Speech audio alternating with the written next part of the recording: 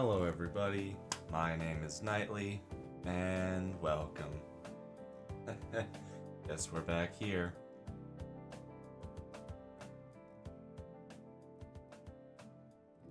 It'll be really fun to continue doing this.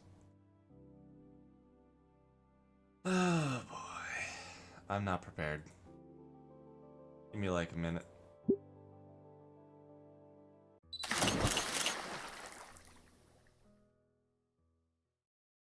Okay, I'm prepared. Had to load. I need to remember everyone's voices. That'll be really fun. Okay. Olivia's was. What are you on about? Who was Daniel? And there was Naomi, but Biker and someone else. Voices. I don't remember any of them. It's been nearly a full month, and things are starting to feel natural at school now, and I just smudged the crap out of my glasses. It doesn't want me to start. Starting to feel almost natural at school now. I lost my freaking stupid glasses cleaner, so I can't find where it's at. I get another one. That's literally what I need. I just need to go get another one. Find another one or buy another one. I hate this. I hate it here. You can't start. It's canceled. Wani Wednesday is over. Good night. Oh yeah, wait. I forgot to record. Whoops. I should record this.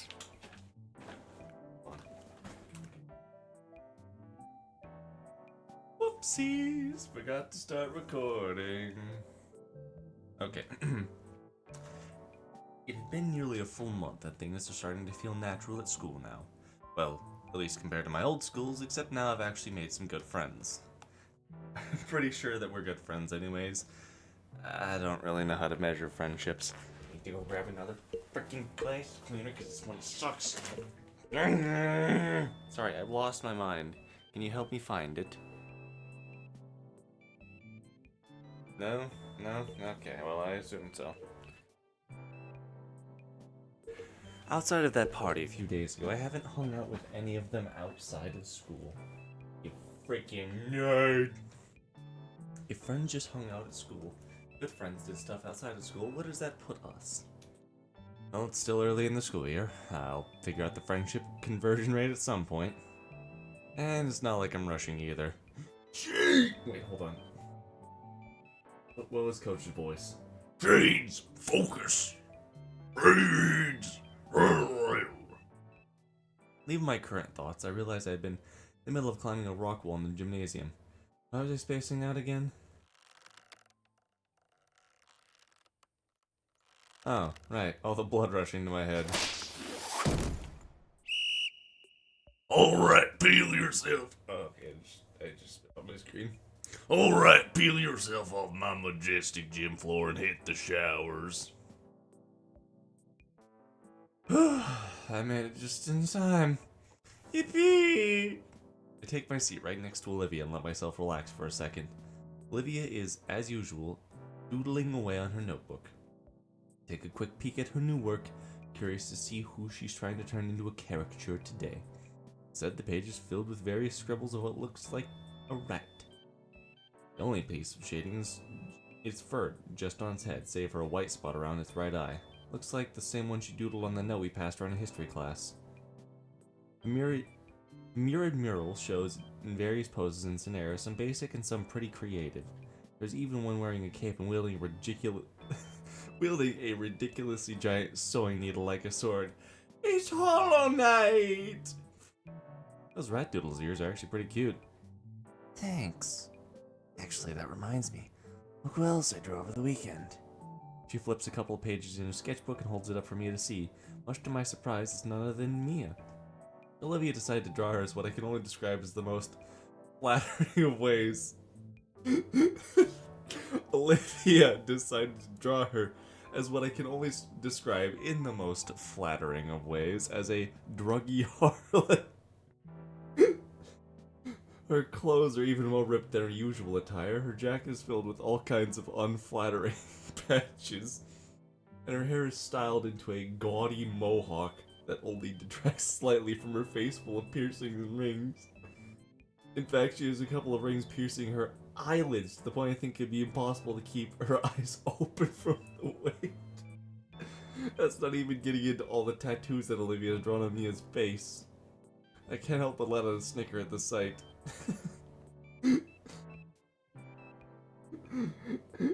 As a harlot.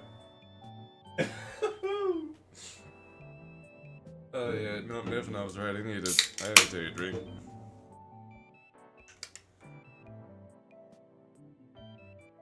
This is gonna be one of those days.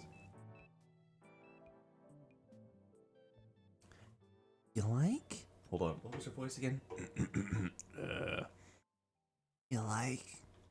She's sporting a smug grin as she looks my way. I mean, it's funny, but how can she even breathe with all those nose rings? Doesn't need to. She's full of hot air already. The girl chuckles at her own joke. If she saw it, steam would blow out her ears. Yeah, she'd stomp around uselessly and do nothing else. Seems like you have a pretty good idea on how she works. She's just predictable. It's not rocket science. Who the fuck are... I remember you two! We're interrupted by a pair of students. I recognized them. I thought I only knew one of their names. Yo, Inko, my homie. So I saw you submitted for the contest and I just love it. It was so good I just had to show it to my friend. Yeah, man, I just had to come see who made it when Lunara told me about it. When she told me, I was like, oh my god, I just knew when I saw you had the artistic spirit. That is not Sans from Undertale.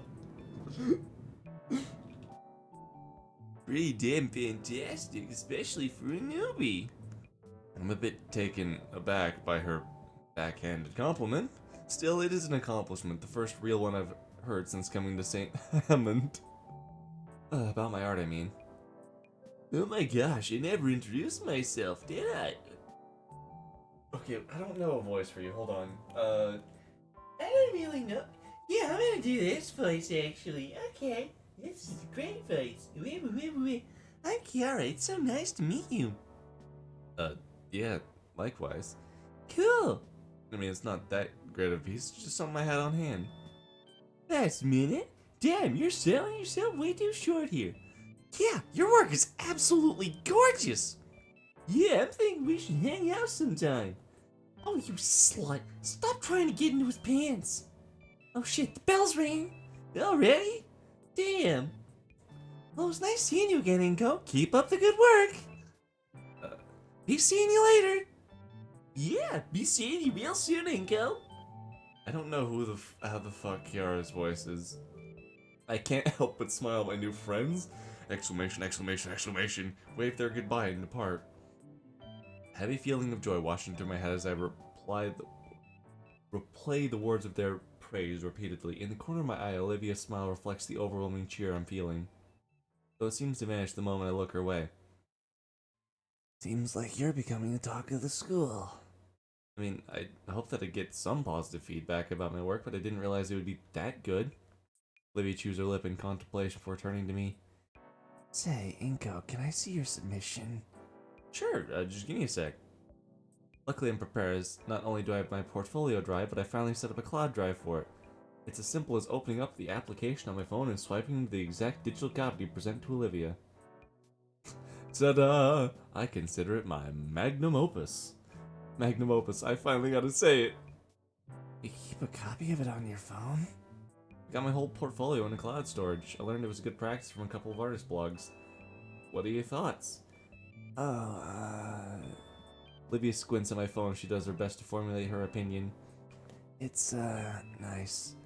The compost of it is, really something. You mean composition? Yeah, sure. You did great, Inko. Getting a compliment from Olivia from my work feels a bit alien to me. Maybe that was the start of something? I can almost feel it now. Incognito, ace photographer, capable of capturing masterpieces through a photo lens. Yeah, that is a nice ring to it. Ace Ventura, pet detective. Olivia must see my self-congratulatory grin because her own drops. Alright, you did good. Don't let it go to your head. When the girl remains... When the grin remains, she forced off by elbowing me in the chest. Warned you. Warned you. It's gonna leave a bruise, dog. That exchange behind us, Livy and I get ready for class. As was the norm by now, Mr. I Don't Know begins class with some violent abuse of school property. I forgot that I was gonna join Phi in voice call so he could say it to me, but now he's at work, so it's still gonna be Mr. I Don't Know. Oh, if I ever edit this, I'm gonna have to pronounce it once correctly and then add it every single time I say his name. Good mornings. Good morning. Now settle down, we've got an announcement to go over. I sit back in my seat, subtly feeling out a spot where Olivia smacked me. Subtly feeling out the spot where Olivia smacked me to check. Yep, bruised. Sheesh. As the pale pterodon continued on reading from the announcement sheet like he did every day, I found myself lost in my own thought. Nothing else really happens that I'd consider out of the ordinary. Things that are new, like the school itself, are finally starting to become mundane. That's pretty good. Later at lunch, I'm rattling off my best stand-up to Olivia while Damien's out getting seconds. Liz had retreated to her usual spot in the rafters. And then he says, "Oh, goddamn!" Olivia's hand flies to her nose, trying and failing to contain the snort-filled laughter. Aww. That's off a chain reaction as my own laughter spills over my mouthful of cheap school burger.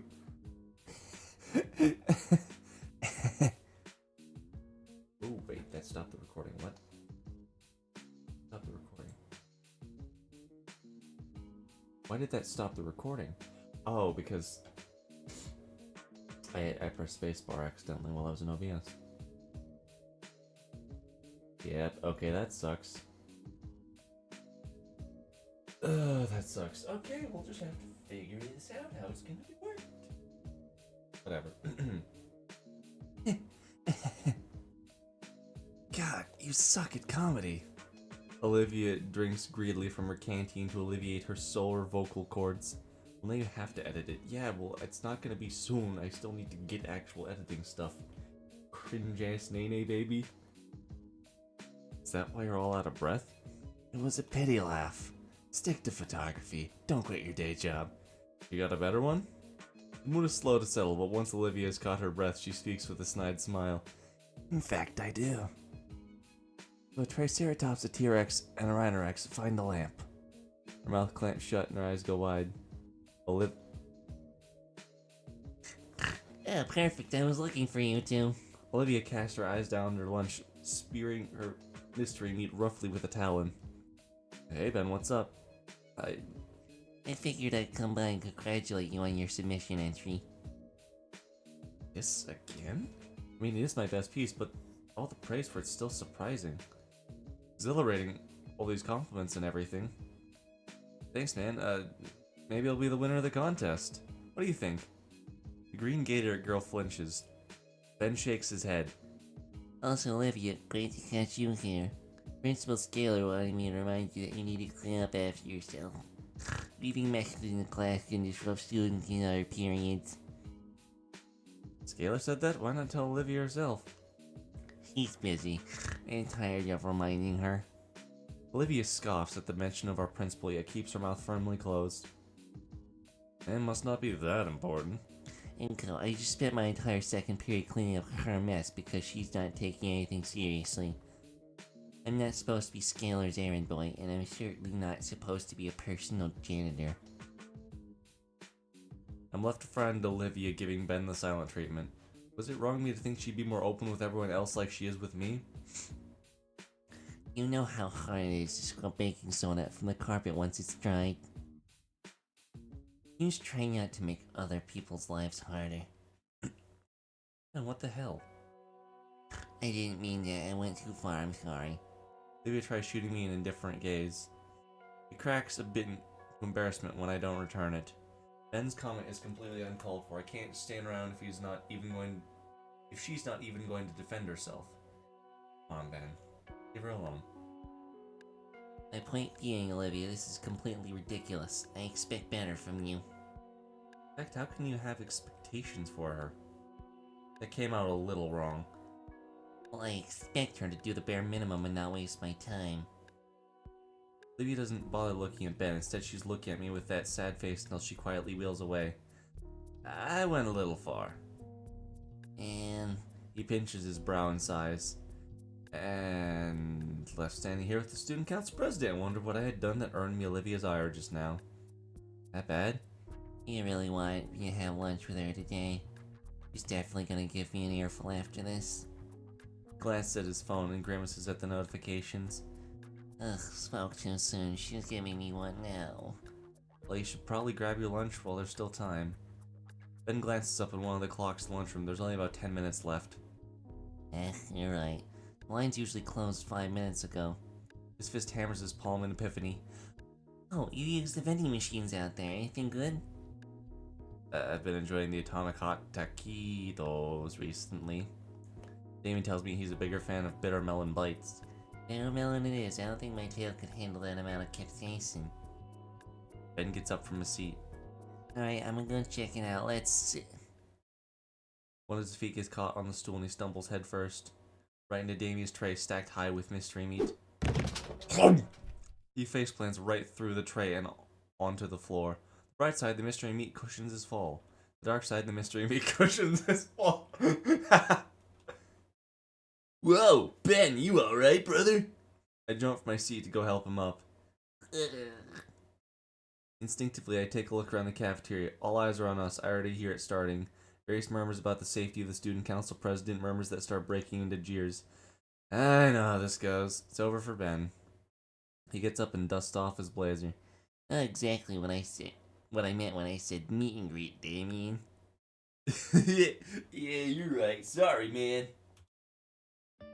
All of a sudden, the entire attitude of the cafeteria shifted before my eyes. The jeers were deflected into a general amusement that permeated throughout the room. One of the nearby students stands up and hands him a few napkins to wipe his face off. Hey, thanks. How does he manage to stay composed while covered in school mystery meat? I'm both impressed and jealous. You okay? Thought you couldn't eat meat. Yeah, even if I swallowed it, I'd take a lot more than that to really be an issue. I'll be fine. Thanks for the concern, though. Even as he brushes off the lunchroom grime, Ben carries himself with dignity. If that had been me, this guy had some seriously quick wit. No, there's probably a little bit more to it than that. Man, I was looking forward to eating that. Why on earth did you even have that much meatloaf? I asked the cafeteria lady earlier this morning to let me have the leftovers. Although now it's gone a bit to waste. He eyes remains on the floor. Some poor janitor's going to have to mop all that up. Maybe. Don't even think about it. The bell signaling our next class tolls, the fistfight and gang war cease on command, and everyone starts milling towards the exits. The cafeteria empties enough that I can clearly see Ben's shaped meatloaf angel on the floor. There's a familiar rubbery and textured feeling on my fingertips. My instincts had kicked in, hands going for my camera to capture the moment, after which a sense of shame rolls over me, that I even consider capturing something like this, especially when it's happening to my friend. I get up from my seat with a heavy sigh and finally head to my next class. I hope Ben will have the time to clean up before photography. Dude, he's got 5 minutes. He's not gonna do that. On my way to photography, I'm still a bit caught up by what had just happened. I think I'm starting to see how Ben accomplished that. I mean, ordinarily, an incident that embarrassing would just be detrimental to your social standing. The first day I went through something like that. On my first day, I went through something like that. An event so humiliating people were spreading rumors for days. Sure, they died out pretty quick, but the fact is that it happened. One moment everything is fine, and suddenly something you couldn't have even seen coming just upends your life. Stuff like that can happen all the time and to anyone. Something that's always terrified me. It's something that just happened to Ben, only he was exempt. He was quick on his feet and diffused the situation faster than it could have even really started. It's like disaster avoidance. I seriously think it's the most important skill one can have. To have everything under control, to see trouble from a mile away and make it a non-issue even when it takes you by surprise. That sort of social capital is something I need. Maybe it's a little selfish, but if I were seen that way, then any sudden happenings would be forgiven instantly. Of course, Ben isn't alone. The world's full of people with that skill. I'd only be lying if I said most of them deserved it. Most people able to get away with stuff use their unique ability for just that, getting away with stuff. No. What should be seen as a blessing of social buffer is just some enabling trait of theirs, a charismatic get-out-of-jail-free card. Inko, the reason why you deal with so much bullshit is because your outlook is so bullshit. Like, oh no, I tripped and got meatloaf all over myself.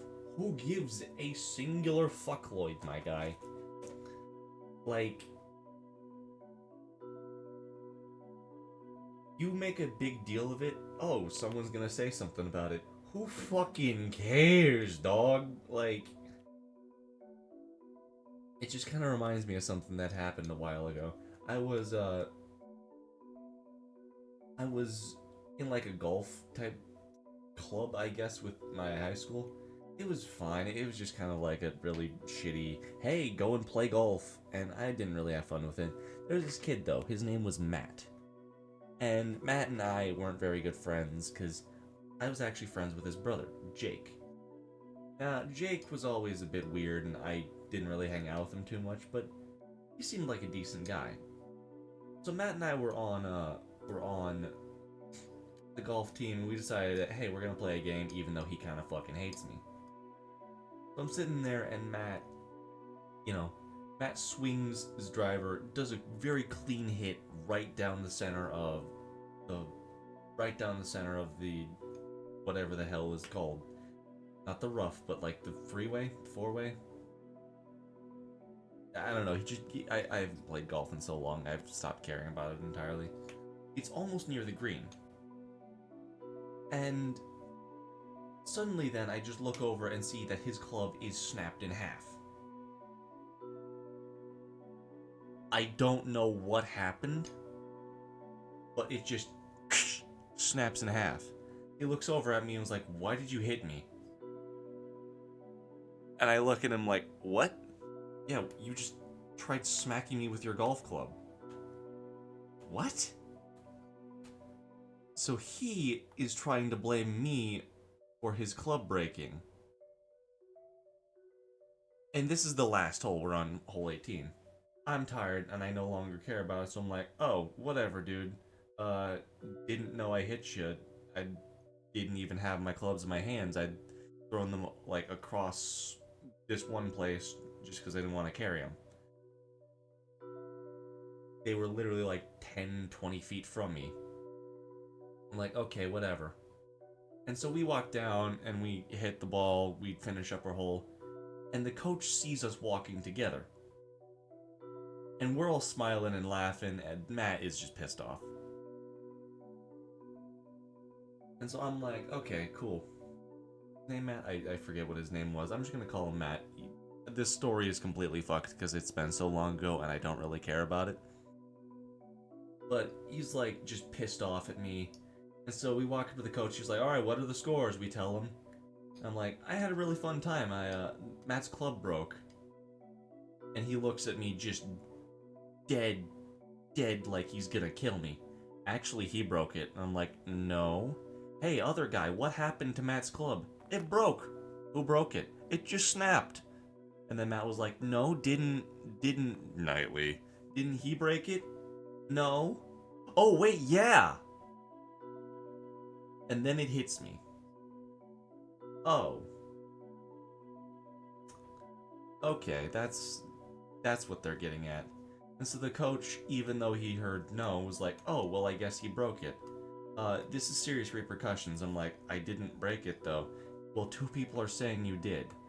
Like, why don't you take all of our stories one by one so they can't corroborate anything? "No, I'm just gonna ask you all at the same time what happened." That happened and I got kicked off the team because of it, but I'm like, okay, this is obviously telling me that I don't want to play. The reason was, I think, we were all going to state, and I wasn't very good, because I, didn't fully know how to play golf that well. I could just smack the ball kind of well. Turns out they lost state because they didn't have enough players to actually compete. So Matt never got to do his super fun, I won state type deal. But I still laugh at the fact where it's like, you broke this. What? Yeah, you did it. No. Oh wait, he did it. You see, Inko, the thing is, sometimes adapting to stuff is literally just not stoking a fire, or not giving a shit about what people want you to do. It's instead doing what you're going to do without fucking caring. So use a punk-ass bitch who doesn't understand that it's not enabling people, it's literally just not giving a shit. Suck my balls, Inko. Suck my balls. If I had that ability, I'd use it to push myself to my limits both artistically and productively. That's my ultimate goal. That's a stupid fucking goal. Ben is one of the good ones, definitely. He's definitely earned my respect over this. The question remains, though, how do I get like that? That line of thinking is cut off as I round the next corner. Want to thank you, Olivia. At the center of the hallway of the intersection, I see Mia and Olivia.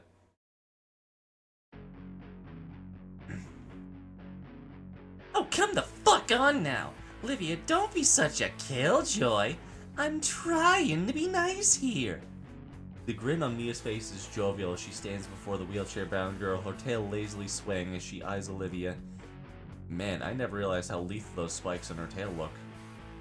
After all, I have to be nice to someone as talented as Olivia, don't I?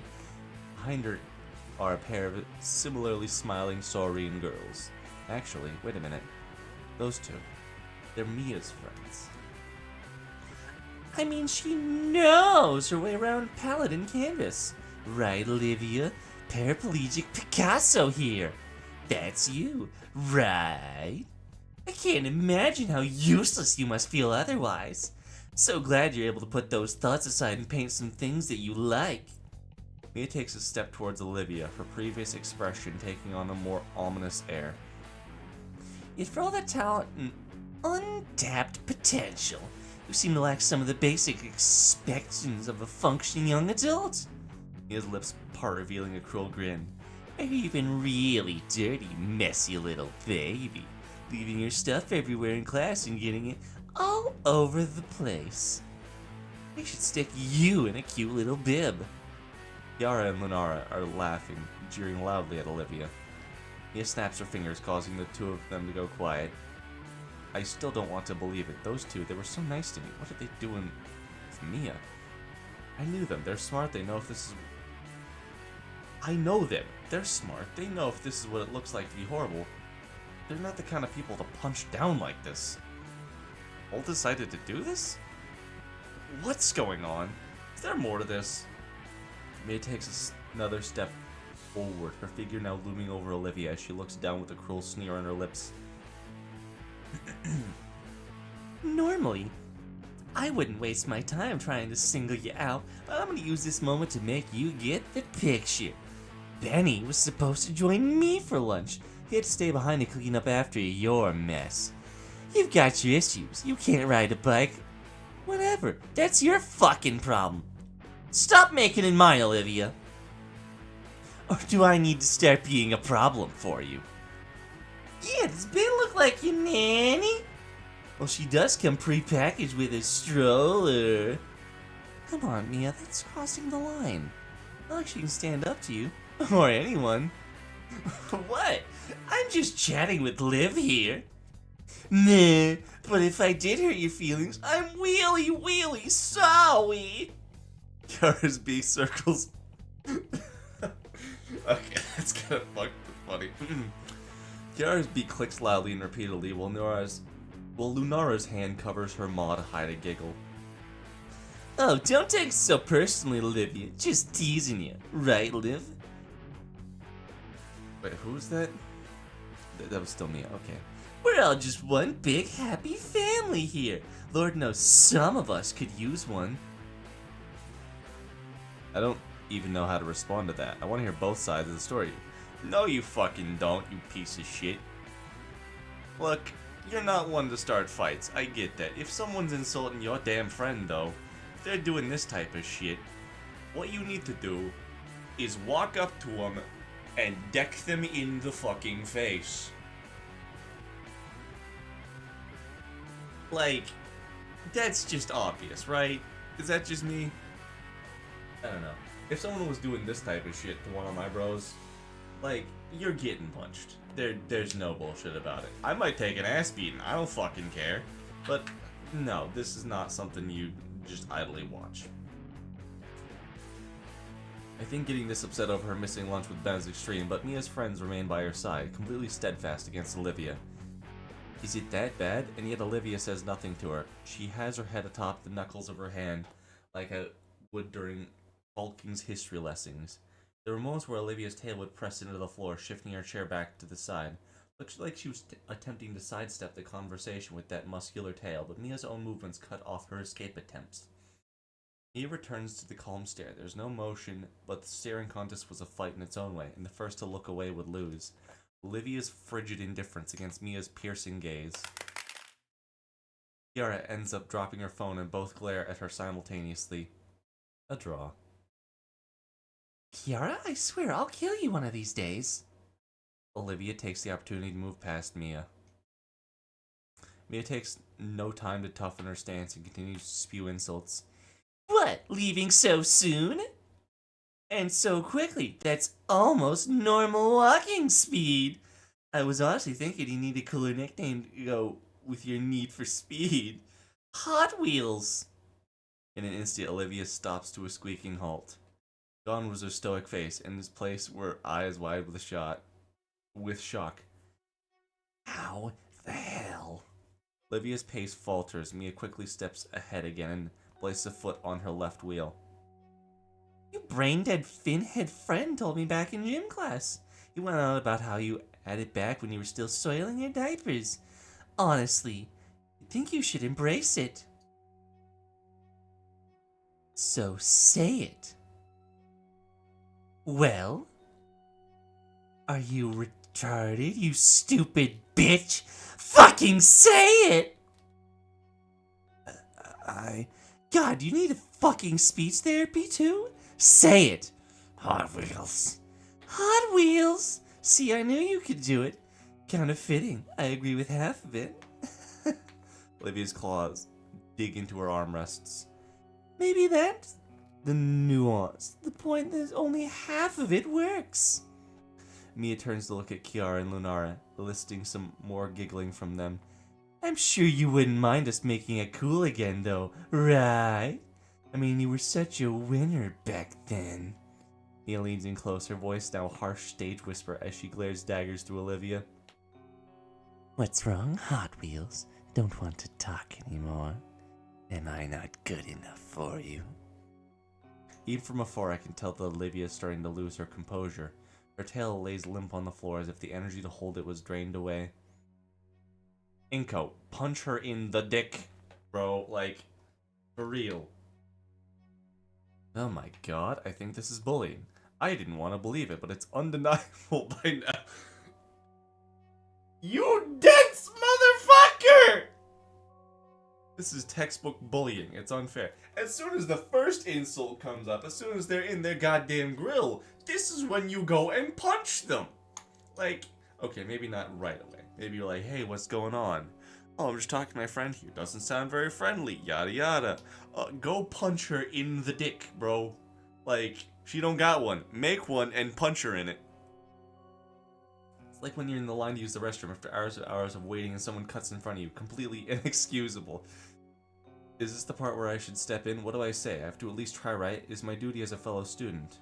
Maybe I don't need to say anything at all. Just being present for Olivia against the Horde. It certainly wouldn't help if I got an even bigger target on my back from Mia. Olivia wrenches herself free from Mia's foot and continues down the hall. The others follow like vultures. Oh man, I need to think and act fast. My legs move on their own as I cross the hallway. I'm instantly noticed. Mia's already registered my presence and her expression changes. My heart starts beating quicker and harder. Time's up for being indecisive.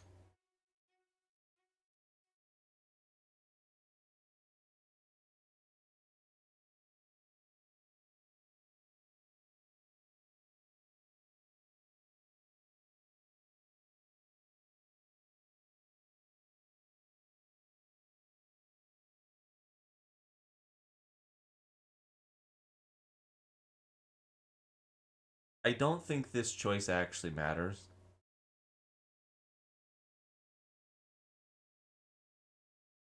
I really don't think it matters. But this is what is needed. I'm going to defend Olivia. Screw it, if Olivia's not gonna... No. This is important. This is important.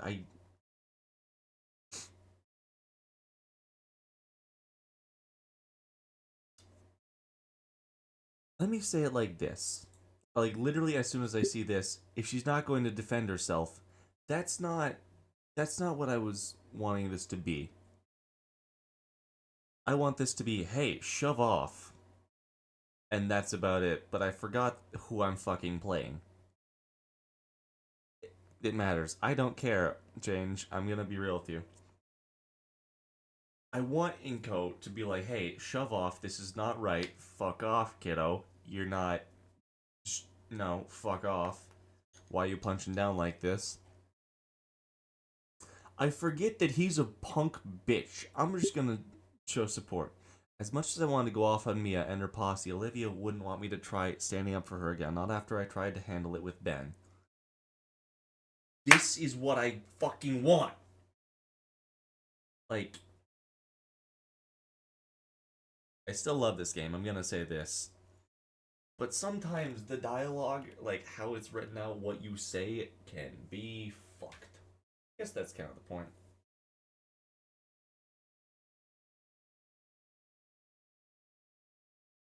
Besides, I probably fumble the words and make myself look like a fool anyways. I think defending her is the right choice for anybody else but Inko.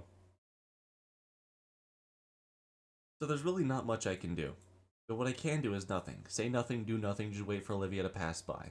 She stops a bit in confusion, but quickly remembers she's currently on the run. When she passes by, I follow down the same hallway, slowing my pace slightly behind her. Olivia turns to look at me with equal parts surprise and dread. I think a part of her fears that I'm about to say or do something really stupid. Instead, I merely give a warm smile.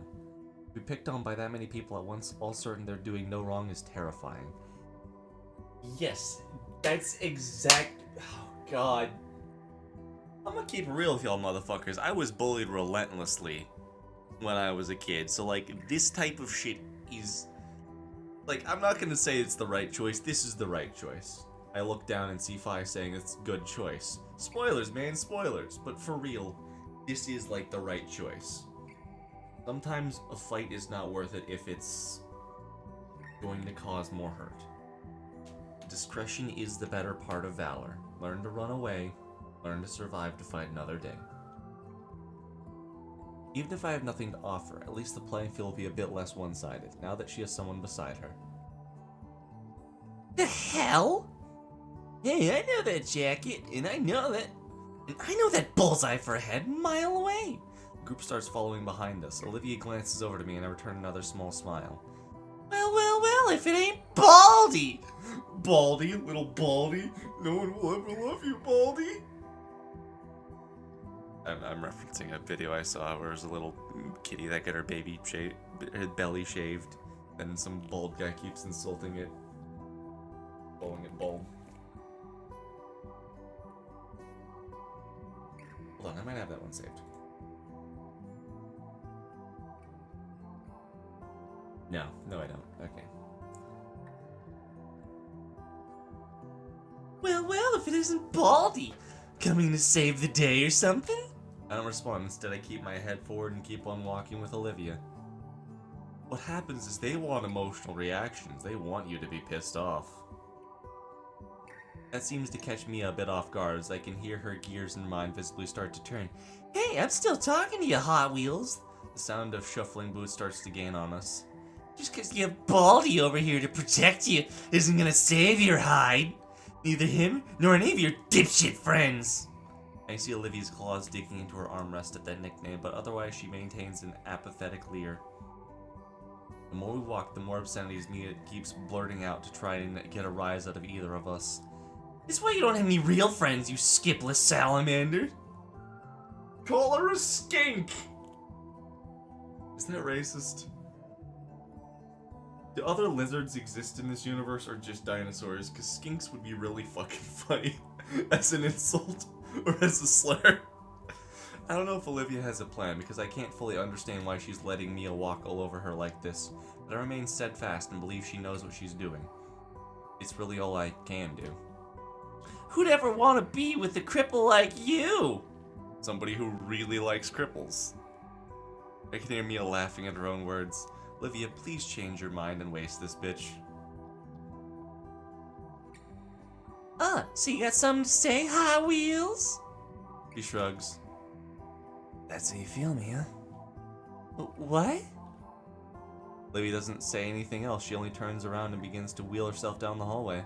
For a moment, I stand in place and watch as Mia tries to process what happened. Even her posse looks confused, unsure of what to say. You really got her, Mia? Yeah, definitely showed the leathery bitch. Mia jerks her head to her cohorts and glares at them, angered by their petty comments.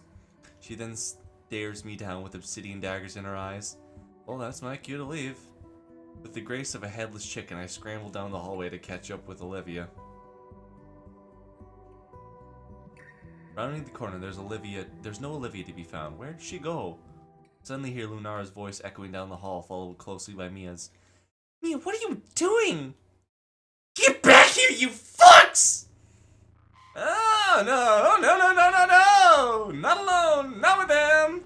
Dread fills me as I hear the bolting predator's heavy footsteps approach me. I'm grabbed from behind. I'm dead. Suddenly, I'm violently pulled aside, right in the school's elevator by the collar of my jacket. Oh, thank God it wasn't Mia. He jams the key in the slot and smashes the button to the second level. As the doors close, we hear Mia roar out at us. Next time I see those two again, I'll make sure that oversized cue ball has to use that wheelchair of hers instead!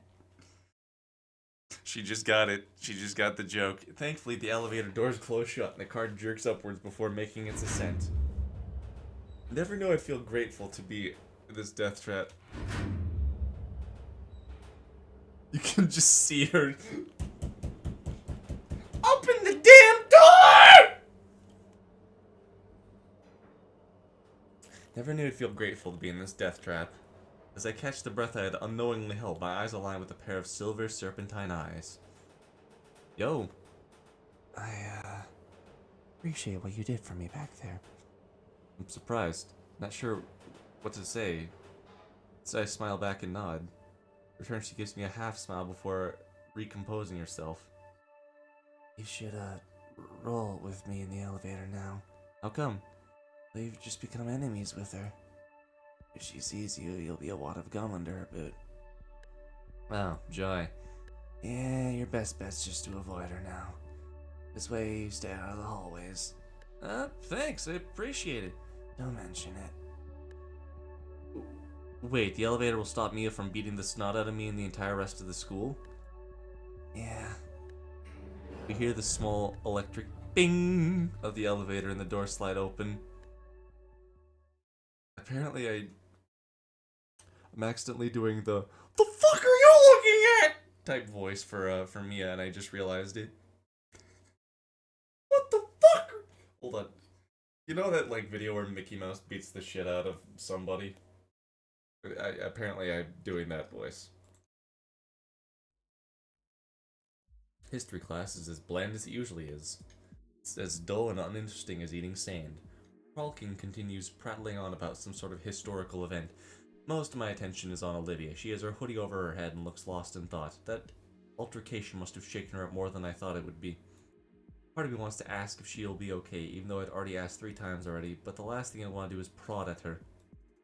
Soon enough, class nears its end and Olivia uses her accommodation to leave the class early.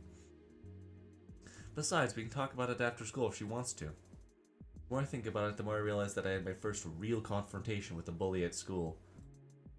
I'd heard once that when you get into a fight for the first time, you throw up from the adrenaline. No. No fists were thrown, but I feel about the same right now. It's dependent on person, actually. You can throw up, but apparently adrenaline for me just makes me incredibly hyper. I have a lot of blood inside of me, so it just makes my heart go. No fists were thrown, but I feel about the same right now. I feel like I'm going to throw up. I wring my hands together to try steadying them. Jeez, I am a wuss. Yeah, you are. I stood up to Mia with Olivia and I end up in this mess. The final class ends and I'm set free for the day. Stepping out of St. Hammond's main entrance, I'm surprised to see my friends huddled together in a tightly knit group. I usually don't see any of them after school. I always assume they left as soon as the bell rang. Hey guys, what's going? Inko! Damien looks exceptionally worried as he glances at me. Inko, you believe me, right? What? Olivia's nostrils flare with an exasperated snort. I didn't mean for any of that to happen. What's the matter, Daniel?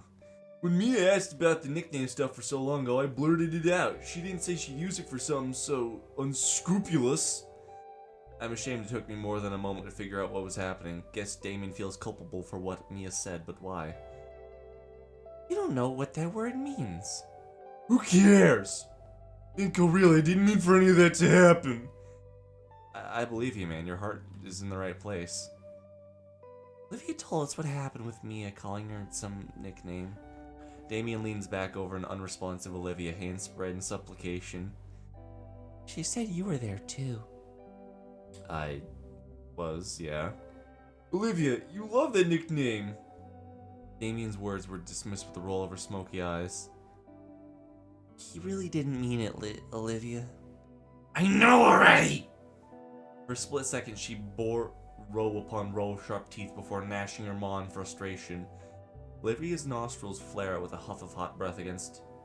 Again, I could practically see everything from her day finally weigh on her. You were just being you again, Damien.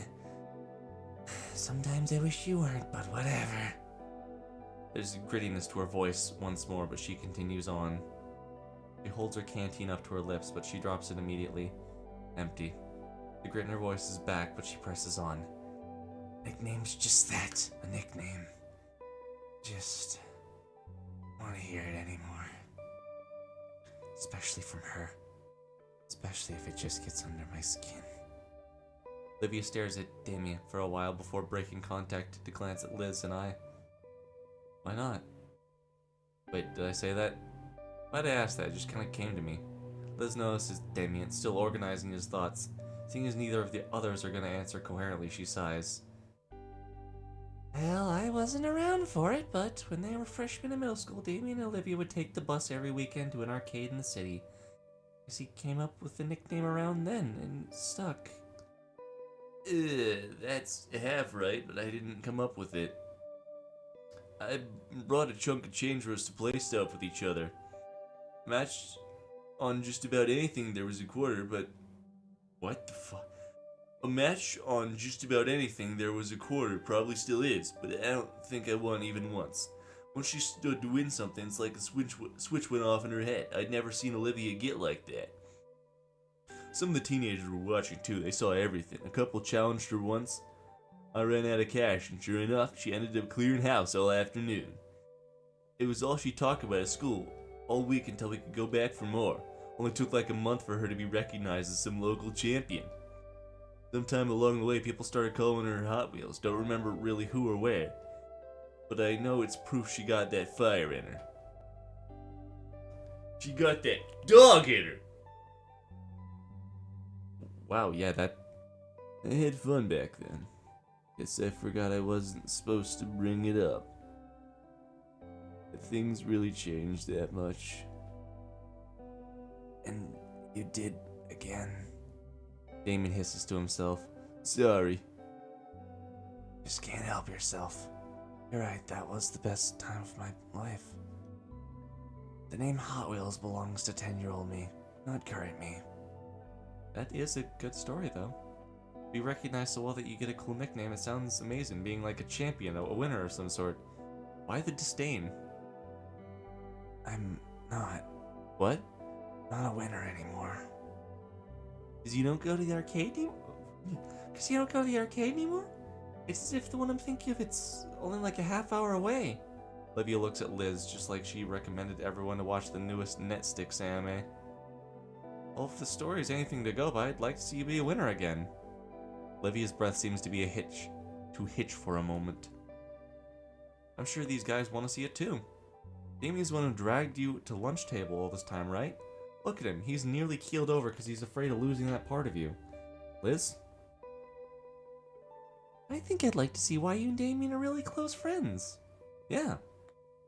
Just as quick as I gained the bravado to speak up, my words left me immediately. I think I accidentally put Olivia on the spot here. Whoops. Well... Her tail rolls along the ground a bit in contemplation. If you guys really care that much about it, I wouldn't mind it from you guys. Live Damien reaction. All at once. Damien lights up.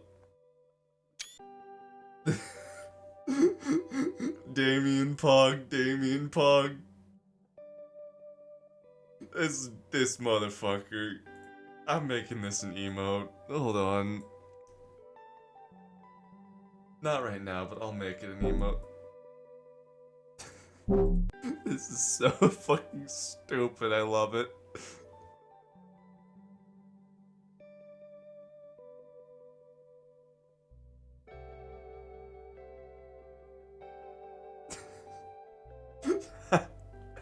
Yo, one of my friends is playing Balatro. Let's go. That's a great game. If you like card games, play Balatro. I know this is completely off topic, but shut up. It's a really good game. Yeah! Alright, Hot Wheels is back! You guys know her first to listen and go. Aww. Damien's shoulders drop for a moment, but he quickly recovers. Hey, if we're getting the name out again, we should visit the arcade together sometime. I'd rather not. Okay, then how about a better name, like Death Row? Olivia swings her tail around to trip him. He's fast enough to jump over it. Damien's words flood out as if he contemplates new nicknames for Olivia to try and appease her, many of which are shot down by her or leave Liz and I chuckling. Gradually our giggles died down and the four of us chatted a bit more about the day in general. Eventually Damien and Liz headed their respective ways, with Olivia deciding to stick around. Most of the school has filtered out over the various homebound rides to their after-school activities, leaving Olivia and I all alone. Hey, I'll roll with you. Really? I don't mind. It's nothing. That's only a few blocks away anyways. Besides, I'm sure someone would beat you up and take your lunch money if I didn't. There's plenty of time to make it to the next train, so the two of us take it easy. The sun finally managed to break through the autumn clouds, making the walk almost unreasonably warm. Man, I thought the last day of summer was weeks ago. It was. I don't mind staying warm longer, though. Feels pretty great to me. Olivia gives her chair an extra hard push, letting herself glide by unaided... Okay, that sentence makes sense. I just had to read more of it. Olivia gives her chair an extra hard push, letting herself glide unaided for long enough to stretch her arms back into the sunlight. Fuck it, this sentence makes no sense. -3 points rewrite. I might have figured you'd like the heat. Oh, what, 'cause I'm a dino? No. I'm just playing. Relax. You're pretty touchy on that stuff, aren't you? The two of us finally make it to the train platform, nestled as it is off the main street. I can see the train a few blocks away, our walk timed up with its arrival perfectly. I just think it's important to be educated is all. Even if you're what, the only human at our school? Olivia flashes me a cheeky grin as the train pulls up. I've got to admit, but her mischievous nature is a little infectious. The train door opens, I leave Olivia with one final jab, something I know she'd appreciate. Hey, whatever you say, Hot Wheels.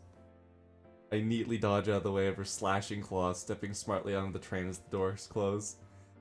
Inko, you son of a bitch! Get back here! Aw, that's adorable. As the doors ding shut behind me, I can see an irate and still blushing Olivia waving her fist as the train begins to pull away. Get back here, you son of a bitch! I'm gonna kill you!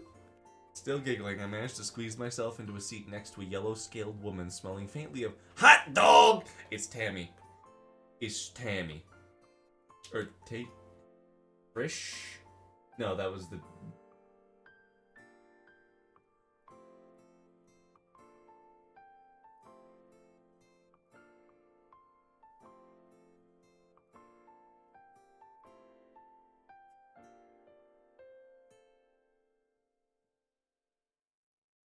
Tracy. Tracy, that's who it is. The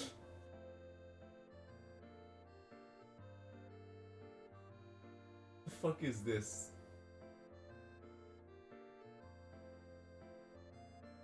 I literally just look at I just search up Snoot Game Hot Dog Lady, and I see one of the cutest fucking images ever. It's like an autistic dinosaur holding up two sock puppets. Judy?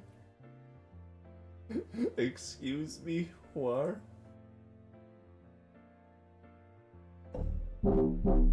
I'm confused. Also, why was that so loud? Whoa, whoa, whoa. Apologies. Need to seriously remove that from my opera. You know, I may pay for that comment later. Hi, Miss Tracy, how you doing? But the look on her face was totally worth it.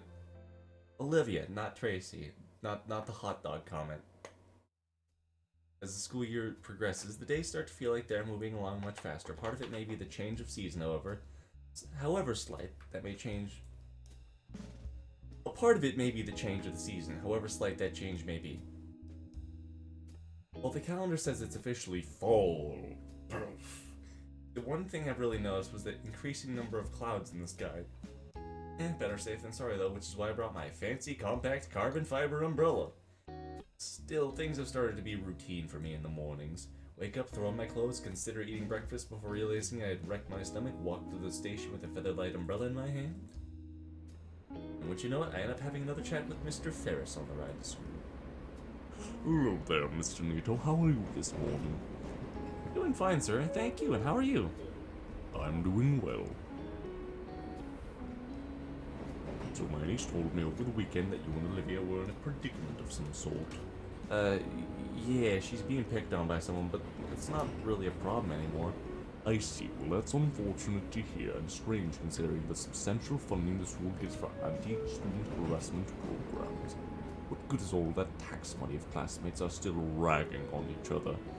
If it means anything, Olivia knows how to handle herself. I was just there to support her. That's fine, but the issue is the sort of thing shouldn't be happening to begin with. That aside, Liz has gotten somewhat enthusiastic recently regarding Olivia. She's surprised at how animated she's gotten. Ever since that get-together at Randall's place, I think. I'd wager you have something to do with it, no? Maybe a little. It was certainly rocky in the beginning, but we've been warming up to each other. It's nice seeing a different side of her, even if it's brief. I don't know how much credit I can take for that, though. We all have unique chances to make a change, Inko. If you're good at grasping them, that in itself is something to be proud of. How do you know it's really a chance to do anything? He lets out a deep, reverberating chuckle. Well, to flip our usual script and let you in on an old phrase, a friend of mine once told me, if you see a fork in the road, take it. Yeah. Thanks, Mr. Ferris? The hell does that mean? How did I pick up cutlery? No, from the street, no less.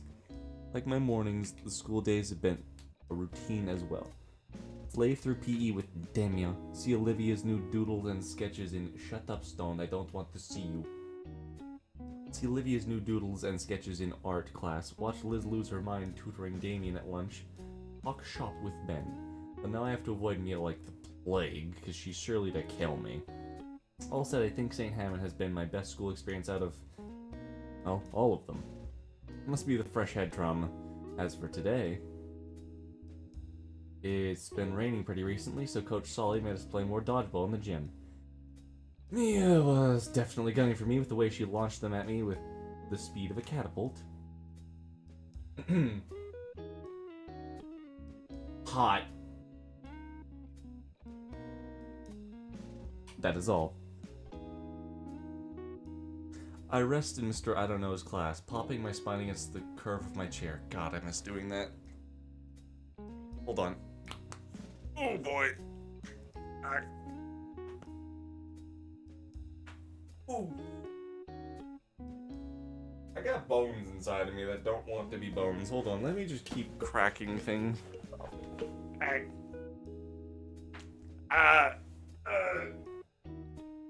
Oof, ouch, my bones!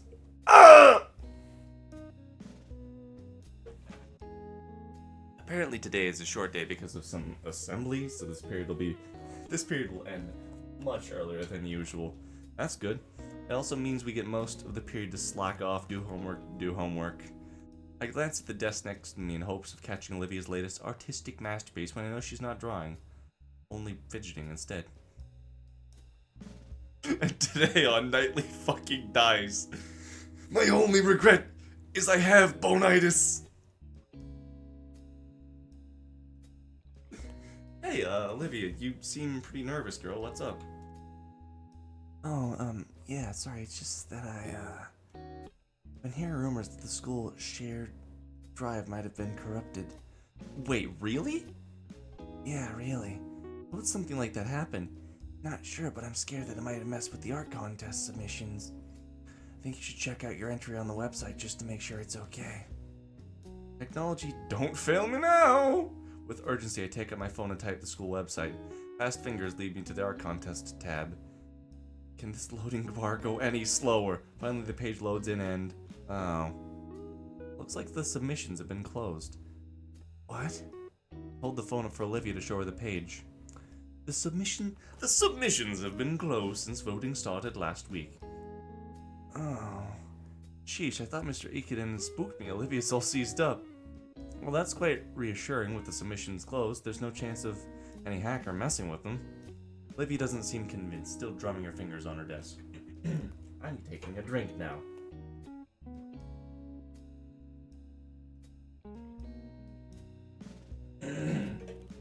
Oh god.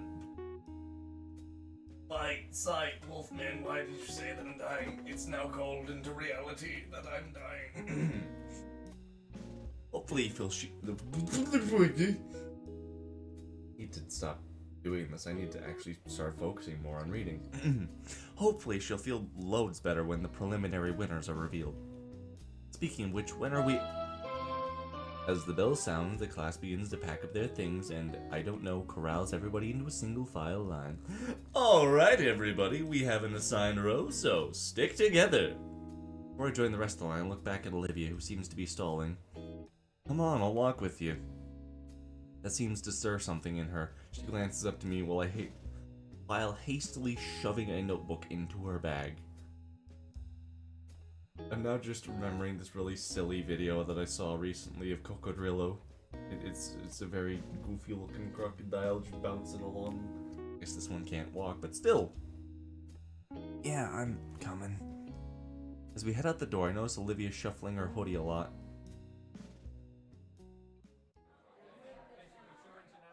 Who the fuck is that one? It's not a long walk. Is that Susie from Undertale? That's Susie from Deltarune, that fucking pink one. Hold on. The fucking,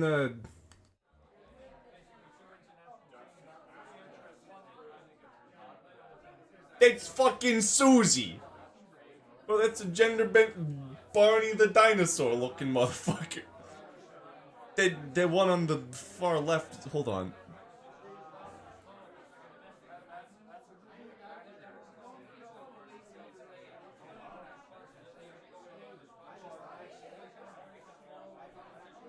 Nope, that's not it.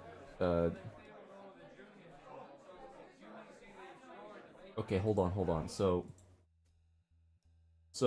this one, not this one. Hold on. That one's Susie. That one's Philip J. Fry. Like, that has to be. That hairstyle is... I should just keep this fucking arrow so I don't have to remake it every time. Sorry. Having expected this, what? It's not a long walk to the auditorium. Dad, Chris, where the fuck are we? We're in some sort of dinosaur game. It's not a long walk to the auditorium, and despite I don't know's best attempts, most of the class splinters off to sit with their friends. Having expected this, he shrugs and makes his way over to the back of the auditorium where the other teachers are. Olivia and I are left to the struggling crowd, trying to filter into the cramped theater of the school. Hey, it's gonna be difficult finding some seats. It's fine, I have a spot. Olivia wheeled herself down the pathway, to which I follow suit. Wow, I need to move the chat. She heads down the aisle until we're at the first row of seats. I'm looking for more character references in the background. I don't see any this time. There's a vacant spot where a typical seat would be with a faded handicap sign. Oh, yeah, I forgot she's in a wheelchair. Olivia parks her chair into the empty spot, to which I take the seat next to her. Best seats in the house, right? Can't complain. As the hall fills with more students, my anticipation rises. My anticipation. Oh man, I can hardly wait for the announcements. So, do you think I have a chance? Huh? Oh, maybe. Photography isn't super popular, but... Olivia folds her hands on her lap, staring straight ahead as her voice trails off. I knew that, but I'm still hopeful. Hey guys! Holy shit, the neck! I have to remind myself this is normal. Hey Liz, what's going on? I can't believe it's finally here. Gosh, I'm so excited. Less than 3. X3 rar. Like, Liz to me reminds me of an alt scene gal. Is that wrong? Or is that what she's supposed to be? Like, definitely alt scene. The plaid skirt fucking proves it. Send this to everyone who made you X3 in 2008. Me too, but where's Damien? Hey guys! I'm over here! Damien's the far back of the auditorium, yelling and waving his hands in the air to catch our attention. He's gonna get in trouble for that. Frills, sit down! Damien immediately stops and takes his seat. Frills. That's a funny name. With tempered expectations, we both sit in silence for just a few minutes before Principal Scaler walks on stage and taps a standing microphone. Alright everyone, got a whole bunch of important announcements to make, so I'll make them quick so we can all have an early lunch. As soon as the idea of going for an early lunch is brought up by Principal Scaler, the entire room goes silent as a vigil. I guess when it comes to an early lunch, it's very serious business. That's a cute mug. Over the next 15 minutes, Principal Scaler... That face, dog, that face. Over the next 15 minutes, Principal Scaler goes over important events coming up in the school year. Most I would consider standard things like pep rallies for the sports teams or bake sales to fundraise for upcoming field trips, and even something about new clubs being formed, such as the Japanese Animation Appreciation Society. Not the best acronym if I had to say, otherwise it's all mostly boring housekeeping stuff when one got right down to it. I almost wonder why such announcements warranted an assembly when the mood suddenly shifts with Scaler's big announcement. Now that we got the main stuff out of the way, I've saved the best announcement for last. St. Hammond's proud to announce the 5 semifinalists for the annual Fresh Start Art Contest.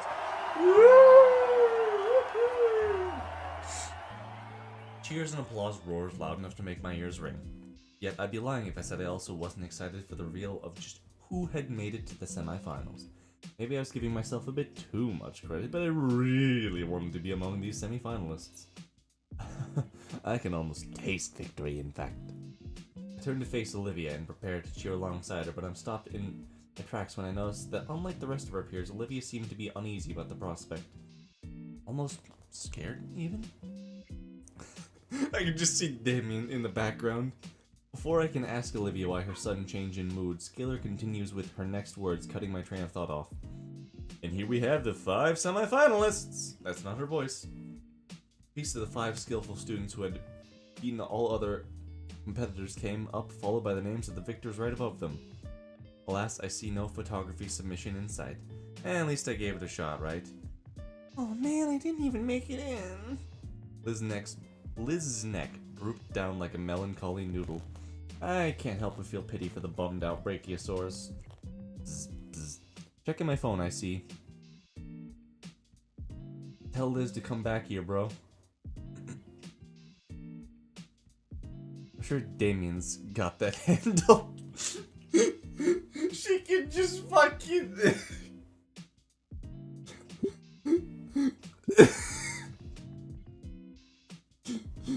This is amazing. I just love the fucking whoop, whoop.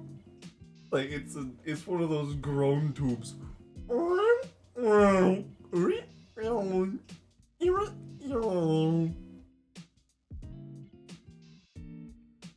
I'm having too much fun with this game, man. I gotta see it one more time.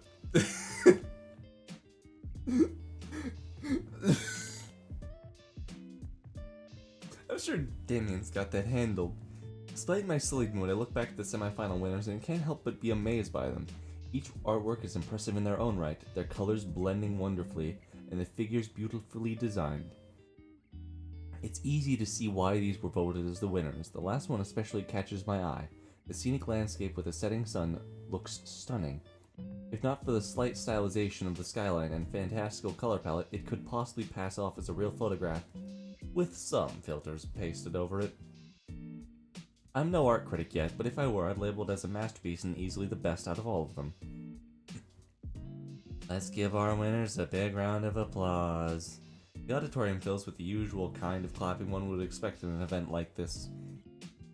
Polite with an underlying tone of disinterest, the one person felt compelled to constantly make a piercingly high whistle. I can't read that, my chat's in the way! We'll be displaying the winners' art pieces in a room 237. You're welcome to view them during lunch and after school. Oh, neato. Principal Scaler continued the rest of the assembly, announcing other events for the school and other minor reminders. Behind me, I see the teachers start psyching themselves up for the Herculean task of getting some 200 hungry dinosaur teenagers out of the room and towards the lunch without getting anyone killed. Principal Scaler finishes and waves back to signal it's time.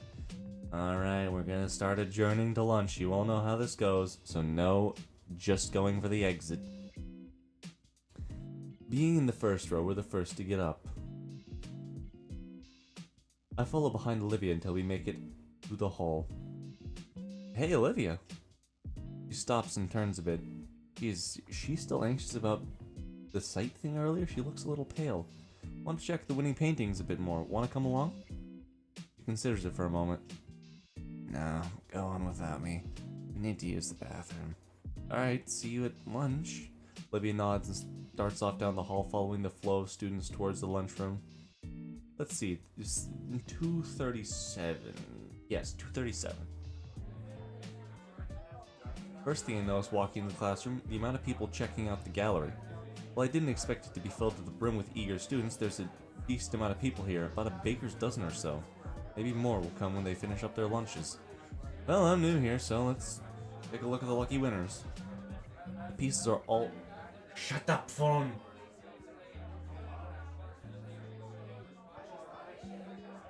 These are all set on easels in the back of the classroom.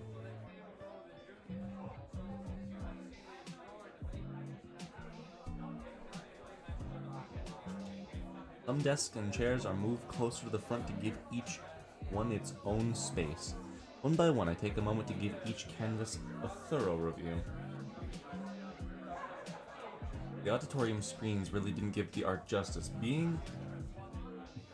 The auditorium screens really didn't give the art justice because now I can really take into detail each one by being up close. The color palettes, the brushwork, the subtle nuances. Yes, I can definitely see all of them having a good shot at getting first prize.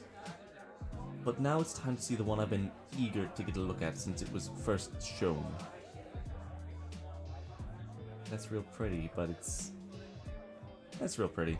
From what I recall from Mr. I Don't Know's lessons, it's made with acrylics, explaining why the colors of it seem more vibrant. It stands out in defiance of the other paintings in the contest, most of which were either violently absurdist and meaningless, or muted still lifes of ordinary objects. It's a meadow of mystifying colors. The organic lines drawing the viewer deeper into a piece, and I feel as though this would be a place I'd wake up to within a fantastical dream. There's no rigid structure or forced metaphors here, just a fantastical merger of creative expressionism and real-world beauty. I feel my fingers itching for the familiar weight of my DSLR. This is a piece that I want to immortalize in my portfolio. It's hands down the winner of the contest in my eyes. I simply must find out who made it. Looks like this breathtaking show of artistic talent was created by a semi-finalist winner.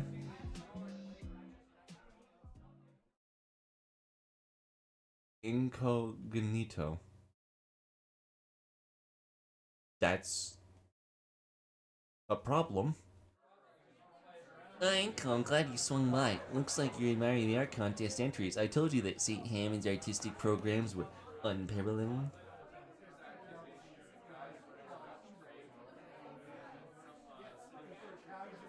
One second, my friends, I must be right back.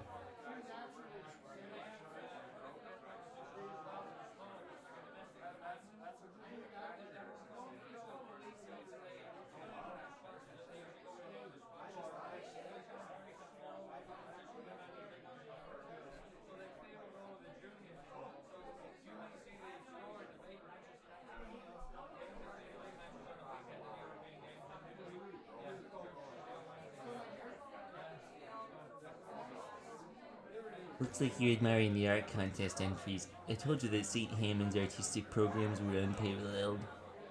That's not mine. That's not yours.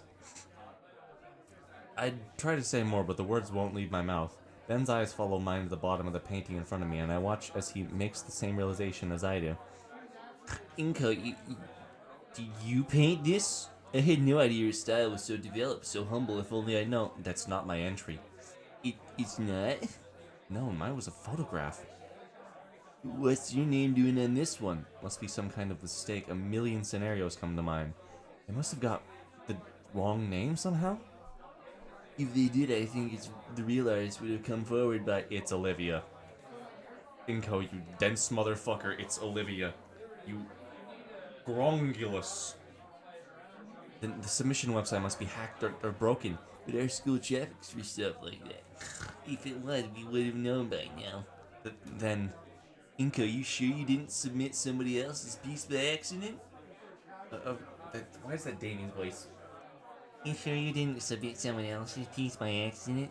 Of course I didn't. Why would I do something like that? You're the only one who can log into your account, Inco. Suddenly everything stops. My account. Did somebody... Look, relax, alright? We can get this sorted out. Just don't panic. Ben lowers his voice. But Inco, just to be clear, What? you didn't just get a bit of extra help, right? And looks at me through the edge of his glasses, eye to eye. There's some real stakes in this contest. Cheating is taken seriously. Especially fraud. The word echoes around inside of me. Fraud? It makes my bones chill. There's ingenuine, fake, or liar. They're all bad in different ways, but fraud is just dripping with frigid condemnation. No, I swear, I submitted a photograph. Then relaxes his shoulders. Alright, just making sure. Sorry to alarm you. It's perturbing having to go from deadly serious to jovial like a flipped switch. You gonna be alright? No, I need air. Hey, feel free. Let's scale her now, okay? Thanks, Ben. No problem. Take it easy. Ben offers me an earnest smile, waving at me as he steps out of the room and down the hall. After some time, I follow him, shambling down the hall as I try to make sense of what just happened. I thought everybody actually liked my photography. They all thought I was some kind of expert painter instead. Olivia. Come on, girl. I don't even know how to express it. I feel empty. Thought maybe my hard work was finally paying off, but... I submitted the right entry. What happened? Did somebody change it? If so, how? Such a good piece, too. What even is there to be gained by putting my name on it? I wander aimlessly through the halls. The thought of missing lunch passes through my mind, but there's a different sort of emptiness pervading my stomach. Why is this rattling like... Why is this rattling me like it is? It's not like I'm in trouble or anything. Ben's helping me sort this out. I'm at a loss for what to think right now. Oh, crap. Crap. Olivia mentioned something about server issues before. I couldn't see my submission, but... Is it just that? Maybe Olivia was right to be worried. Well, duh. Why else would she be nervous? Inko, you're so fucking dumb! Sorry. I get mad at him because he's so stupid. My aimless walking leads me outside to the principal's office in the gala. There's that one cityscape painting from the start of the school year, the very first painting I ever saw here. It's still one of the best. A vibrant cityscape that morphs the rigid structure of urban planning into a soft and inviting utopia, as if viewed from the eyes of a child. The sky above the city is a beautiful shade of crimson with radiant clouds clustered along its length. If the art contest submission was best painting I'd ever seen, then this one comes close. I can only imagine the accolades she must have gotten for painting this back then. You know, for a while I got to have that experience. I got to step in the shoes of an artist much better than myself. Maybe that was the intent?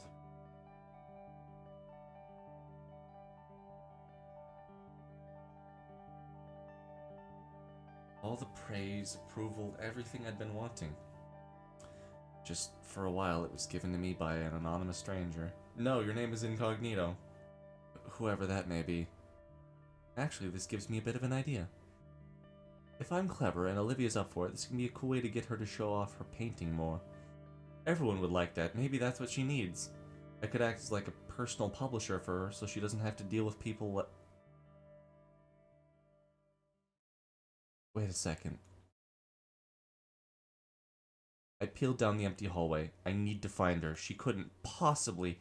Oh, he's not stupid!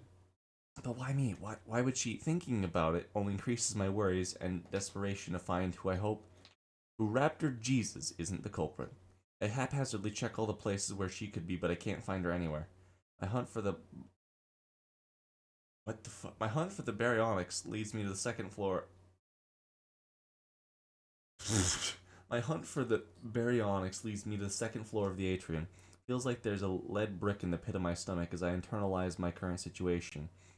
The soft pattering of rain hitting the window grabs my attention to see a gloom-covered volcano outside. My eyes wander along the school's pathway covered in mud thanks to the earlier rainfall. Wait a minute. Those look like tracks in the mud. I burst through the main entrance doors and am met with the feeling of droplets hitting my head. Greetings, this is Wind-Blown Bird. I'm reading everything. Outside, a dark overcast has rolled in. Forecast called for an on and off rain during the day, but this is pretty gnarly. It makes it look almost dusk around... Crap, what am I wasting time for? I follow the trail with urgency, fearing the rain will wash it away. Looks like it goes down the whole pathway. I ignore my clothes becoming aggressively damp and the water collecting on my shades. Eventually, I round the curve. Hold on, sorry, someone messaged me.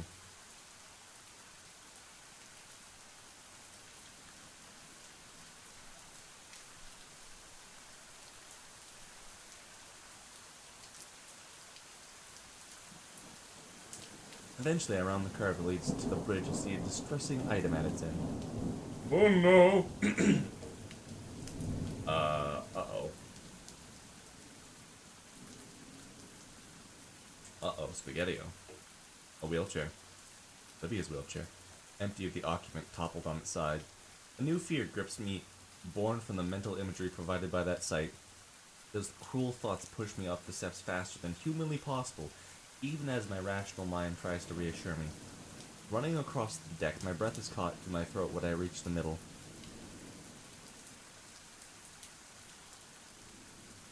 She's on the ground, head slumped down. There's a damaged and soaked school supplies scattered all over the walkway. Oh god, is she okay? My foot shifts, trying to force me closer. Slowly her head lifts up with the sound of my shoes squelching on the floor. Go. Her fierce-stained eyes stare at me with a dead expression, and her voice sounds weak. Olivia. Olivia! I feel like I can finally breathe. Slowly, Olivia pushes herself up, and I know she's lying atop a pile of paper shreddings. The feeling of relief slowly fades away as I remember just what I was looking for. What I was looking at her for. We stay silent, only staring at each other as the rain continues to bear down on us. She simply sits there, letting herself grow more and more soaked from the rain. Do you want to talk? No, not out in the open. I grab my compact umbrella from my backpack and unfurl it. Doesn't do much to dry Olivia off, but at least she's not getting more soaked. The umbrella is placed between us and the elements against the ledge, forming a personal canopy above us. Here. Now we're alone. There's space next to Olivia to take a seat. It's odd. We've sat together before, but sitting on the ground in the rain. And the room is just a little claustrophobic. There's bits of paper melted onto the pavement soaked by rain. Though torn apart and waterlogged, I can still sort of make out a tree. A rough sketch of it, one anyway. Like the one that stood prominently in my false submission. So you did it. Inko, please, I can explain. I didn't have a choice. What? I know what I did was wrong. Didn't have any other way. It wasn't a choice not to trick me? She avoids looking at me, focusing on the scraps of paper scattered about the floor like confetti. It wasn't to trick you, I just... I get it, you're mad at me. I'm not mad. Just confused. I thought we were good friends. Wasn't expecting it. Expecting you. She pauses to give her throat some respite. Her usual water bottle isn't here. A shaky breath escapes her mouth. When you came around, I thought you were no different from the others. You were some self-centered, pretentious midwit who only cares about his image. That's when I got the idea of using you to swap out your art with mine. You didn't seem like the kind of person who cared about how he gets the attention from others, just that he gets it. Her description of my character feels really reductive, but the ache in my chest tells me it hits a little too close to home. That's not what I think of you now. What? Ikeda, the person I can trust. When I went to bat for you, saying we'd make good friends, I was worried. So special about this guy. I honestly got scared he'd be wrong. He'd be just like everyone else, and I'd be setting myself up for failure. But worse than that, Inko. I was afraid he'd be right and have to face what I've done to myself. I've gone and done something like this. Switching my contest entry? She nods, swallowing hard. I wasn't thinking. Suddenly, everything was out of balance. Everything I created, all my work. My own little world was suddenly changing. I had no control over it. I had to do something. I didn't know I was doing that. I'm sorry. She stops to process my words and continues. I knew I'd get caught. It's stupid. I was hoping for it even. Someone to figure out that it was swapped so it would be changed and everyone would be none the wiser. He turns to face me with silver eyes welled with tears. I'm sorry. Please don't hate me. I just don't want to go back to being the person I used to be. The person who didn't care about hurting you. Her head tilts downward with a violent hitch of breath. Ivory claws extend and grip at her knees in a painful display, and yet Olivia chokes back any sound she'd make. Her body shudders with every heavy breath from her. I realize that every last defensive barrier she had was completely gone. Olivia laid herself bare, leaving only the crying girl desperately trying to silence her pitiful tears.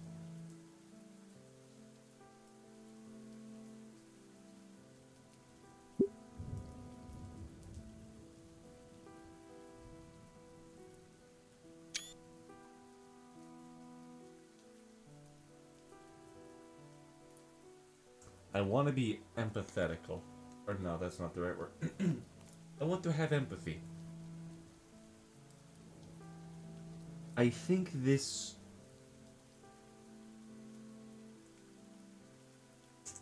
What is with that hand, dog? Sorry, that hand is freaking me out. It's accurate, but, like, it doesn't look right.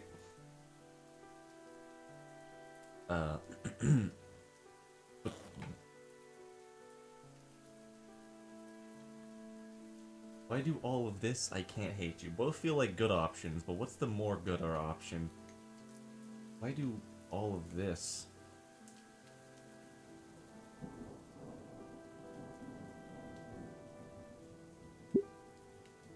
I'm gonna hate myself for thinking this, but she still hasn't really told me why she did it. I don't want to push the issue too hard, but if not now, when? I want to know why go through all this trouble. What were you trying to accomplish?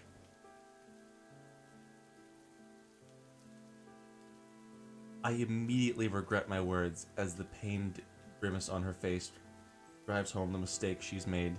Even if I'm in the right to ask, I feel like the villain for pressing her, but out of respect for Olivia's feelings, I stand steady, because to back down would be to denigrate her like all those people in the past had done. I wanted to see what people thought of my art without knowing that I was the one who'd made it. Why would you want that? Isn't it obvious? It's always been the same thing. Her voice takes a deeper pitch. Oh wow, you're so talented in spite of your condition. This time it's a higher, shriller tone. Amazing, it's like you aren't disabled at all. This hurts, brother. This hurts. The voice returns, this time weighed down with contempt. Man, this sucks. This sucks.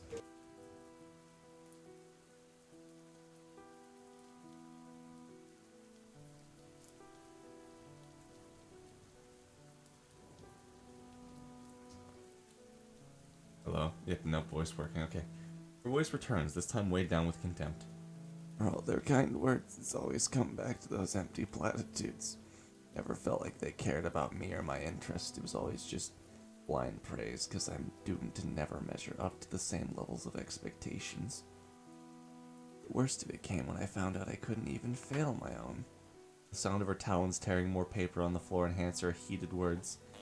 Even when I intentionally do something wrong, someone's always there to pick up after me or assure me it's good in certain lights. Drips more off the page with every sentence. These are just old sketches from through the year. Nobody else has to live with that paranoia.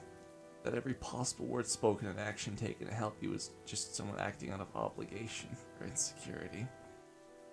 Not so bad at one point I was almost being forced to accept these freaking accommodations. I just ended up. She drops what little remains of the pages unceremoniously. Cutting everyone out. I'm never going to come out on top. I'm never going to be allowed to fail. Nobody's allowed to feel anything but pity for me when they meet me. Guilt when they even consider not just giving me a free pass. Nobody has any agency. That's just how things are. Bell rings from a distance, signaling the end of lunch. In my mind, I can vividly imagine the sounds of our classmates' grumbling complaints as they shuffle to class. Instead, I choose to listen to the rain, a soft pitter-patter of droplets land atop my umbrella before slipping gently to the ground around us, internalizing that sound alongside the dimmer ambience and overall wetnesses. From the tiny park I'm accustomed to into a near alien locale. Hold on, I need to cough. I'm not crying, shut up.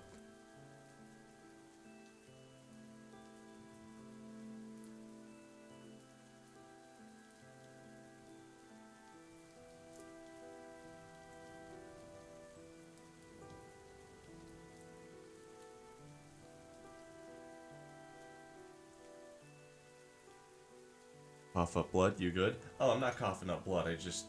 Sometimes when I do the gravelly voice, it kind of hurts my, like, voice a little bit, because I have a lot of phlegm in my voice. So it's actually easy for me to... You know? I can't do it for too long. Otherwise it kind of, like, gets stuck there, you know? I wondered to myself, this is why Olivia came out here. In a small way, all her work seems to revolve around the average places, but altered, unnatural and beautiful overlayings. Creating from the familiar and yet adding to the fantastical. I look over to Olivia, who also seems to be lost in thought. That does sound pretty tough. Are you gonna be alright? No.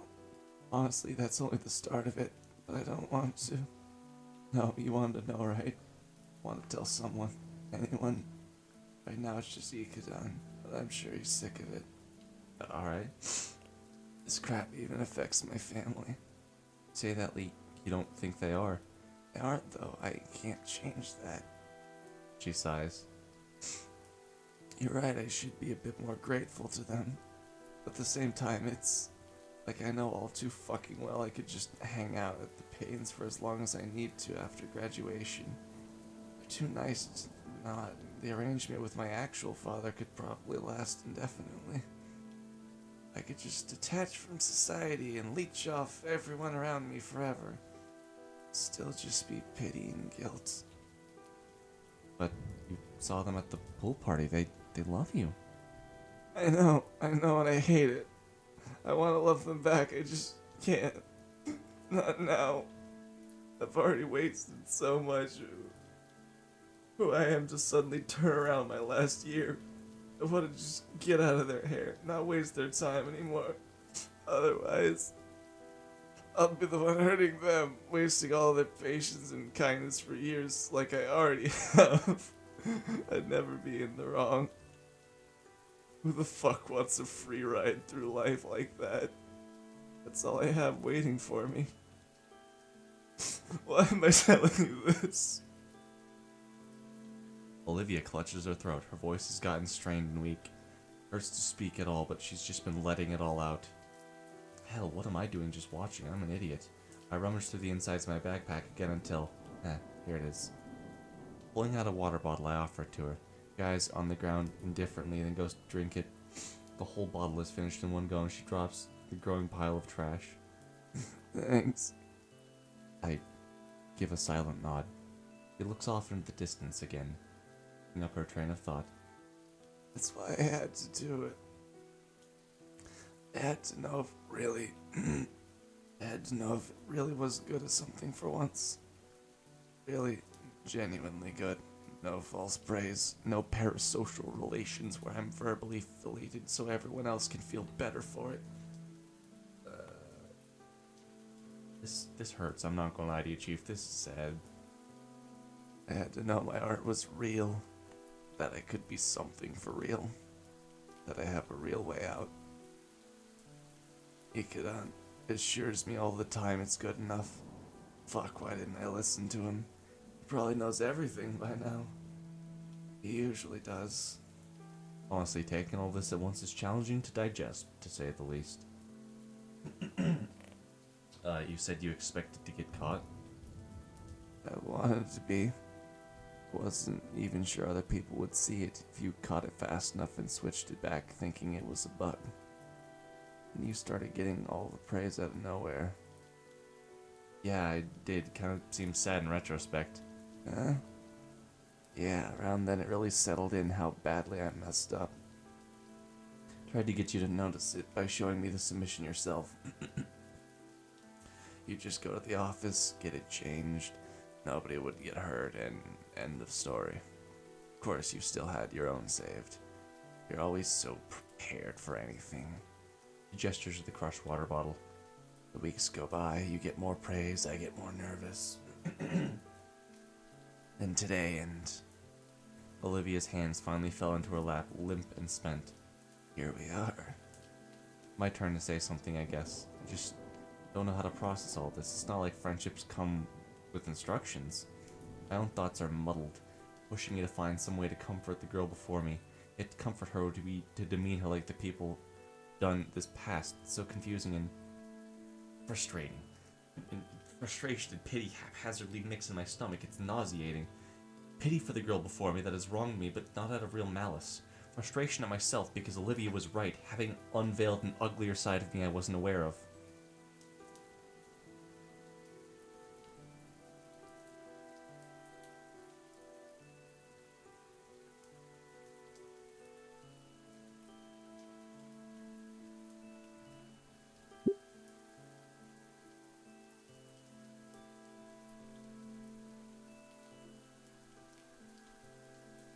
I'm gonna hide this option because I have a story to tell. So, I said that I was bullied a lot in middle school. high school, junior school, I don't know what they call it, but I've been bullied a lot of my life. And one of those things that really striking me with this story is just kind of how hopeless it feels. I don't have the same type of disability as Olivia. I'm not in a wheelchair. But I do have one thing that I completely understand. When I was little, I couldn't see properly. I had this rare eye disease called keratoconus that is a type of macular degeneration. It's where the cornea of your eye, you know when light reflects into your eyes, it like mirrors the image and then your brain flips it around. Basically, the cones of my eyes, the thing that allows you to see images, were reflecting multiple times, so I'd see multiple copies of everything. Imagine going cross-eyed and never being able to uncross your eyes. That's effectively what I had. And for a while, it kind of sucked. Because whenever anything would happen, people would be so kind and so understanding, like, oh, do you want some help with this? Do you want some this or that? Before I had gotten diagnosed, I was just kind of a normal person. Before I had all of that, it was like, oh, he's just some dumb kid who can't see the board, he needs glasses. What do you fucking mean that the letter A is confusing? That, dude, it doesn't look like E, you're just try harder. And that also sucked, but I was more human, if that makes sense. I was more, you know, I guess, in touch with other people. Because after a while, it was like, my mom and dad, who I love very much, they were like, oh, do you want some help with this or that? And I just broke down, like, why were they treating me differently? So I can't understand Olivia in the sense that, like, you know, I have a wheelchair. I absolutely don't. I don't have anything physically wrong with me, aside from maybe, probably too skinny. I'm like, what, 160? But no. I absolutely understand this gut-wrenching pity. Feels like a leech whenever someone is nice to you, because you don't deserve it. You don't feel like it's earned. If someone's nice to you and understanding because they want to be, that is the most wonderful feeling on this planet. And it is great that there is that level of human empathy where someone can understand and still remain kind after being leeched upon. But this, I get how it feels to not really feel like you can fail. To be just put up on a pedestal and said, here you go, here, this thing is the best, and I'll never look at them for their actual value. Instead, I'll look at them and say, this is what they are. Their flaws make them less human. I was considered a gifted child. I lived on a native reservation town where the No Child Left Behind Act happened, and I could get through a whole year's worth of assignments in like 5 days. I was told that I was destined for something good. I don't know, not destined, we didn't really believe in destiny, but like, oh, you're so smart, you're talented, you can do whatever you want. But then I was told to just sit there and wait for opportunities that I would probably get if I continued to be as smart as I am.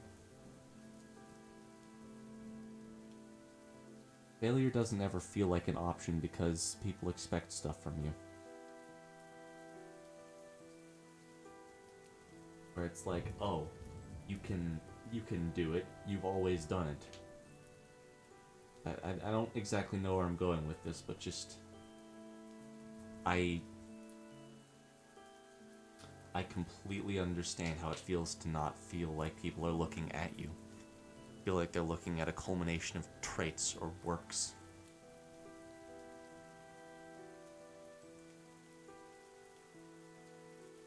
Come on. You fucked up. Oh, no problem, Wind. I'm sorry for oversharing a little bit. I don't know. These types of games always bring out stories for me, where it's like... I like to share my experiences.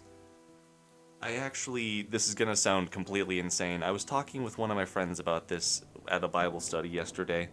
I go to it every Tuesday night, and one of the things is, I've seen a lot of sad things, or fucked up things, or horrible shit to happen to people. And I'd say that I don't want to ever be like that. So in a way, me sharing these stories is a little bit of like, hope, I guess? I want to reflect every single kindness that someone has ever done to me. I want to reflect every single thing that somebody has ever shown me, because I just want to. I love people, I love humanity, and I love this just... I love the fact that despite everything, there's still good in this world. I'm gonna need a minute, because I gotta go get another drink.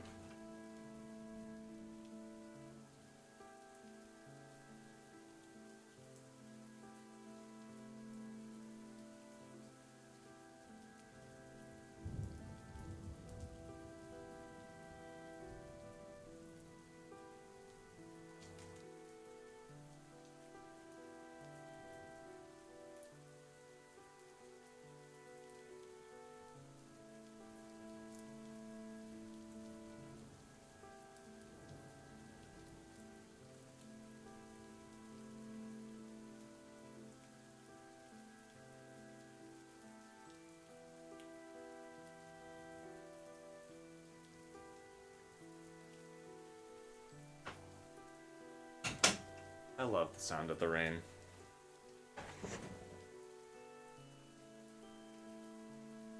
Oh no, I'm not actually crying. Legitimately, I'm not. I'm more coughing than anything. I love her voice. It's very, very tough to do, though. My thoughts land on what Olivia had said earlier in the conversation. Also, before we continue on with this, bro, like, she looks so fucking cute with this long hair. That's you doing her voice? I thought there were two of you. Thank you, but no, this is just my silly voice acting. My thoughts land on what Olivia had said earlier in the conversation. You gonna tell Principal Scalar? Olivia flinches a bit. The principal? Why? About what you did. You said you expected to get caught.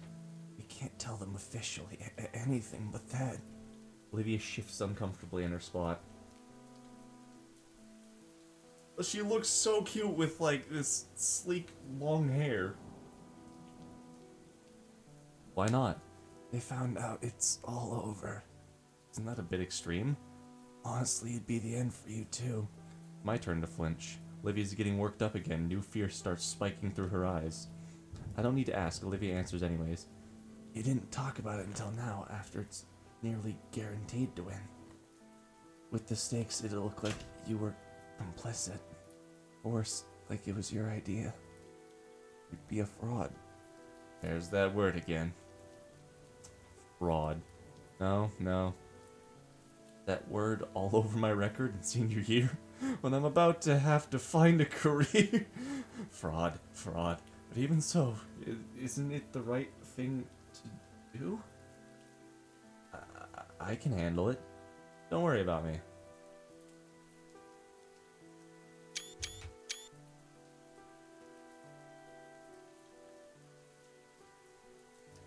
Please, Inko, no. There's more. I've told you I'm not eligible to even enter. I already won before I got the notoriety and the money. Winning piece is featured on the cover of Volcadra Monthly and even gets an article. That's more than a scholarship, it's a foot in the door. It can't do anything about the money, it's long gone, but if everyone knows about what I did, and it gets to those magazines. She clutches the sleeves of her hoodie and stares me dead in the eye. I needed to graduate. I fucking hate it, but I need it.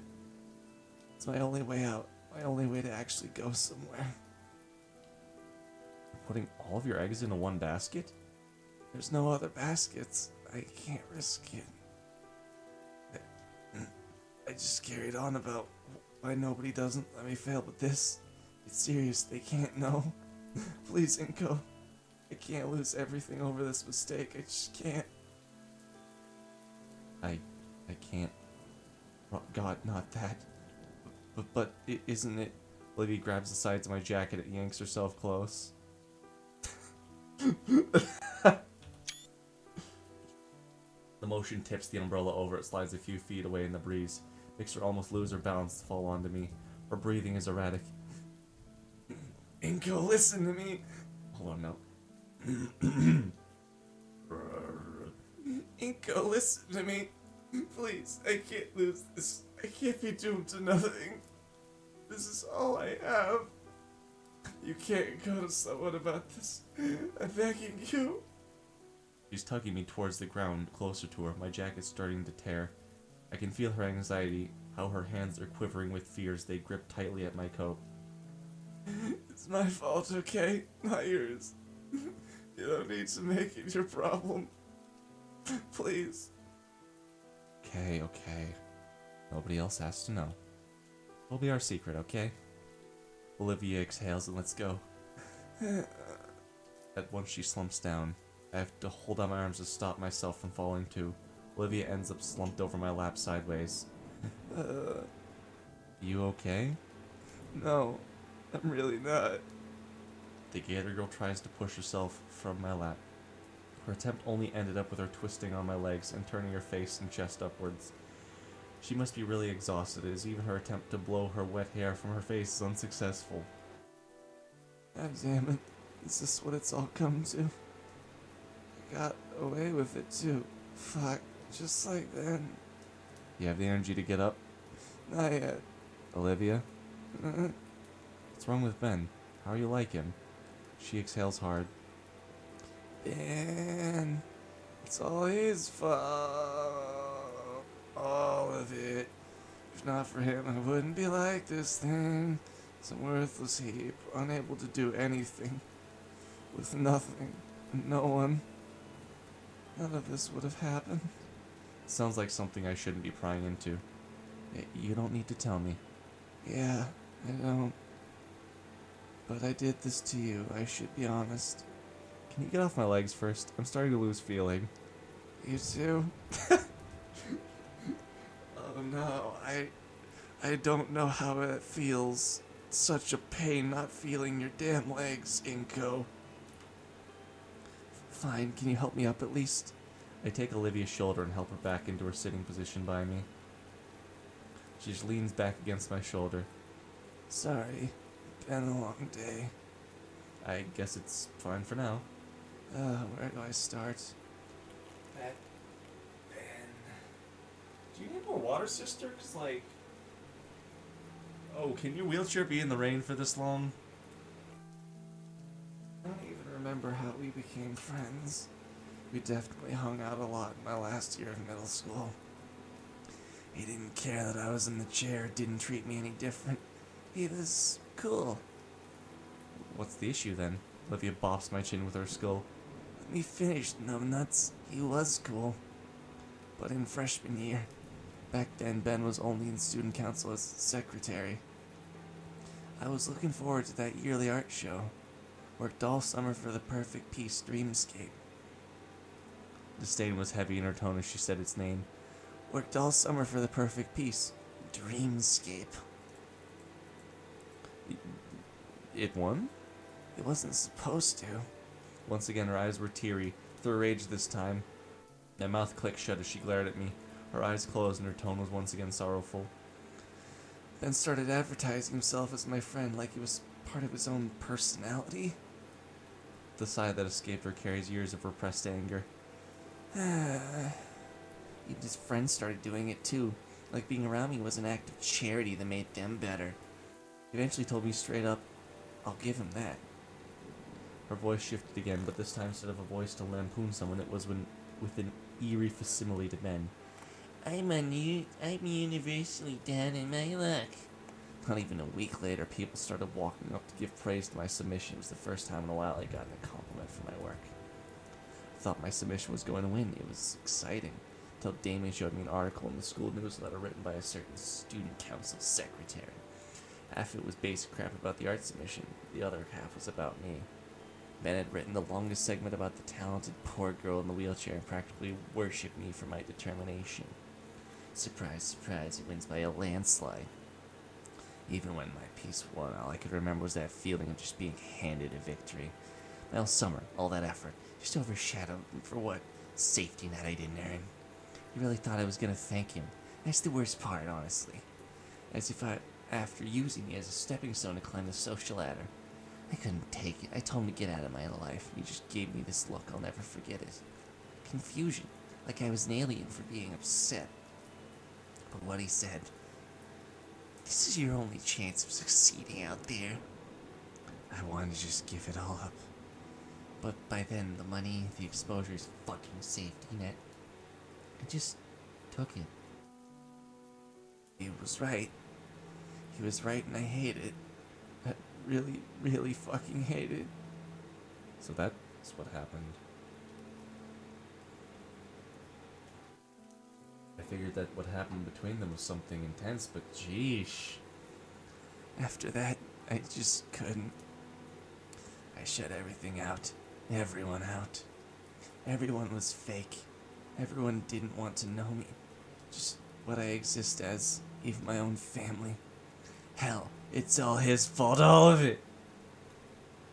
Well, What? that's it.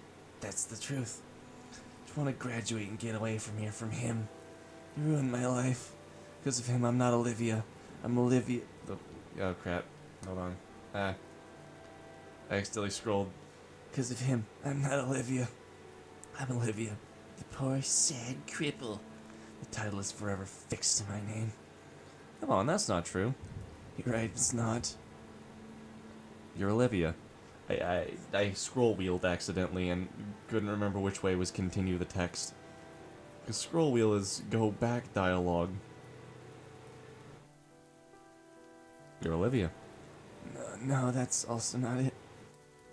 I'm not Olivia, I'm God's funniest joke. I nudged the umbrella back over to us. It was back in the spot propped between us, recreating the canopy, shielding us from the elements. Olivia looks at me to gauge a reaction. That was the sort of speech given by someone that's had years to think about it and hold it in. And it was one she'd been wanting to give to anyone willing to listen if she could just trust them. All of her pent-up angst against the guy that ruined her life, released at the moment she just couldn't take it anymore. It can't get much worse for her, but she trusts me, so apparently it can get worse. What she needs to hear right now is,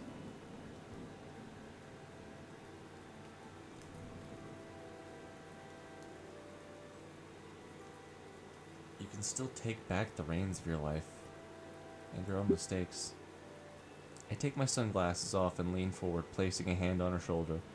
She takes a moment to register the new sight and looks right at me, anticipating whatever I'm about to say. You're not a joke, Olivia.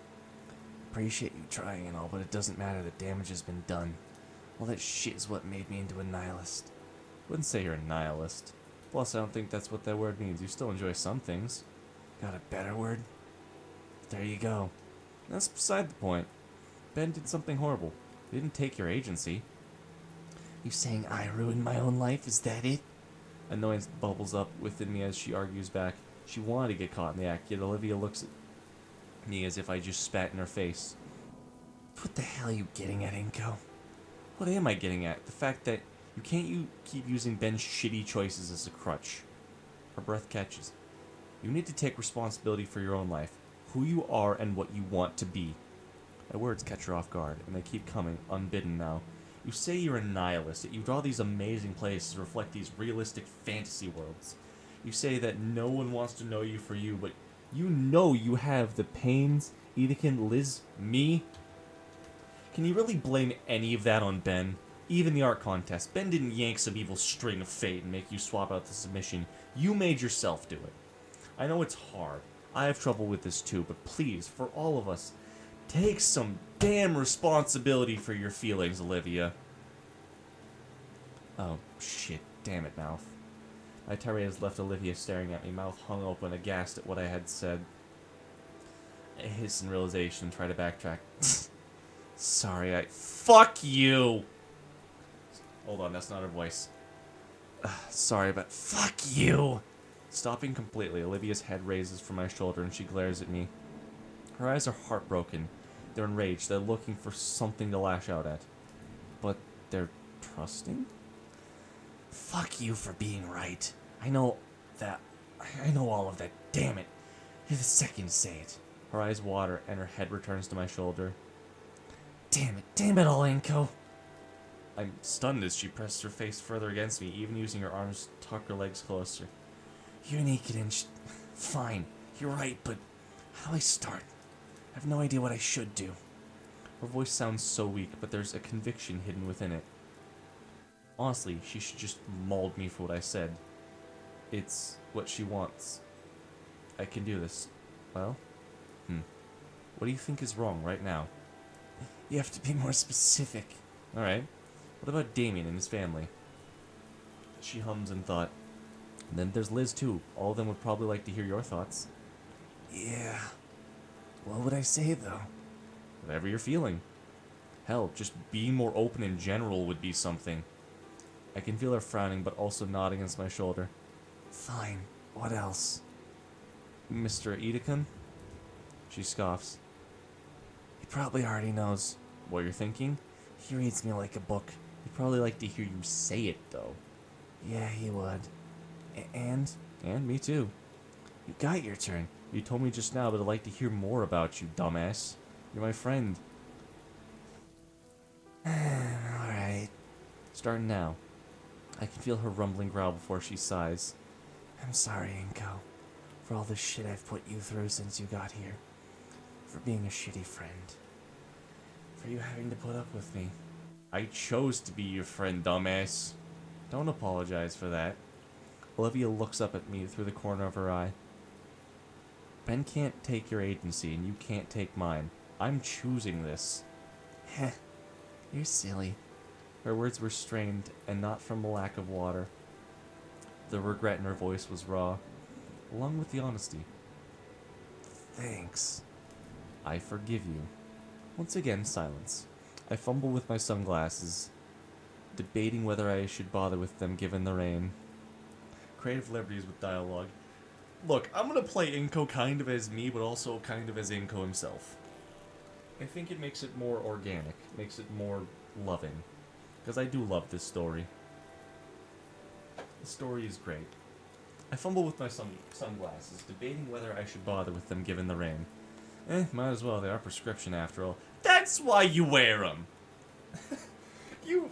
Okay, no, I thought that that was a joke. He actually wears prescription sunglasses. My heart hurts, guys.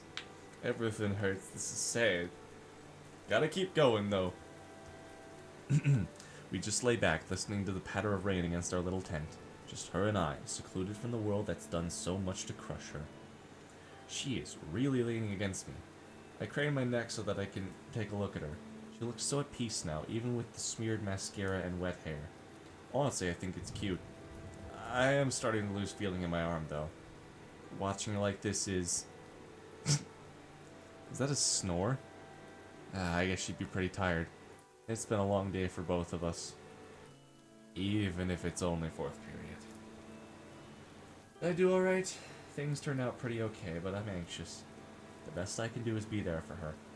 In this case, it's letting her have my shoulder for a bit, pressed against mine. My eyes slide close, and I try and lose myself in the pitter-patter of the rainfall.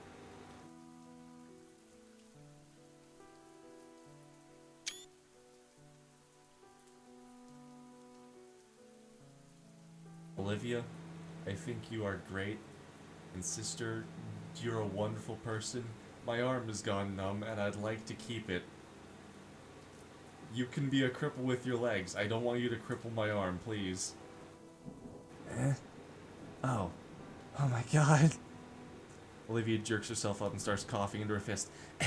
Fuck, how long? 5 minutes. Jeez, sorry about that. You know, I remember when you got on to me for just sitting near you back at the party. Shut up.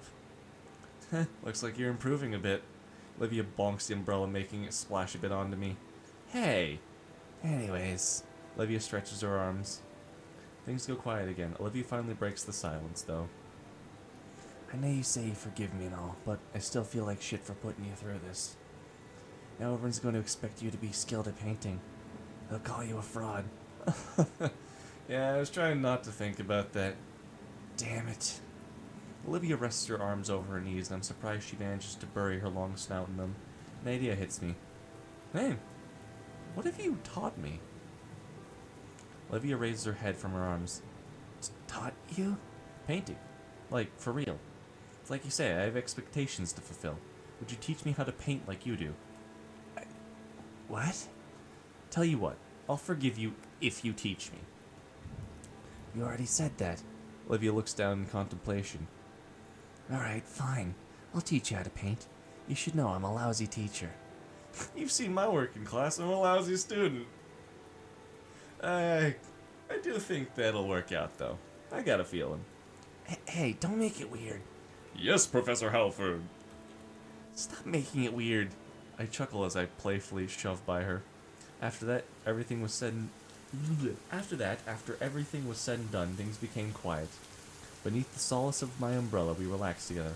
At least until Olivia begins to shift uncomfortably.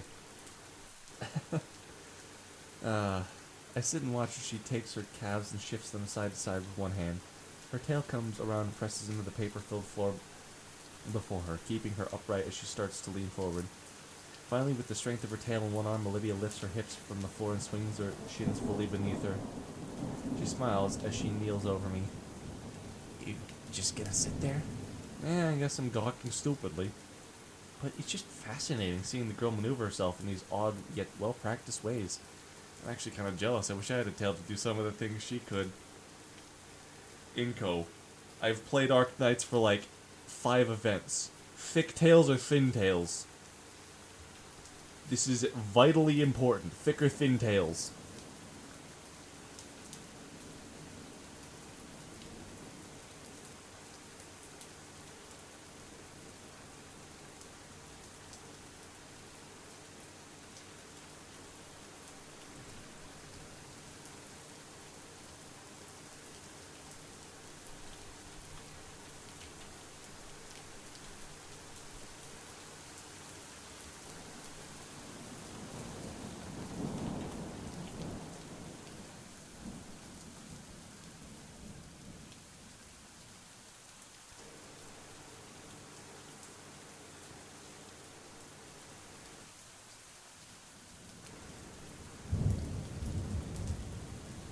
I just started a poll. Thick or thin tails right now.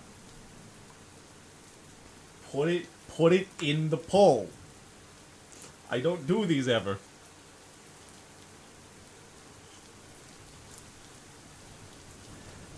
It's just so fascinating seeing the girl maneuver herself in these odd yet well-practiced ways.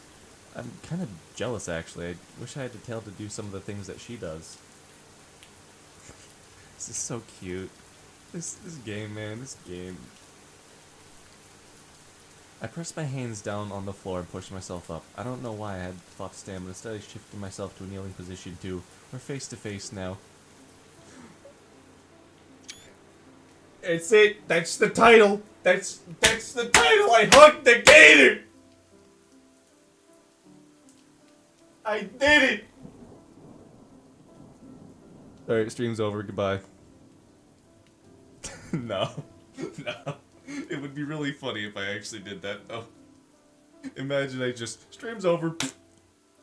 Roll credits. We finally hugged the gator, guys. We did it. We win. Da, da, da, da, da, da, da, da. I actually do need to be back real fast, so I'll be right back. I gotta go walk my dogs to make sure they haven't destroyed anything. Seriously, give me 5 minutes. We'll do the poll after this, because...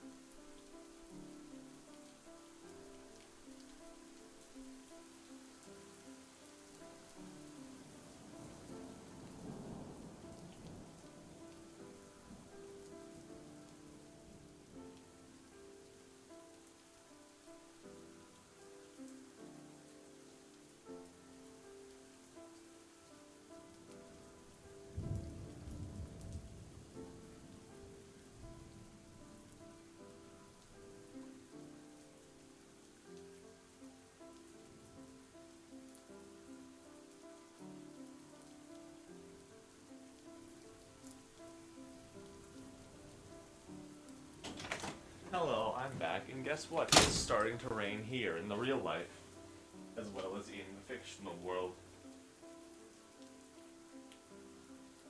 Before I continue, I'd like to say again, thank you all for being here. I really do appreciate you. It means the world that you would sit here and help me through this fun adventure. I want to hug the gator. I do have to open up another tab because, of course, OBS can't interact with holes. Let's view the results. You said thick tails. It was overwhelmingly thick tails.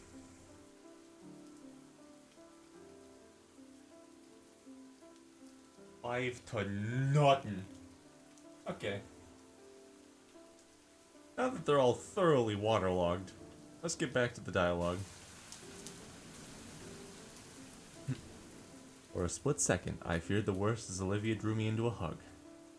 I don't know what she would do I didn't know what she would do, but this, I like this. How strong her arms are, how they're wrapped around my chest feels tender. My own arms have enveloped her, returning the embrace in a similarly soft way. And as her arms loosen, I draw back, though I don't want to take my hands off of her. That was nice. Don't make it weird. Sorry about that. With the sound of the rainfall hitting the umbrella, my ears suddenly pick up the noise of what sounds like squeaking. I look down and see that there's something shuffling in Olivia's pocket. A little beast. Ah! Crocodile girl and the rat she's emotionally dependent on! A little beast emerges from its hiding spot with a squeaky yawn, to which Olivia offers her hand for it to use as a platform. Hey, little guy! It's me, Monty!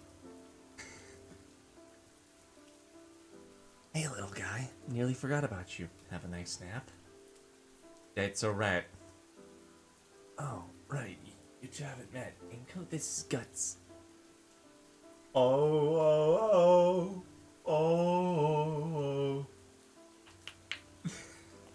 What, hold on.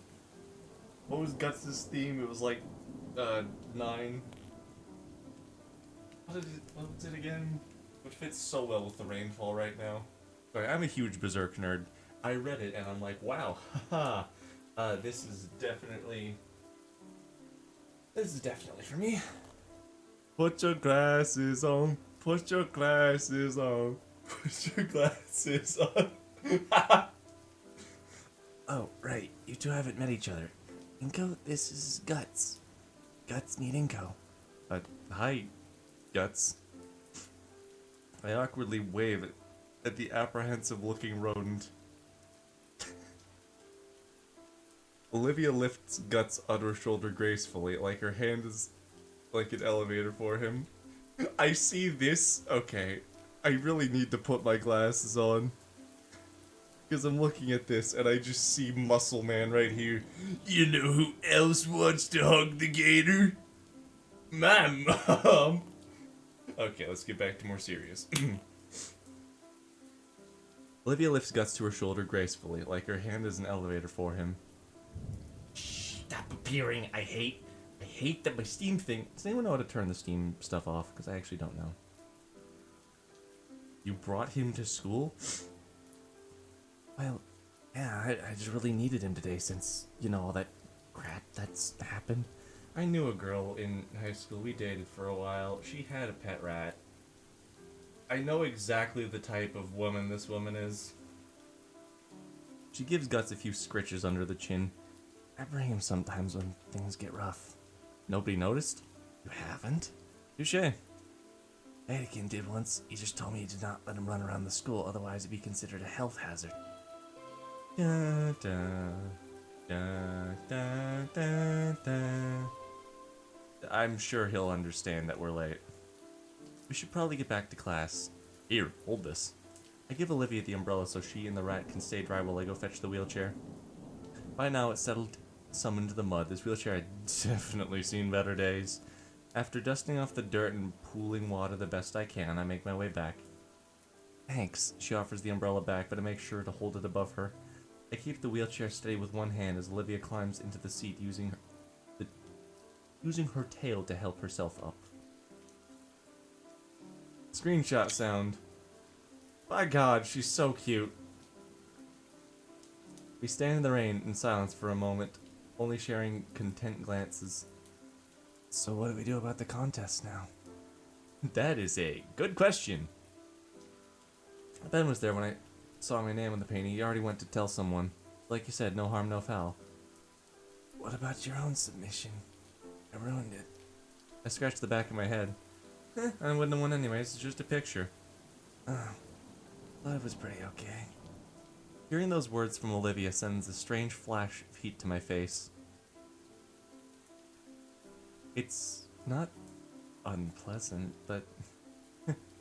but again, those honest words from her really do cut through me. Thanks. All that squeak draws my eyes to Guts as he stands atop Olivia's shoulder. You too? A wry smile stretches across Olivia's face.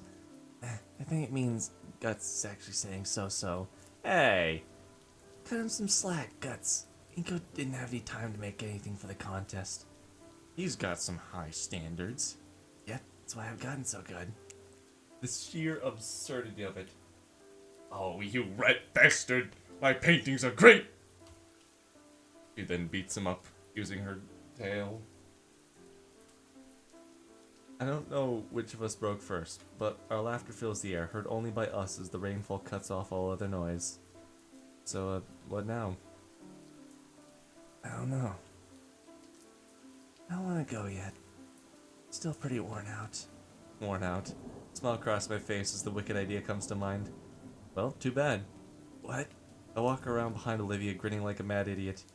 Inko, what are you doing? Inko? Inko! Her head tries to follow me as I stand right behind her chair. I figured that pushing your chair around is really tiring, so how about I help you? Olivia blushes and looks away. Fine, but just for today. Baka. Returning to the campus, was certainly awkward. Passerbys shoot us looks. It's not the most common scene to see a girl in a wheelchair just roll in, sopping wet and tracking mud in. More likely, though, is because said girl had taken to using my umbrella to hide herself from those looks. She was already extremely red in her face. No, she's green in her face. Haven't you seen her beautiful eyes?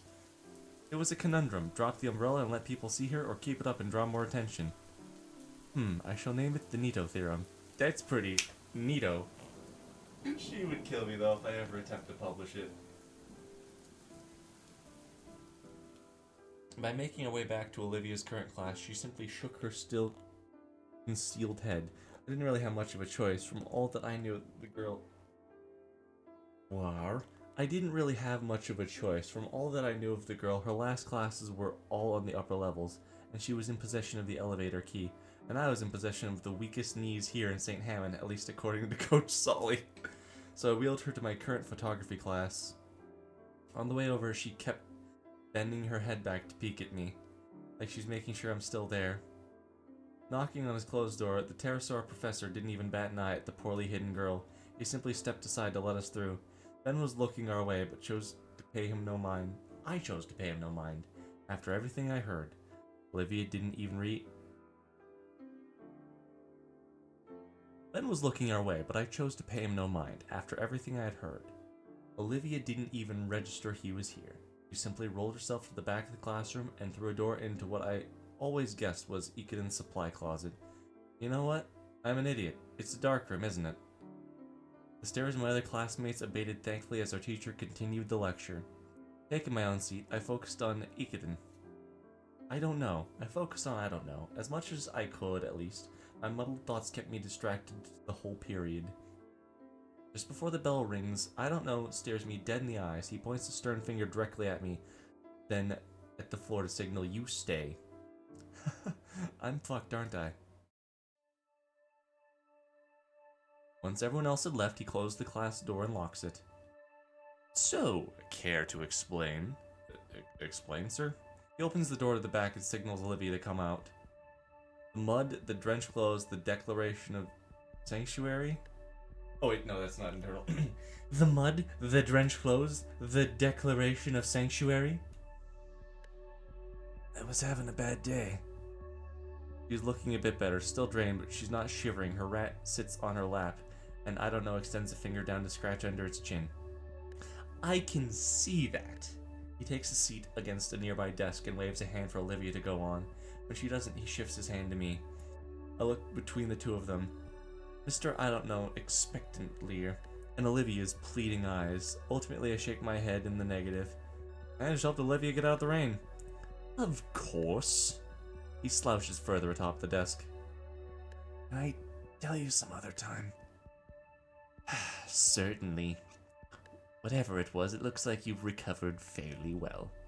Olivia doesn't answer verbally, instead giving him a bashful smile and nod. Was it about your work again? Yeah. Oh, this girl. He turns to me and points a thumb at her.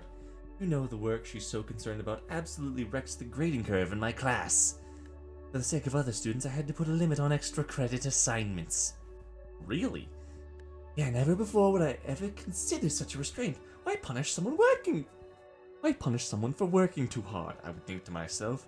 And 4 years ago, this little green goblin comes rolling into my class. Half a semester and more than a few angry calls from parents later, my hands were tied. You! Stop doing so well, or you're just going to do it for fun. You're not getting the actual points. The young lady simply does too dang much. Olivia smiles, but doesn't look up from her pet. That much better than all the other students? Well, no, I don't grade by technique. If I did, you'd be in big trouble, buddy. Olivia's work was good even then, but the main thing I admire is how motivated she can be. I haven't seen someone so enthused just paint in years. I certainly haven't seen someone so enthused. I had to change the rules like that, though. You weren't worried it'd stop me? Was I? That definitely sounds like me, but it didn't stop you. Not even a little bit. Heck, that you'd even got me to see some things differently. I don't think I ever did something like that. You did when you came in after class that Friday before Mother's Day. Take a look. I'm handed a quill pen. The first thing I note about it is how soft the feathered portion is. Special pen you always use. It's actually from my wife. Whoa, you're married? Inspecting closer, I see how more... Inspecting it closer, I can now see more of the intricate details. From the faded engravings on the shank to the maintained but worn point. It's well made and kept, and yet the feather and brass showed its age. She came in that afternoon with a whole stack of crumpled paintings, drafts, so frustrated she couldn't get it right, so determined to make it perfect. I say, any of these would be great. Your aunt would love any of these. And she fires back. If it's not good enough for me, why would it be good enough for someone I love? I did not have an answer. So I tell her to take a step back. We take a few hours to go over fundamentals once more. I send her home to try getting it right over the weekend. On Monday to see she returns and hugs me first thing. That Friday night, though, what she said was on my mind. I talked about it all night with my wife, and that morning I decided to make a change for myself. My wife was molting at the time, so there was always a new feather or 3 in our blankets each morning. I took the biggest one, preserved it right, got a bit of help to make it a real pen, and I've used it ever since. It helps me remember to do my job right for the people I care about and for the people my students care about. I think that's what it was. It's like childlike reasoning that comes so naturally for the youth. That reasoning, it makes the type of innocent, earnest dedication something I think I'd lost for a while. Don't give me so much credit. You haven't lost it, have you? Good. Don't lose it. Okay. I don't know, yawns and stretches. You're feeling alright to go to your next class? Yes, I'm ready. Good. He claps a hand over my back. We should do this again sometime. Mr. I don't know ushers us out of the classroom as the late bell trills, handing a note he'd rapidly scrawled on. Miss Pauling doesn't seem enthused to see us coming late, but sighed as she read the note from I don't know. As I took my usual spot, I felt something odd in the corner of my eye. Looking up, it was to see Olivia looking my way. Let's put that smile on her face. One that spoke so many words, yet I couldn't figure out a single one of them. All I could do was try and turn to match it before focusing on the lesson. As more time passes, the art contest fades into the background. Last week I had a scare when Principal Scaler called me to her office. I feared that they figured out what Olivia did and assumed I was part of it, just as she predicted. Luckily, that wasn't the case. Instead, she wanted to inform me that they had no leads as to who could have done the swap, and since it was tampered, it'd be removed from the contest. No skin off my back. As compensation, she gave me one of the runner-up prizes, a coupon for some pizza from some Italian restaurant called Dynamo's. Hey, Tony! We got another one of them bald fuckers in here. He's just like little Kid Anon. Come on, Tony. Give this guy some good old pepperoni pizza. Not the biggest pizza fan, but not a bad prize to get after all of this. I'll save it for a rainy day. However, I found myself in a conundrum of my own doing. My peers' concerns about my entry were resolved, but I hadn't accounted for the new questions about my portfolio. My paint portfolio. A few times I showed off my photography work, they'd be mildly impressed at best. They were never upfront about it either. No, instead I got the runaround. Oh, yeah, these are nice, Inko. Not bad, but what about that thing you did for the contest? I can't even be mad about it since it's just another misunderstanding, unintended lie from my side of things. But then I had a thought. Also, yes, Windblown, I have played Snoot. I am aware of Dynamos.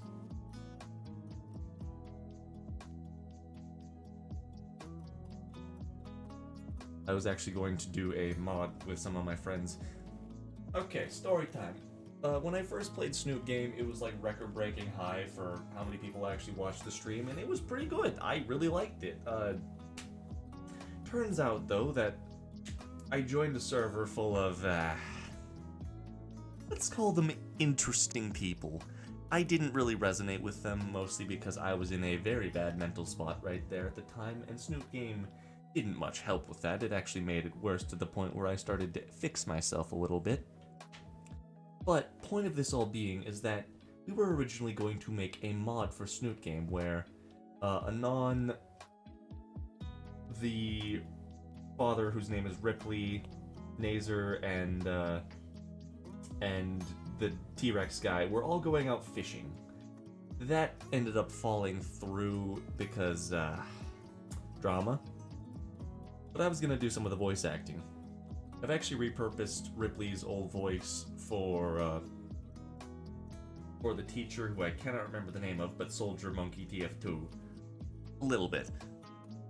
Ripley's voice was a little bit like this. It was very gritty, very dark, and I couldn't do it for very long because it would really kill my voice. But, yeah, no, I really like a lot of different voice acting stuff. Solly, that's his name. I wanted to just throw billions of voices at the internet and say, whichever ones are fun enough right now.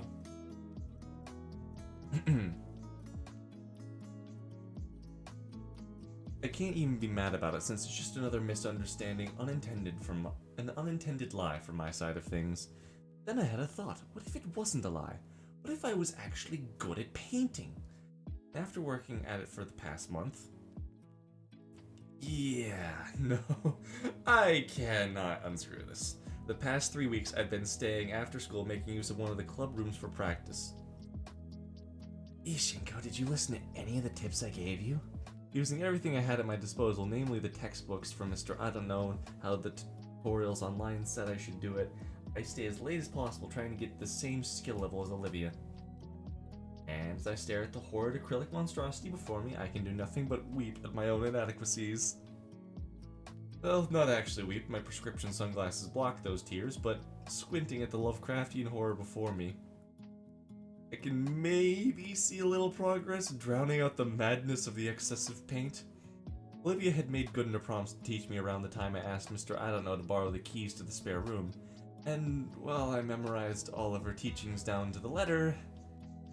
What am I even looking at? Are you trying an abstract sort of thing here? It was an attempt at a self-portrait, actually. You could probably post online, some rich asshole would buy it. It's that good? No, never trust the opinions of the rich people on the internet. I learned that the hard way. Olivia, did you Google yourself? Did you see the volleyball image of yourself? I've seen it. I've seen an image of Olivia with working legs, and I'm like, wow, that's kind of depressing. You missed the whole point of the character. After a brief period of awkward silence, I let myself collapse on the stool behind me and toss off the oily apron in frustration. At this rate, I'm going to be a double fraud or something. Splat! I don't even have the energy to get angry. Probably looks better now, at least. How did Olivia get so good at this? Please, you've gotta have some actual advice for me. She quietly hums to herself, slipping away a notebook she had splayed across her lap in a nearby bag. Well, when I want to draw, it's usually because I got something on my mind. What, like inspiration? Kind of. More so that I just envision something. Want to put that on canvas. Amused that I don't really... Holy fucking shit. Dude! You good, bro? You just shit your pants? The door of the studio flies open and Damien quickly storms inside. Inko? Hold on. Inko! Olivia! You guys here? He takes heavy breaths as his vision darts around the room. After a moment of surprise, I raise my arm to catch his attention. Damien, what's wrong? The hyperactive Dilophosaurus spots me taking a final breath before jogging over. Guys, I need to ask you something. Is everything alright? Something happening? Can't help but panic. I've never seen Damien this flustered. Do you want to come to the arcade with me and Liz? You motherfucker!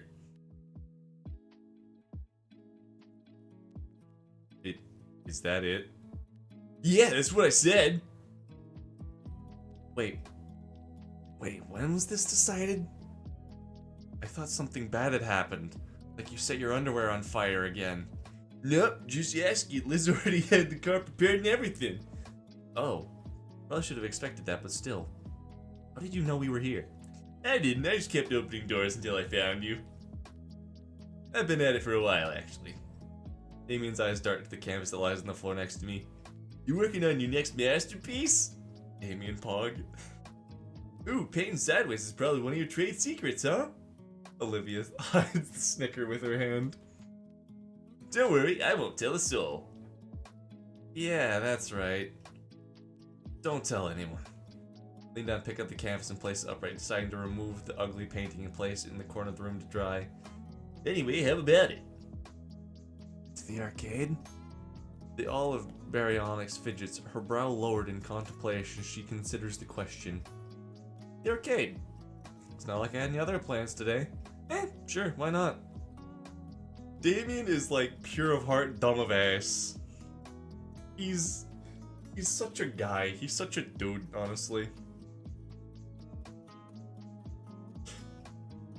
Alright, let's go. Wait, don't... Fuck that painting. Inka, Olivia, there you are. Damien was taking so long to get you, so I was just about to come and find you myself. This time, both Damien and I are wheezing for air. Despite Olivia's protest and hesitation, Damien had wasted no time in grabbing her by the handlebars and sprinting for the exit. I chase after them, all the while Olivia screamed like a banshee as she was pushed through the hallway at a breakneck pace. Damien has like all the traits of a likable character. Dumb as shit, honestly a good person, incredibly positive, cares about people. Like, bro, it's just like, he's just the best bro. Yeah. Okay, fine. I take a deep breath and stand upright. Olivia's claws had dug into her armrest and she'd definitely be trying to kill Damien with her glare, which he happily ignores. Why didn't you just message me, bro? I wanted to, but didn't want to ruin your concentration, man. Instead, you kicked the art room door open. Yep. This motherfucker. Liz had the good graces to look embarrassed on Damien's behalf. But yeah, gave you a little bit of extra time, right? You've been staying late forever now. I can't hide the wince. It hadn't occurred to me more people would notice. Relax, not like you're the only one. Yeah, sometimes you stay behind for student council and club meetings. Right, sure, so Come on, the car's in the student section. how does she drive? How does she drive with that long ass neck? If you go like underneath one of the stoplights, does she just smack her head on it and get decapitated? Is she a Hydra? I know she's a Brachiosaurus. Brachiosaurus? The Dino duo start toward the student parking lot, heading towards a rather old but well-kept sedan. Olivia grumbles silently to herself, but follows after nonetheless. Come on, dude, it'll take a few minutes to get Olivia in and then 30 to get to the arcade. Won't take that long, damn it. Olivia huffs and wheels herself to the passenger side, opening the door for herself. Do you want any? It's fine. To punctuate her statement, Olivia uses her strong arms to lift herself onto the armrests. Then, with more grace than I thought possible from the olive-scaled girl, she manages to flop down the passenger seat. I stare at the abandoned chair, wondering where to put it. I've got room in the trunk, Inko. Clunk. The trunk lid pops with a heavy thunk to punctuate that. It takes more time than I'd like to admit to figure out how to undo the locks to actually collapse the chair, but once it's done, I'm able to slide it in the spacious storage easily. Damien had already hopped through the window of the front passenger seat by the time I'm done, as if he'd practiced the maneuver. Oh, he has. I know him, he has. Clack, clack, clack. I simply open the door behind Liz's seat and watch as the pile of soda cans empties onto the pavement below. Sorry, those are from this morning. All of them? I just toss them in the back seat when I'm done.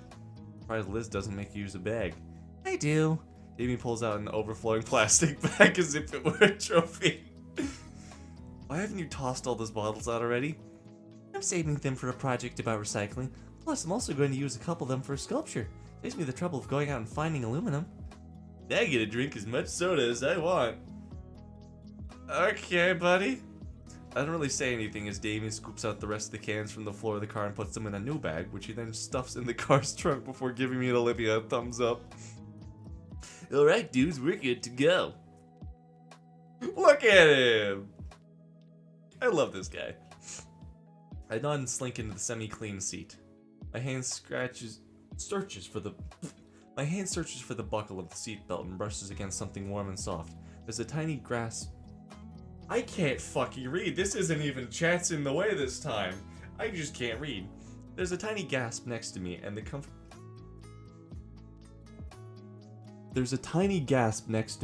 comfortable mystery in my hand is yanked away. Huh? Huh? I look to Olivia, her hand held to her chest. Her green face has a scarlet tinge, and her mirror-shade eyes glare holes through my head. You okay? You look pretty red, kiddo.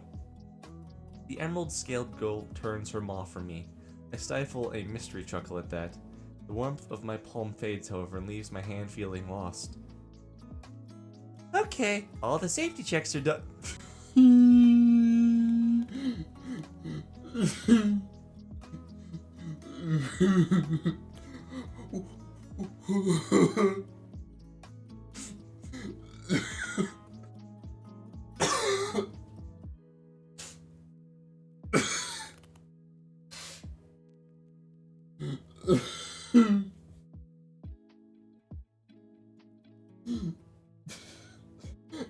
I was not expecting this, and I think it's so much better.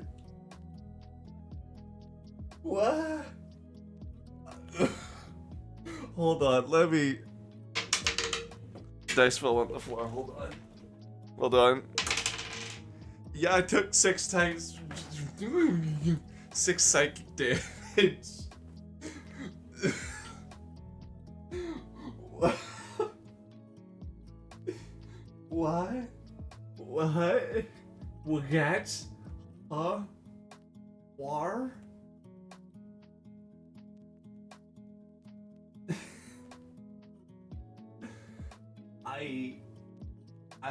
Okay, you know? Yeah, okay, yeah, this... Hold on, scroll back to the frame before, look at the ceiling. Okay.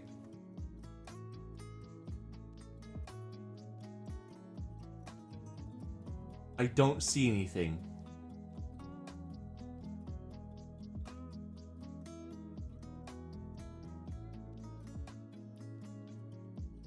I'm looking at the ceiling.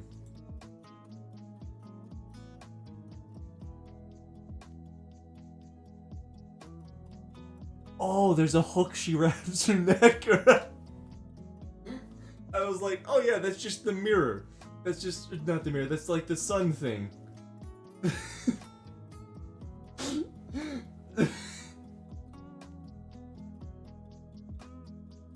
I was like, what is this? Is this a boom mic? Nope, it's... Liz gets in the driver's seat and grips the steering wheel. Outside, she's craning her neck to check the mirrors and tires. Wait, Liz... Liz drives with her head sticking out the window? Liz pokes her head in. What's that? Her neck snakes inside and coils around the hook in the middle of the car. Then with a practiced motion, her neck continually coils till her head sits atop the neck roll, as if no different from someone putting on shoes. Kinda looks like a giant scale-covered scarf. There's even still enough space for her to see the windows and check behind her. Inko? What? Huh? Alright. The city. Yeah, definitely the city, right? What? I've actually been wanting to see it a bit more close for, I don't know, his class. You know how much gas money I'd burn through to take a detour around here? Good, because neither do I. Let's do it. Hey, what? No? Really have enough as is. The view on the way. Hold on. The view on the way is fine. I'm looking forward to it as well. Are you sure? Yeah, I'll just point out some stuff I remember along the way. You're my tour guide now. Don't make me change my mind. Glad that's settled. Everyone's buckled in, right? Liz pulls away from the school parking lot, staring down the opposite direction I've always entered and exited. Weird to think, but the edge of my world was as close as a right turn out of my own school. And again, I still haven't been living here that long. Anybody want a station? I don't think I'd ever listen to the radio here either. Liz and Olivia hardly seem to glance Damien's direction as well. Suit yourselves! With the span of a few seconds, the natural ambiance of the road is replaced with the loud sound of decades-old rock music sending vibrations throughout the car and everybody in it. Just as fast as it comes, however, it stops as Liz haphazardly yanks the volume knob counterclockwise, turning the music down to a bearable level. Good man, good man. Damien frowns for a moment, but he doesn't seem to contest her decision. Zzz. What? Huh? I turned off all the notification stuff except for messages and calls, and between all of the people I message, there's only one who isn't inside the car. Checking the screen, I see... Any song request, man?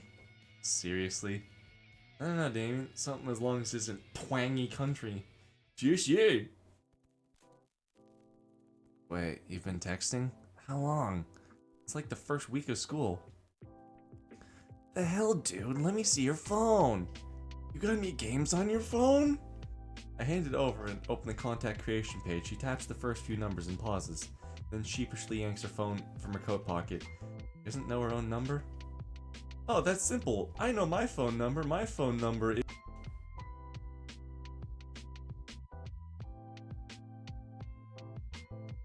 3 1.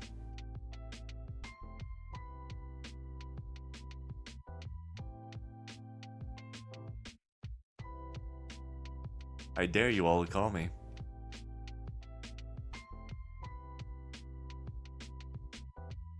You don't know your own phone number either. Well, you should learn that. Go on. Type it out in chat right now. Don't. Don't.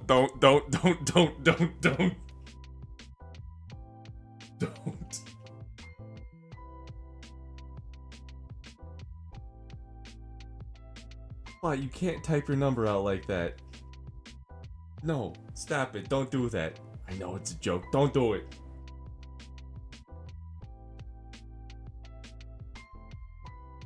I can't remove this. Oh, Lord, I don't know how to remove this.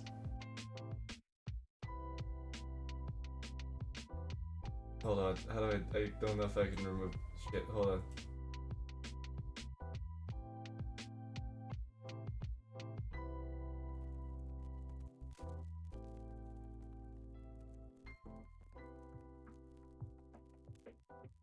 Remember to add your credit card number alongside your phone number. Oh yeah, in case it gets lost! Oh. By the way, here you go, bro. Fun thing, I know Fi. So for everyone like, wait, give me that. No, I know Fi. Or Wolf. Olivia finishes tapping her number in and hands it back. She's entered herself as Live Long. Huh, sounds vaguely oriental. Zzz. Est. Yep, got it. Zzz. Damn, fuck you! That was uncalled for. That's why I sent it. She giggles at her own joke, and despite being the butt of it, the mood of the car is too high to hold it against her.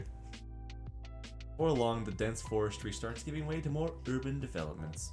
More and more decorative palm trees start dotting the paths as well. The silhouette of the city gets closer, and we approach one of the spaghetti junctions leading up to it. The result of decades of poor infrastructure decisions, multi-million-dollar projects promising to fix all the city's traffic. Dude, if we just build one more overpass, we add one more lane, it'll fix traffic, guys. Come on. One more lane. One more lane. Please. I beg you. Let us launder more money. One more lane. Olivia's paying close attention to her phone. She scrolls lazily through some forum. Oh god, she's a 4chaner. So funny. Oh, nothing. Hey. Blizzard Lounge? Oh boy, you're still browsing it? Yeah? What is it? Don't tell him. It's this weird exclusionary chat room. They only allow dinosaur women. Men and rather specifically human men are banned. Racial Racial segregation!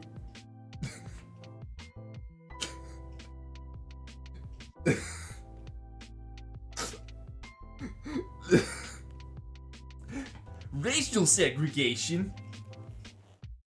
Olivia showed me once the people on it are really weird. Humans are banned? We're supposed to tell him. The last safe house for us on the internet. I think there's probably better places for that online for you to associate with. Tell about the racial segregation.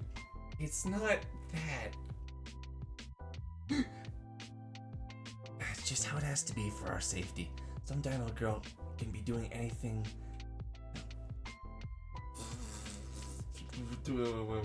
Wow, I have so many words inside my head, I can't say any of them. It's just how it has to be for our safety. Some dino girl can be doing anything at all, and there's always at least 3 guys in the comments saying she looks like... Don't say it. They also really bring down the quality of the site. Look, it's explaining the rules that humans have 150 attention span of dinos. Liz groans while Olivia shows me her phone. The graph is blurred to hell and I can't make out most of the text. I don't know how I feel about this.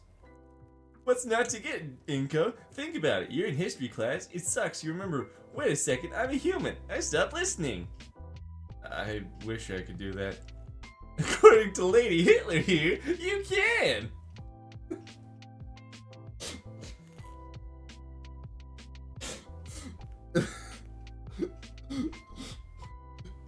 Gabris. Agreed! I know exactly what you're referencing. Agreed! Just funny group of women. It's just a funny group of women like me. Lay off, let me have it. You don't really believe that stuff, do you? Not really, it's just the rules. Okay. Olivia sticks her phone back in her pocket with a huff. Was the ride at the arcade always this long? I think we're about 20 minutes away from the arcade still. Don't worry, Inko, water fountains are integrated. Shut up. Damien cackles to himself. Alright, I hope the place still sells those hot dogs for $1. Costco hot dogs for $1! Oh, damn it, I want a Costco hot dog. I saved one of them! Damn it! I ate my hot dog. Okay, so I have a Costco that's like a 5-minute drive for me. Sometimes I'll just go there and get like 5 hot dogs. Because they're like $1.50. And like they're a really good meal. They kind of make me sick, but they're a really good meal. And so I like just stockpile and put them in my fridge. I'm out of hot dogs. Alright, this place still sells those hot dogs for just $1. There's no way anyone anywhere sells hot dogs for $1 anymore. Yeah, but they did. It was great. Livy and I would save our lunch money just to go here instead after class.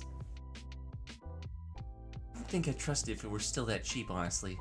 You ate a hot dog off the floor once. That's different. It's really not. Don't they put in hot dogs? I do, and I still fucking love them. I love eating pig anus. And dick. I'm sorry. You know, I need to go and find God. Fi, it's because you are, dummy. Damien fills the air with old tales of his and Olivia's adventures in the arcade. She'd occasionally chime in to correct him on whatever over-embellishment. Since when did you make me a mod? Like 10 minutes ago? I literally just did it because it's like, you know what? I trust you enough, brother. You don't have to do anything, basically. I just do it because I trust you. You're a good bro. Thanks for telling me. You're welcome. I told you now. Literally all you need to do is, hey, there's a spam bot. Kill him. That's about it. Even as the last remnants of suburbia melt away and skyscrapers overtake our view of the outside world, finally, I'm in the big city. I've made it, world! Here we are! I'm almost disappointed when we pull up to the arcade parking lot. Large glass windows covered in sun-bleached promotional leaflets adorn the front of the arcade. The building itself looks a couple decades old. This place was probably successful in the past, but I can only imagine they break even nowadays. Maybe the recent resurgence of retro deco could change that. I can show you more on the return trip, come on. Guess she must have seen my brief hesitance. Liz unlocks the trunk and I hop out to get Olivia's chair. As I attempt to heave the thing out of Liz's trunk, it takes considerably more effort than I'd like to admit. I unfold the blasted thing. I think there's a release button right here. As I check to make sure that all my fingers were intact, I can see Olivia snickering through the passenger window. Inko-san, you have much to learn. Observe. Olivia makes sure the brakes are held and heaves herself over in one motion. The chair is forced open by the momentum alone with a loud crack. Damn! Do that shit to me! Sorry, what? She gracefully rolls by me, tongue stuck out in a smug victory over my ineptitude. Ready. Sweet! Damien hurries us inside, and I can tell he's most excited to be here out of anybody. Dude, this place is the bomb! We used to scrounge for change to come here after school. The place is abuzz with activity. Flashy machines all competing for attention and gamers excitedly conversing. I lean in a bit closer to Olivia. Pretty dang loud here. You gonna be alright having to speak up more? Of course I am. What do you take me for, a kid? Sorry, Mrs. I Need a Water. I appreciate the concern. Liz scowls as she peels her boot from the floor with a loud Ugh. Damien, you could have warned us about... Damien's taken off towards a nearby coin machine, fistfuls of bills at the ready. I could have told you too. I've been here before. So why didn't you warn me about the stickiness? Olivia shrugs. His head lowers to the bridge of snoot pinching levels. Well, you two did kind of drop this on me at the last minute. Still remember this place pretty well. Great, you can show Inko around and I'll go with Damien. Liz meekly puts her pointer... Aww, that's adorable actually.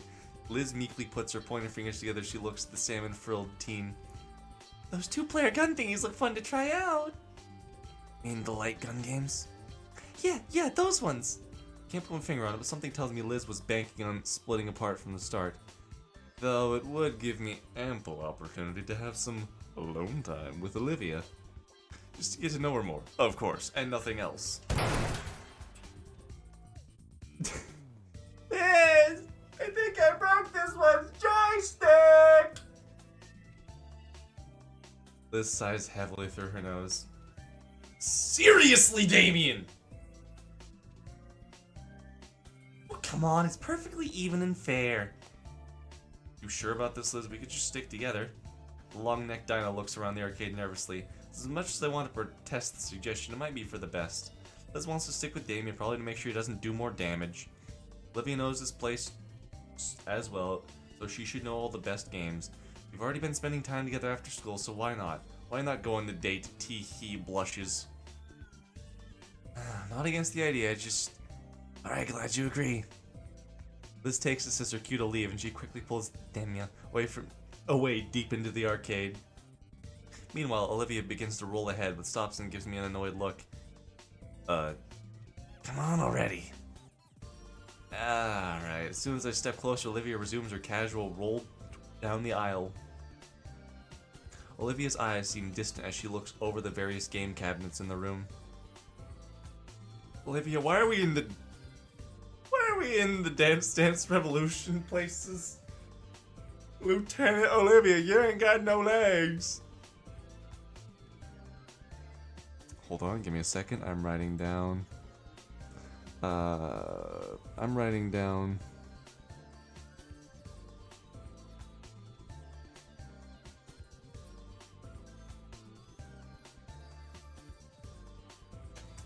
That is my Discord server, not my notes server. Whoops. You know what, that's still announcements. Next stream title for this game is gonna be, You Ain't Got No Legs. I messed up a little bit.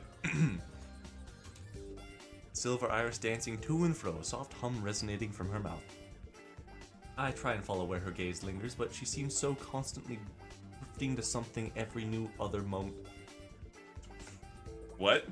I try and follow where her gaze lingers, but she seems to be constantly drifting to something new every other moment while deep in her own thoughts. That's the sentence. I'm gonna take a drink.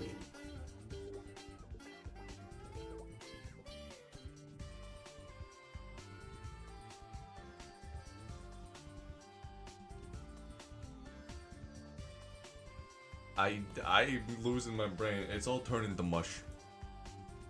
As we carry on slowly, the creeping awkwardness in my stomach gnaws away at me. I have no clue what to do right now.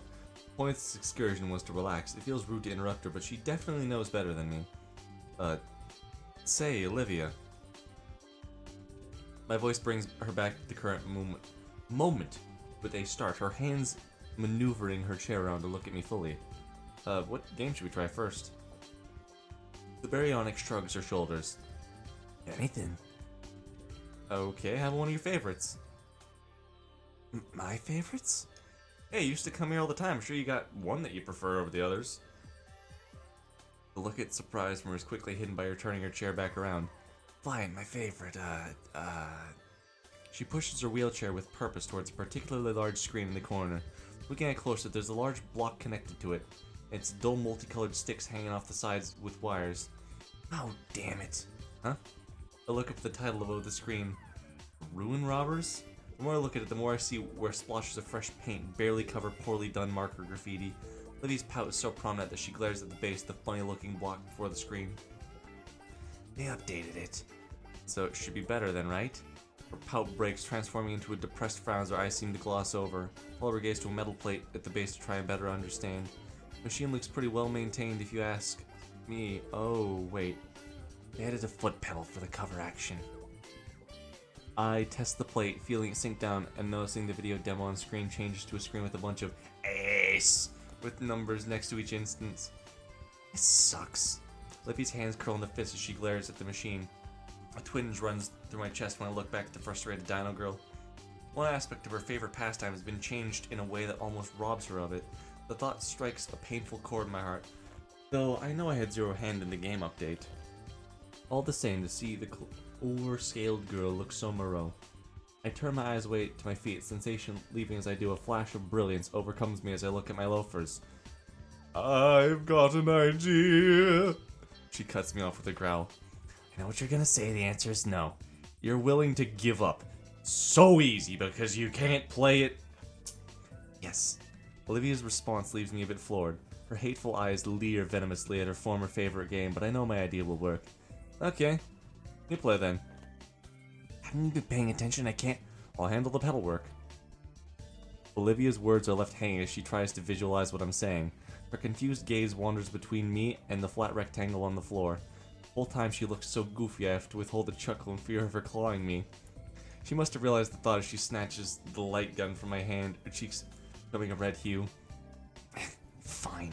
One game. She looks at the light gun in her hand and takes a deep breath. Better do your job right, too.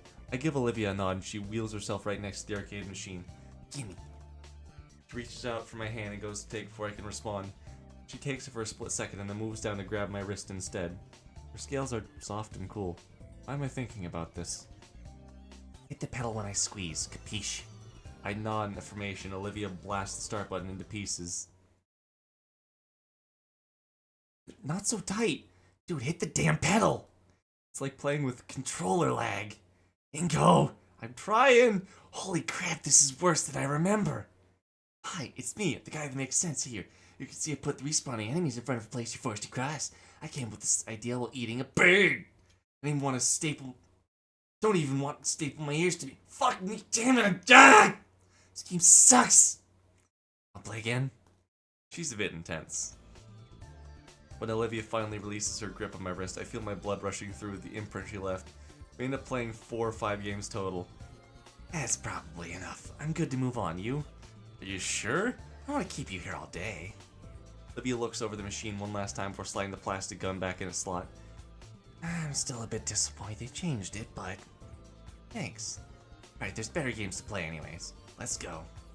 Stray thought from before I really got to know Olivia careens to the forefront of my mind. Sometime along the way, people started calling her Hot Wheels. Don't remember really who or when, but I do know it's proof she got that dog in her. She got that fire in her. Fire in her. Before she can roll away, too far my hand takes hold of the chair grips, jolting the down girl from her sullen stupor. Say, I've got an idea, Hot Wheels. Why don't we try the fighting game you were so good at? The fighting game. Olivia's jaw clicks shut as her hands ring together tightly. Arcade cabinets can't change, right? I mean... Her gaze turns toward the opposite end of the arcade and I can hear the loud hollers of competition from here. Come on, Hot Wheels. What do you say? The name seems to invigorate her, her glacier irises hardening and her ivory claws touching at her wheels. An eerie grin creeps across her features, tongue polishing an incisor as her predatory eyes latch onto a particular cabinet on the far side. Olivia picks a direction and speeds off, parting the sea of sweaty dinos and leaving a small space of safety in her wake. After a short while, passing on some digital pachinko machines, she looks back at me for a moment as if to confirm my presence and to say, "Don't lose me," and then yanks her wheelchair to launch herself through the building towards a new destination. Hey, wait! I finally give chase, following her as best I can while avoiding the rest of the awestruck players. Just witness the high-speed dino girl shoving them aside in her wake. As they get closer, the atmosphere seems to grow thicker, the very air becoming dank and heavy, almost as if someone dialed the humidifier up to 11. For a second, I have to stop in my tracks to catch my breath, try and cool down as my shades begin to fog up. This is the power of fighting games. I'd heard of things, but I thought they were jokes. Through the fog, I spot Liz, or rather Liz's head sticking above the crowds. Yo, you found us, bro! Getting closer to Damien and Liz's head come into view. Olivia stops and checks one last time that I hadn't gotten washed away in the crowd of sweaty nerds. She then moves past Damien and Liz, coming to a screeching halt next to a particular cabinet that's occupied by somebody else. She removes a shiny coin from her pocket, placing it firmly down the controls of the current player, who hardly glances at her. Was not expecting that. As I step closer, I'm able to overhear the exchange between the two dinos. The greaseball ankylosaur, without even looking away from the cabinet, starts rattling off his credentials to Olivia as if it was a job interview. You know, I'm the best Jurassic player in the side of Arcandra, right? double S rank to 3 online tournament wins. Besides, it's 50 cents, not... Shut up and nut up already. Olivia's voice causes the ankle sword to grimace and finally turn his head. You really want to try me? Look, Tiny Tim. His jaw clicks shut as his eyes manage to sweep above and then down to Olivia, his eyes squinting as his retina slowly adjusts to the low lighting of something not displaying brightly colored pixelated characters. Bro, you know you can't be bringing chairs over, not after last summer. Olivia growls and raises a fist. I think the pale scaled down finally sees who's challenging him. His maw flaps helplessly as he tries to explain himself before he stops himself completely. Never mind, so sorry. The gator girl sighs and taps a finger on the quarter she placed down. We'll say you can't refuse, right? His head tilts in confusion. You know, you look to be the new champ here, right? Yeah, this is the champ's cabinet, right? Damien's come over by this point, followed closely by Liz's head. Champ's cabinet? Unofficial, but it's the oldest one here. Been here since the dawn of time. Like, sacred. I look over the old machine. The panel is chipped and positively covered in marker ink to the point the only legible thing on it is a very juvenile edit to the game's title. This thing? Yeah, man, they've only let the head honchos actually use it. You're supposed to try and use it without credentials. You end up headbutted. That's bull, but I believe it. Look back to Olivia, who's having a withering stare down at the squat guy she challenged. Look, lady, I'm a big deal around here. Buster of nuts, crown champion of all of Volcanra. This particular Jurass Kicks machine's got history. Happens to be the same machine Dido, the Rex, go manage to pair. Quit stalling and fight me. I'm not, just setting the stages up. Plus you think you're the only challenger I've got? I look around noticing there was now a group surrounding us. On my title as champion, I'll take all comers now. A hushed whisper goes through the crowd. Finally, I form a line now. Okay. Tallest to smallest. What? No cutting. Oh, heck yeah, we're gonna whack the floor with you, Buster. Wait. What? I don't even play video games. I'm not a gamer either. Too bad, consider it the blood tax. I want to protest further, but Olivia's head turns toward me with a pleading look on her face. Besides, you think I want to put my hands on that thing? Who knows where... Oh. Self-voicing disabled. I pressed V instead of space. What? They have... Hold on. Self-voicing enabled. Inco, and I'm not really a gamer, either.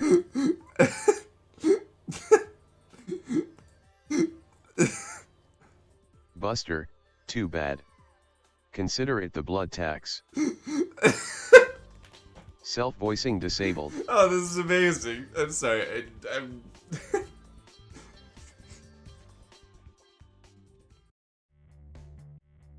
We're in. Inco? Yeah! Come on, Liz. It won't be that bad. You're still by the Brachio booth, right? Hold tight, I'll come get you. Damien rushes back through the small group around us, following Liz's neck to find the rest of her. It's weird having someone whose neck is like the size of them by 5. Her head swivels around and gives chase. Her pleas not to have play fail it. Her head swivels around and gives chase. Her pleas to not have to play falling on deaf ears. Brachio booth.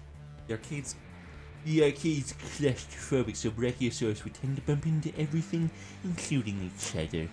There were some lawsuits, and now there's a few platforms placed where people like her can sit and reach everything. There's even some water fountains attached.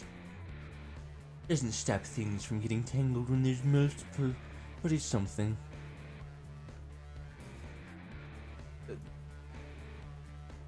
Garbs, that's supposed to be if you want me to do like an accent or something.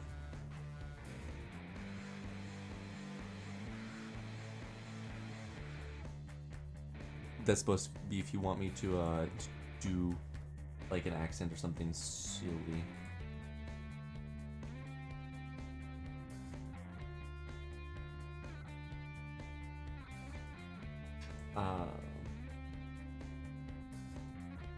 I had no idea what you were clicking on. That's fine, hold on. There you go, buddy. Giving a Scottish accent. For how long? I'm not doing it for the rest of it.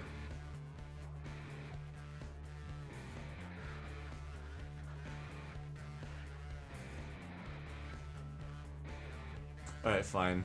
5 minutes. Okay. Doesn't stop things from getting tangled when there's multiple, but it's something. Oh, Lord. In the end, Liz must have relented because she shuffles up to the rest of the group. Why, let's just make this quick.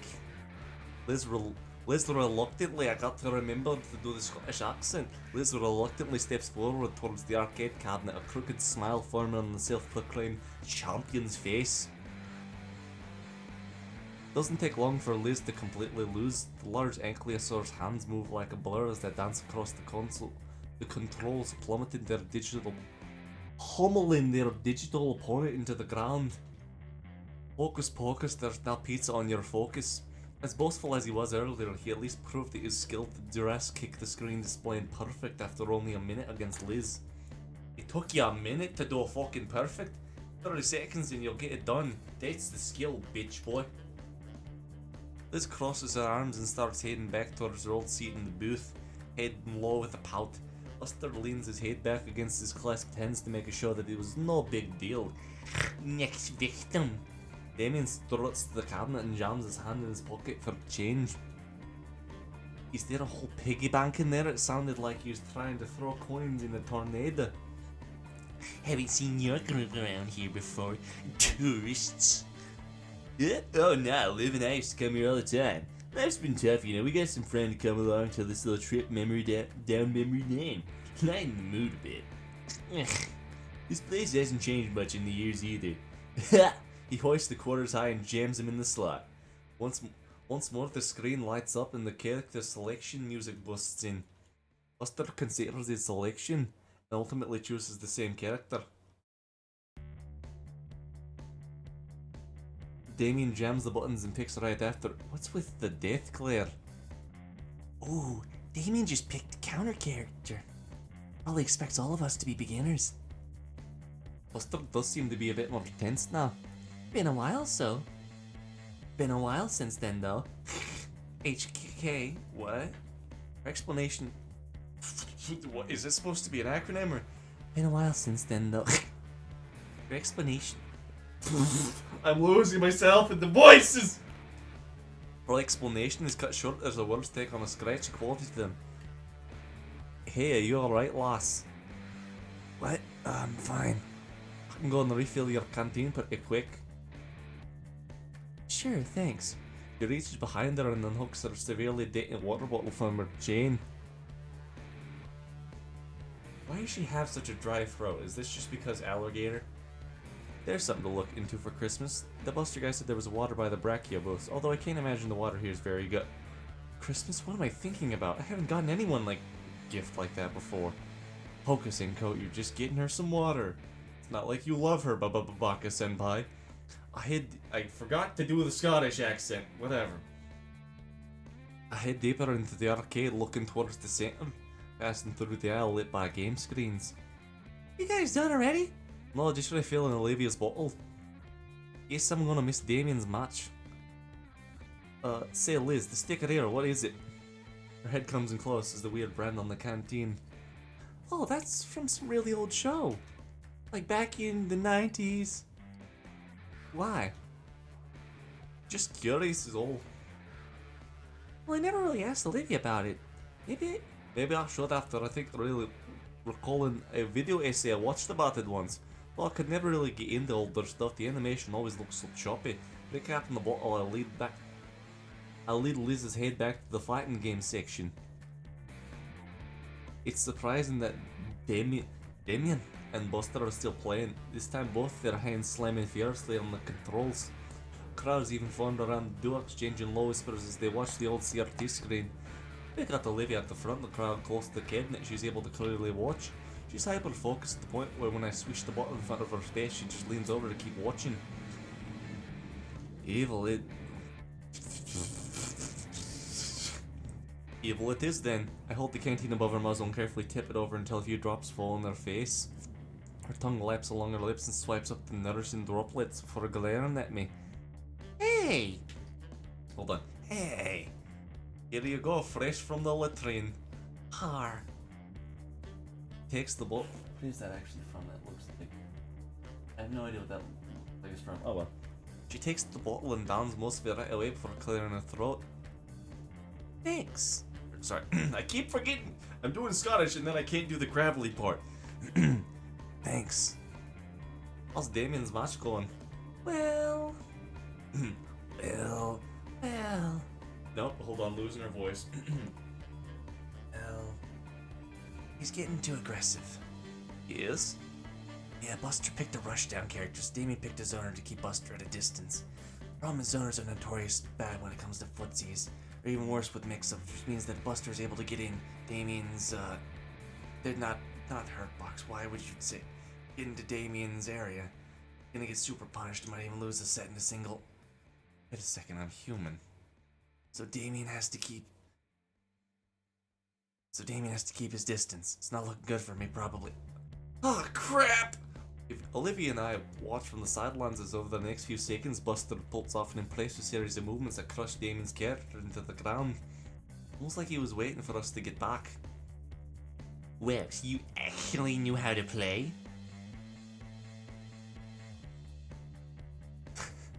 This will come in handy in a while. Has it been 5 minutes? No, we still got 2 left.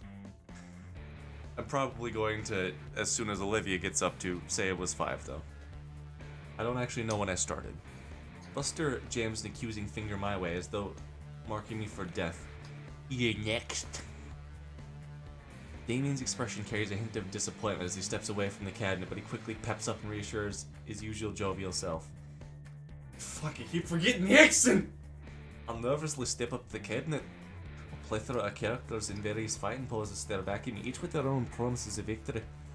I remember an old saying Coach Sully had told me, If we do not know what we are doing, then the opposing team can certainly not anticipate our future actions. I tap my joystick over until the large question mark in the middle of the screen is highlighted to the astonishment of spectators and visibly nervous opponent. The game begins and my opponent beside me seems exceptionally calm as he manipulates his controls, compared to me trying every button and stick input to figure out what the heck I'm doing. Like Damien, who at least looked like he was holding his own against the bloated Buster, I was getting the digital crap at me. Every attempt I made was met by my character being grabbed and thrown in some ridiculously elaborate way. By the time the perfect announcement plays up on the screen, I can finally feel my wrist crippling from the crazy amount of button mashing I've done in under a minute. At least that lasted a little longer than Liz. Don't feel too bad. I am the best here after all. He's like a neckbeard. He's really like a neckbeard. The spikes are definitely supposed to resemble facial hair. His snort-filled laughter grates on my ears and I walk back to my friends, all them stared daggers to pace the scale down now. The rest of the crowd are in an uproar along with him and I can feel my ears heat up at the attention. Olivia's eyes are narrowed as she wheels herself into position, her tail lashing roughly against the ground as she waits for the laughter to die down and her turn to finally begin. Buster chuckles to himself while cracking his knuckles. Self-voicing I disabled. keep pressing V! I'm gonna lose it. I just finished wiping the floor with your friends while hardly breaking a sweat. Bro, you look like you're only covered in sweat. You look like you greasy motherfucker could be part of a Butterball commercial. Motherfucker, I could dip you into a fry vat and you'd come out crispy. You've never even heard of the concept of water, let alone a shower. What key do you want to press? H? No, I keep meaning to press spacebar, because that goes forward with the thing. H is to hide stuff, I know that. Spacebar is to move forward. Just so you know who you're really dealing with, I'm Buster. We don't give a shit. You won't look bad for ducking out. Or are you ready to get busted on? You're just weird. You're fat. You know, you can still back out of this. Olivia's response is to insert the coin slowly without breaking eye contact with Buster with what I can only describe as a predatory leer. She then slams her fist on the start button. Buster instantly moves his cursor towards a different character. Damien, next to me, lets out a soft gasp. What's wrong? Buster's character's like 3 kind of bullshit is what's wrong. What? Well, for one thing, he's usually gentleman band attorneys and His mouth is not moving. All that comes out is alien words. Oh, he's basically playing Pet Shop from, what was it, Heritage for the Future? I don't remember. Or is it All-Star Battle Royale? Basically, Pet Shop is one of the bird characters from JoJo's Bizarre Adventure. It's flying, so it literally has no fucking low. So you can only hit it with mediums or highs, which is incredibly bullshit. Buster lets out a chuckle and turns back to Olivia, giving him a smug grin. Olivia doesn't seem at all fazed by Buster's character choice, clicking her joystick lazily. It's about to go down.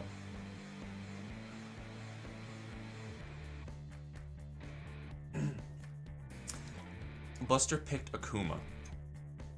Yeah. If we're going with Street Fighter, this is basically Akuma. Olivia, now is your turn to play Shadow Akuma.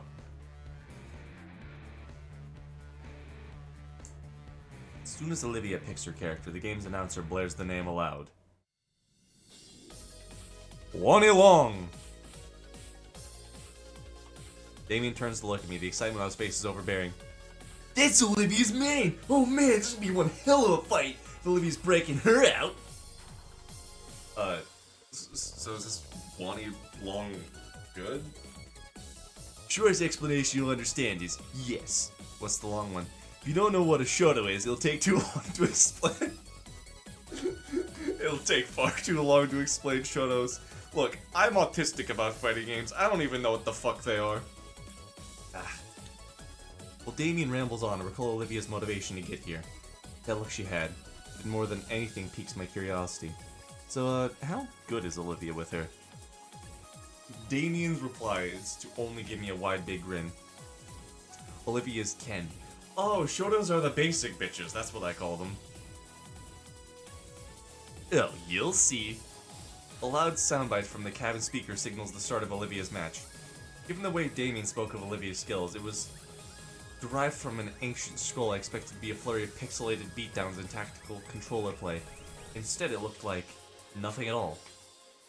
On the large display, both characters are shifting back and forth, the joysticks in Olivia and Buster's hands clacking about furiously.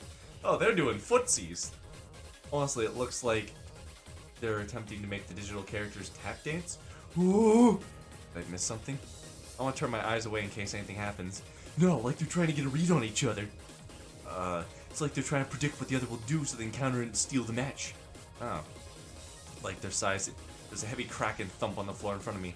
Olivia's tail lashed to the base of the cabinet. Old Buster's Thagomizer. Yeah! Thagomizer! My favorite dinosaur part. While Buster's Thagomizer had managed to crack into the concrete floor beneath him. Sorry, I really like Thagomizer. It's my favorite dinosaur part.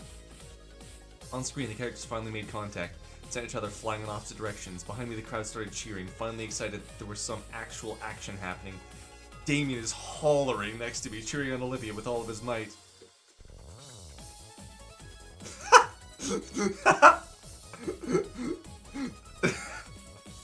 Looking at Liz in the background. But the excitement dies down again as the duo resume their cyber posturing. Yeah. Yeah, this is absolutely like Street Fighter 3. Third Strike, I mean, not 3. Did I say 3? Like, this has to be Third Strike. Just with the button layout. My eyes darted between Olivia and Buster. Olivia is completely absorbed in the match. Her eyes are wide and full of killing intent. Buster, on the other hand, seems like he can barely contain his fury. 10 seconds on the clock. Olivia comes in clutch, punishing Buster's character with an impressive strike of attacks. Third Strike is SF3. See, I don't know the differences. I don't play any of them, I just really like them. He manages to get away with a single pixel of health just as the time limit runs out. Winner! Wani Long! The crowd goes nuts as Olivia's victory is announced. And you know what? I can't help but cheer along with them. Olivia slumps back in her mobile seat and lets out a sigh before returning to her original position. Buster lets out a snort, twists and stretches his neck, and cracks his knuckles before once again gripping the controls tight. Round 2. Clash and Trash. The wheel of fate is turning. And begin! The crowd returns to a more silent state of observing the match closely. Only low murmurs as they gawk at the two highly skilled players. The words passed around reach me, attempting to draw my eyes away. Weird friend, surprised he's not doing the... Is he playing with her? Come on, Olivia! Damien's shout above the rest of them nearly blew my eardrums out, but I shared his sentiment and stylized characters exchanged simple blows. The timer continues to tick down, Buster once again being put in the defensive. With how all the previous bouts went, Buster always had control with the cutthroat level of offense. But I didn't think of it being as passive. The countdown once again hit 0, this time with Olivia's character slouching in defeat and the crowd cheering again, but less enthused than before. You got this, Olivia! One more! You're champ! Olivia's shoulders tense up at what he said. All eyes were directly at her. Oh no, oh no. Is my... Hello? Are we back? Did everything break? I feel like everything broke. We good?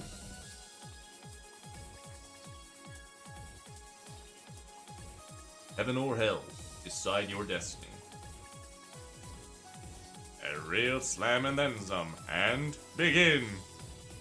Okay, sorry. Sometimes my chat reconnects and I don't really understand why. Damien! Come on, Hot Wheels, show him why you're the best! She groans a bit and refocuses on the screen. The group simmers down in silence in anticipation of the start of the final match. Sudden silence actually catches me off guard. Long enough for my own doubts to catch up to me. Buster's playstyle, it's like he's not really trying. The match starts, and the hype flares right back up. That's stupid of me to even think he's a Gamer Bro champion type. He's got way too much to lose. And yet... Damien. Yeah? You notice anything off about how Buster's playing? You notice it too? Guess I'm not just paranoid then. Like, I didn't really watch your match, but he was always so... passive? No. Like, these two are crazy good, so maybe this is all mind games? As if he's going to throw the game and let her win. I glance back at the ongoing battle happening on the screen, and I take notice of Buster's hand movements. As Olivia launches her character into the furious combo, sure enough, Buster hesitates just enough to let his fighter get hit by the first blow. That's brilliant timing. This is crazy. Huh? And it hits me all at once, like a freight train.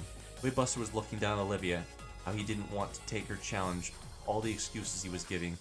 He's a virgin, but also, he's throwing the whole match. Damn it. Even here, Olivia was right. Damien, I think he's taking it easy on her. You think so? Damien takes a moment to ponder what I said.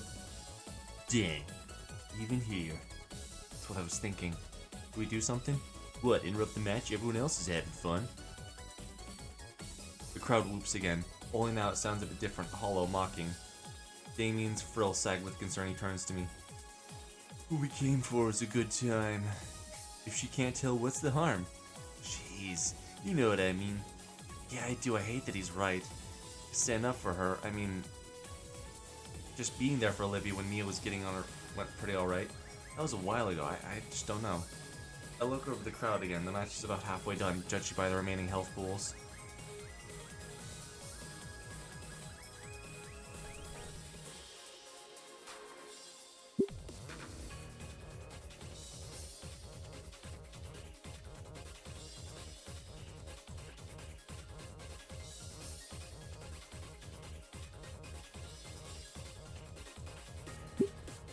I know Olivia doesn't normally like from strangers, but I'm no stranger to Olivia. She knows my intentions. We're friends. On screen, it looks like the characters about to strike one another with their feet. I cup my hands around my mouth. Go, Olivia! You got this! Damien recoils from my scream. Or maybe I popped his eardrum, judging by the glare levels at me. Then he raises 2 fingers to his mouth.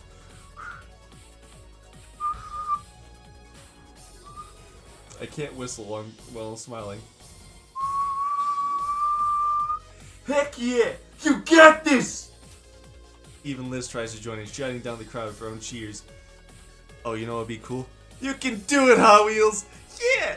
Go Hot Wheels! Wait, that's Damon. Yeah, go Hot Wheels! Olivia flinches and turns her head to look back at us. Curiously, so does her opponent.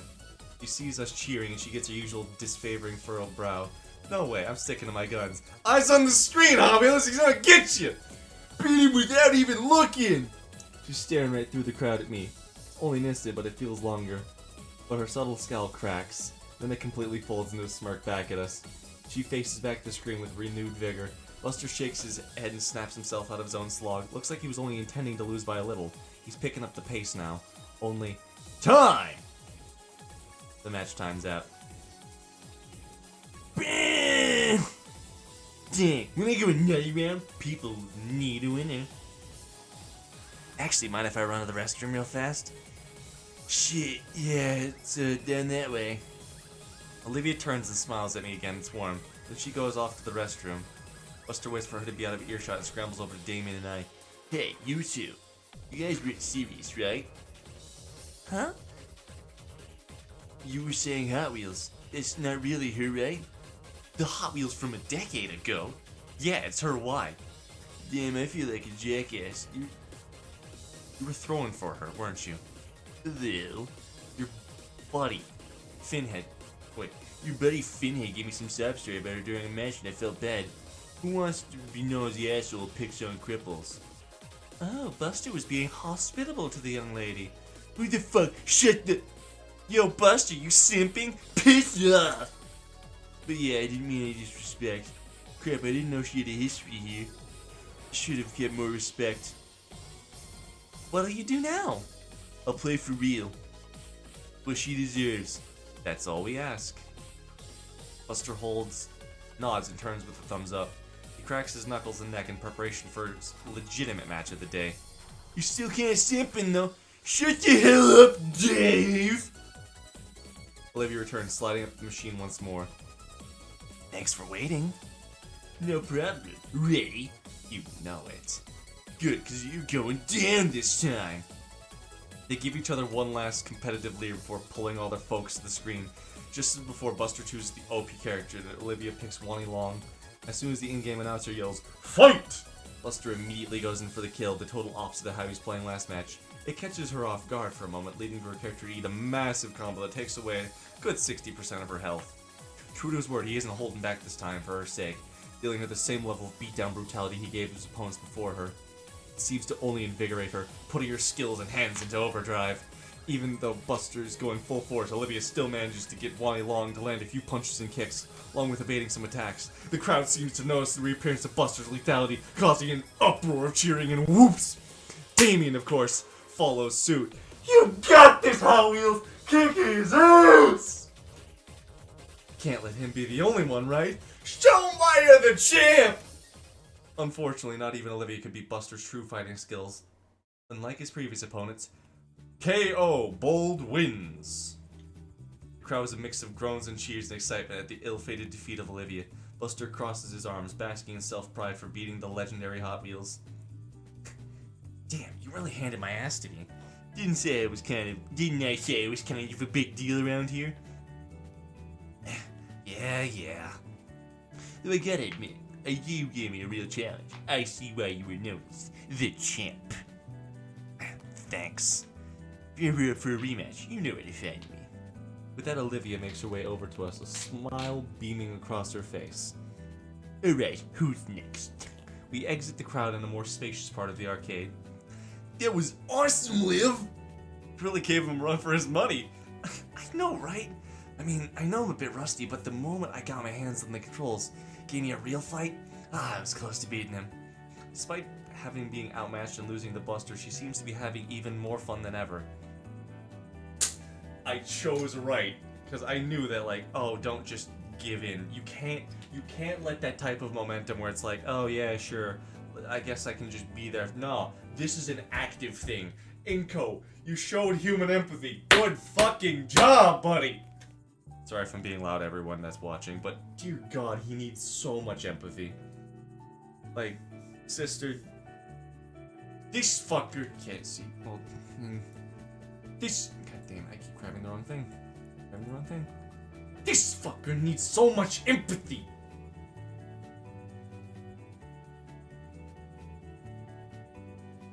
I'm feeling all jittery after the fight. Despite That's the gamer rush setting you in. Hey, you know they sell food here, right? We should get some snacks. Oh, I wasn't smelling grease. I just assumed it was. He takes his own order and starts marching off in direction. Human MC in a dinosaur game growing up with me. Say it ain't so. Damien, wait for the rest of us. Food? You know what? I could go for a little something. Yeah, it's been getting pretty late. Come on. Come on, they went this way. Olivia starts prowling through the crowd once more. Oh boy, this again. I'll call it exercise. You're at an arcade. The only exercise you're getting is none of it. The snack bar is a small cutaway from the rest of the building, segregated by a different style tiling and brighter fluorescent lights. There's not a lot of options aside from what you expect: pizza, ice cream, chicken strips, pickles. What? When Damien asked for 2 slices of pizza, Liz got excited. Then when he got the food, I was already eating one, holding the other. He seemed really annoyed, but took his offer to let him pay for her food. Pizza time.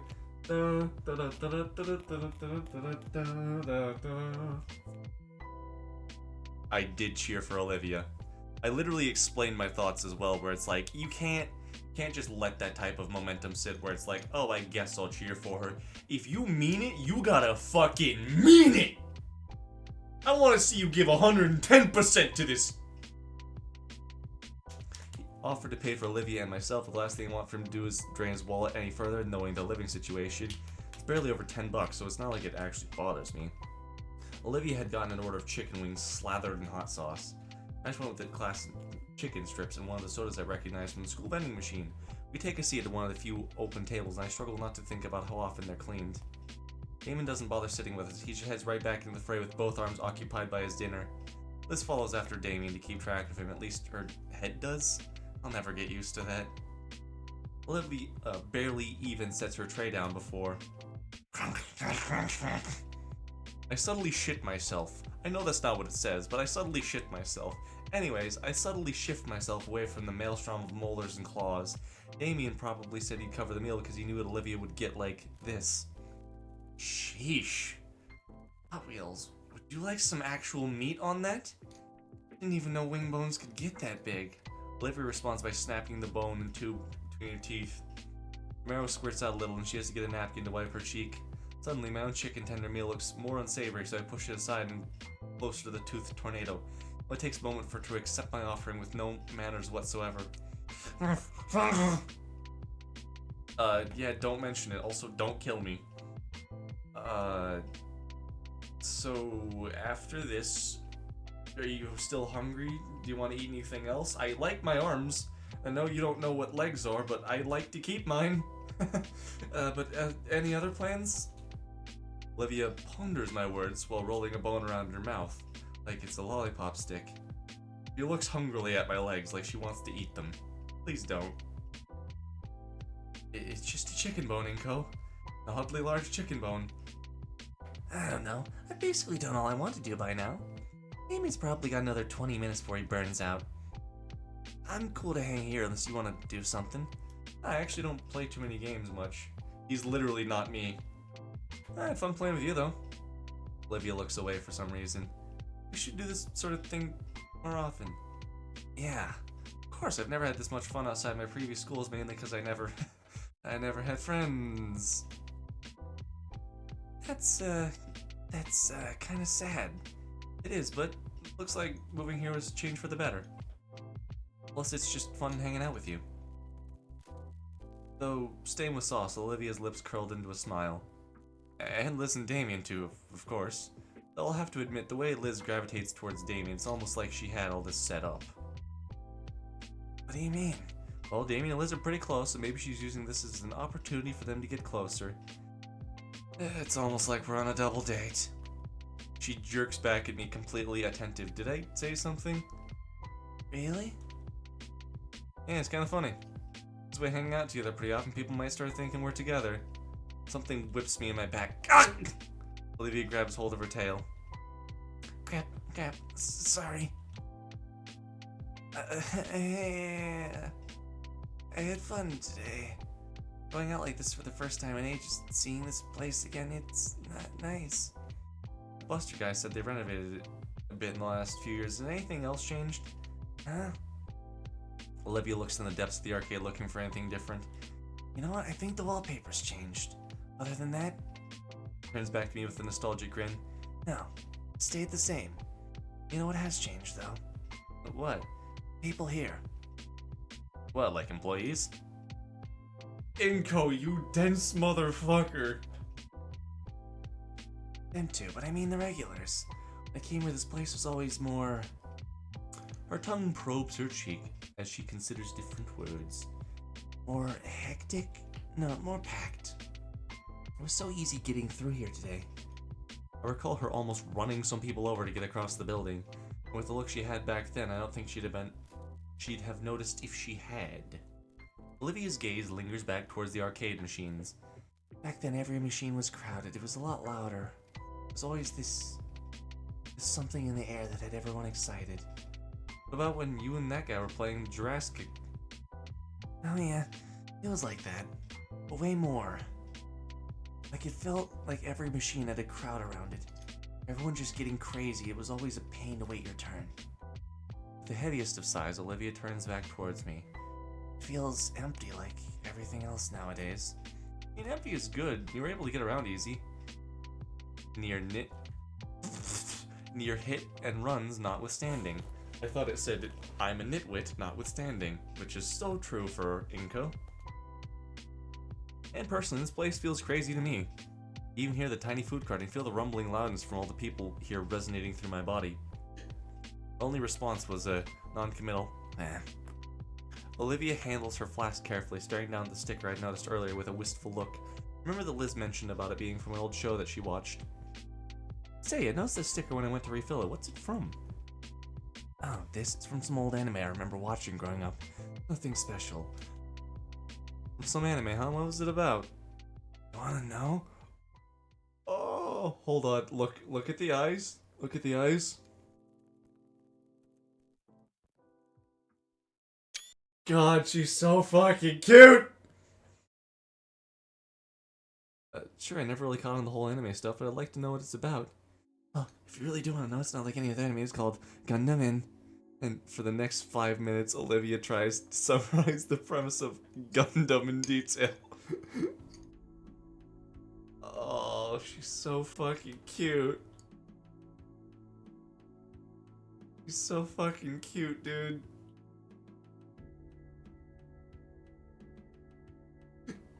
Hold on, I gotta... Hey, Garbs, you don't actually know this, because it's the first time you're being here. Yeah, I actually know Syl, or Sly. One of the lead devs at Caveman On.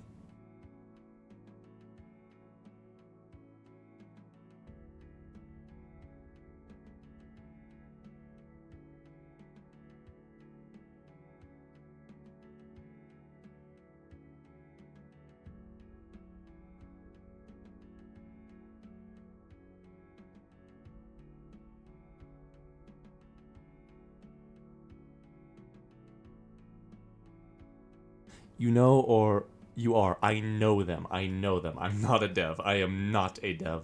I just wanted to message them on Discord, because I'm like, bro, well done. See, I actually learned a little bit of,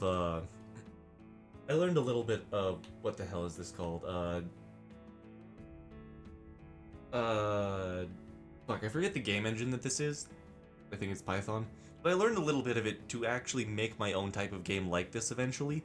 I know exactly how they're doing this animation. Ren'Py. That's what it is. I learned a little bit of Ren'Py so I could make my own thing. It's part of the video. I still need to actually get an editing software and update. Part of the first Snoot game that I played through. I made something that I was really proud of. And I know exactly how this type of animation works. This is very creative and very clever. It's cycling through all the different animation she has while moving her little back and forth to give the idea that she's moving. You know, like, this is so clever. It's not really animation. It's not, but it gives the idea of animation. It's very well done. It's very simple, and that's the beauty of it, because they could have gotten much more complicated, but, like, it's well done.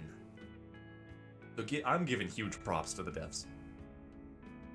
Given that I'm as clueless as it is in fighting terminology, the plot sounds completely esoteric. The sticker is the symbol worn by the faction of Space Noids fighting for their independence. Sounds like just a noble group with a goal like that. Watching her talk so passionately about the series franchise. Oh, that. Wow, that's a lot. For how long? But that's alternate universe stuff. Oh, and there's this martial arts one, and as she continues her description of the franchise, I start to realize how enamored I've become. Not just about hearing the show, but from seeing Olivia talking about her favorite show with such passion and energy. I find myself engrossed in her voice as she recounts a particular version of the anime, as she's even taken to emulating segments from the show. And then he finally admits it was one of the best romance Gundams done, and her sudden pause worries me. What's wrong? Any more water? Nothing. Doesn't sound like nothing, rather given the roughness in her tone again. Her throat finally ran dry. Need another refill? I'm good. She drinks deeply from the canteen that has started this all off. It's been a while since she talked herself dry like that. In fact, I can't recall the last time she desperately needed to hydrate like that. I think maybe around the start of the school year? She releases the canteen and lets a breath of relief out. Better? Olivia nods. Anyways, where I late. Actually, I've probably been blabbering on for too long about it. Oh, no, I really don't mind. Please keep going. No, it's fine. Besides, you let me talk about my favorite show. Tell me about yours. Mine? I haven't finished anything, just mostly video essays from old shows. I'm told... I can't read. I'm told I call myself a fan of video games without having played them, but does that apply to TV? Kind of. Olivia sure has taste. She can tell me exactly what kind of show she likes and why she likes it. I just know bits of trivia. No, that can't be right. I've seen lots of things in passing. Like, well shoot, I have no swag. I guess I've spent more time watching in-depth video essays about shows than actually watching them. He's literally me. Man, that's embarrassing. Oh, no it's not. Okay, maybe a little. It's never too late to get into it. See what you like or don't like. Next time you're over at my place, we can binge watch the whole anime. I like the sound of that. Well, if it ever gets too intense, you can always watch Power Raptors with Vinny. Hey. Now relax. Toku shows like that aren't just for kids to like. It's funny though, I remember my dad letting me watch it as a kid and Vinny got into it because I showed him. If you don't mind me asking, you mentioned that your dad's in and out of town because of his job. What actually is it? Oh, he's on contract with the DoD. The what? The DoD. Been working with the Air Force since I was a baby. This is weird because it's starting to parallel actual things in real life with me. That's weird. Department of Defense. Oh, that makes more sense. This is starting to parallel actual real world things that I've dealt with. Huh. Normally he isn't called that often. When he does, it's pretty lengthy weeks, even months. That must suck. Isn't all too bad. We can still call each other and send messages. The work just keeps him busy. Well, that's good. Keeping in touch with your folks is important. Why do I feel sad now? What about your parents? What's their job? Oh, mine are just partners in architect. Why we move around a lot, and the main reason why we're here in Volcadera to begin with. Ah, now it makes sense. What does? You know... He points at my shades and jacket. Having on a jacket and shades doesn't automatically make me a rich, Olivia. Dude, who else wears clothes from Abercrombie and Flint and has extra pairs of Ray A-band sunglasses on them? People in mansions, that's who. I don't live in a mansion. Your information's a 2-story complex with an automatic gate and, I see what you mean. Now you get it, moneybags. Suddenly, Liz starts waving her hands around excitedly. What the... Big Olivia! Samuel comes rushing in, both arms filled with piles of tickets. Oh, mama! That's a lot of tickets. The other end's still trailing behind him. Damien got the jackpot at the Megala Millionaire. It's probably like 1,000 tickets. I'm gonna go see what this gets at the prize store. Come on. Damien Pog. Holy crap. Alright, yeah, you done eating? Takes the basket of chicken strips and pushes back from the table. Oh, mama! All he needs is a full head of hair, not happening, and a comb, also not happening. Okay, that felt a little mean. Yeah. I roll my eyes and follow behind Damien to the prize counter. He plops his winning stash in the counter in front of an unamused clerk. So what'll his get me? Nothing, you need to drop those in a ticket counter.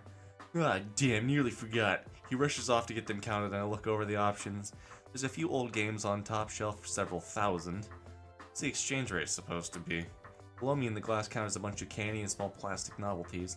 There's also a lot of joke items, whoopee cushions, air horns, things like that. One corner there's a series of licensed and generic plush toys hanging. Man, what do you think he'll get? Probably the mini RC car. Or maybe the plasma globe. He's gonna get a handful of candy and let us have the rest. You think so? Alright, I'm back. He hands the ticket over. I spot 1,247 printed on the ticket. Dang, that's enough for one of the plushies on the wall. Let's see. I want... Hey, how about that? He points at a small foosball table on the top shelf. But glances up at it back. It's gonna be another few thousand. Aw, damn it. Well, I'm out of ideas. I guess I'll have some of those then. Clerk gets a small bag of chocolates from the display. You guys can have the rest. I don't really need anything here. Nothing's really speaking to me either. I might want something. Olivia scans the corner. Counter. Olivia scans the counter. There's still enough tickets for a medium prize. She might be going for a paddle ball or something. Oh, look at that. She points at the plushie corner. The blue slug thingy? No, next to it. Oh, there's a weird dark green thing hanging from the corner. She's so cute! The only one of its kind. Kinda want to drop kick it. That one? I don't know, something about it really just makes me want to, I don't know, tie it to a firework and set it off into a deep fry? I was thinking the same thing. You guys are rude. I'm not saying you're wrong though. He looks like he's the reason we have taxes. I hate his face. He thinks he's better than all of us. I've gotten used to it. It's been around for years. Tell it I hate it. You don't really want to, right, Olivia? It's just like me. Oh. Oh, now I feel bad.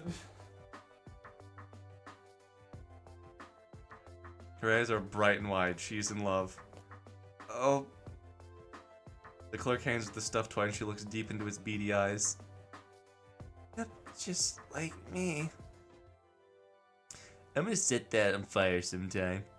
God, I feel like having both arms! We have two for a reason. The argument continues for several minutes. Guys, it's getting late. I think we should head home. Ah, shoot, she's right. Even though the weekend starts tomorrow, I still have a curfew. My folks are pretty strict about that. Hey, let's get home, guys. Aw. I guess you're right.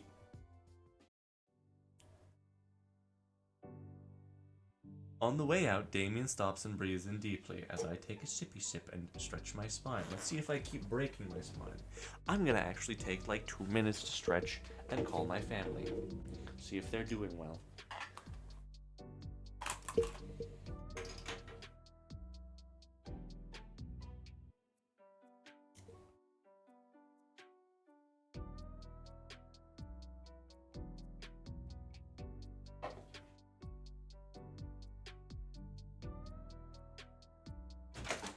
Be right back.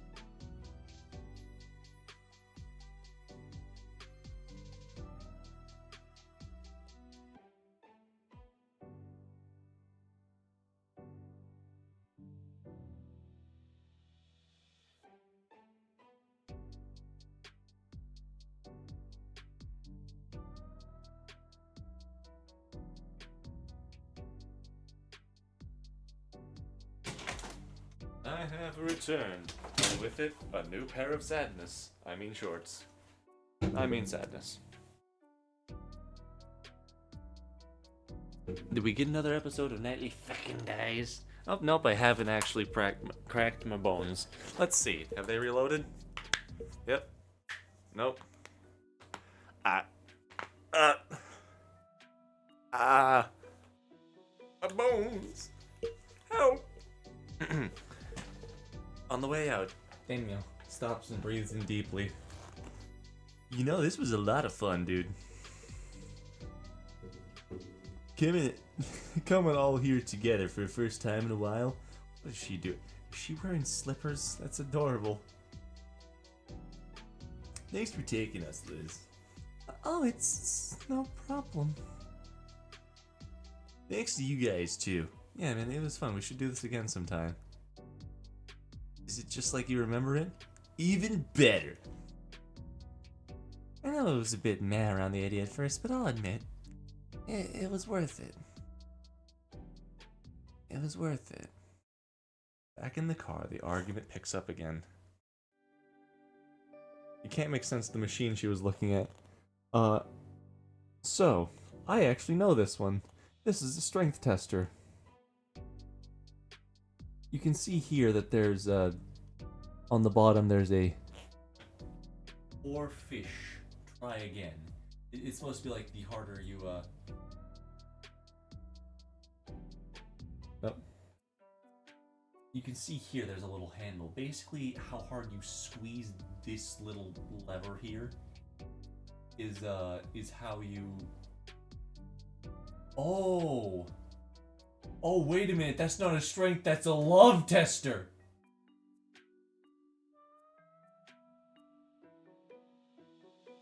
I thought this was the muscular... Okay, no, never mind.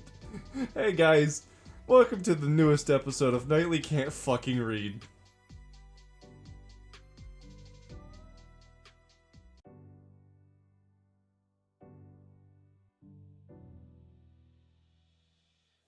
Nightly can't fuck. Aww. I'm just saying, you should try hiding pencils in his ears until they come out the other side of its head. Anyone hurts him, I will kill you. He stares with razor intent in the back of Damien. Okay, let's not get into fratricide over a plush animal. Olivia hugs the wretched thing tighter.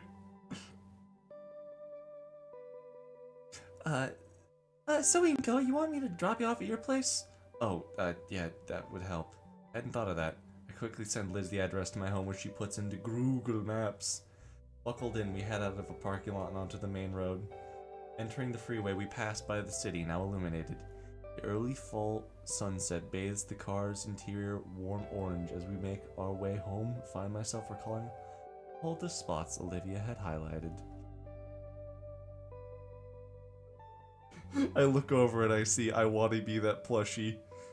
Somebody is gonna make a game about this, like a fan game based off of I Wanna Hug the Gator, titled I Wanna Be That Gator or something like that, where you guys know the I Wanna Be That Guy series? The really hard bullshit platformers? I kinda wanna make that now. I wanna be that guy. I wanted to ask her again, just so I knew for sure, but seeing her rest peacefully gave me the pause.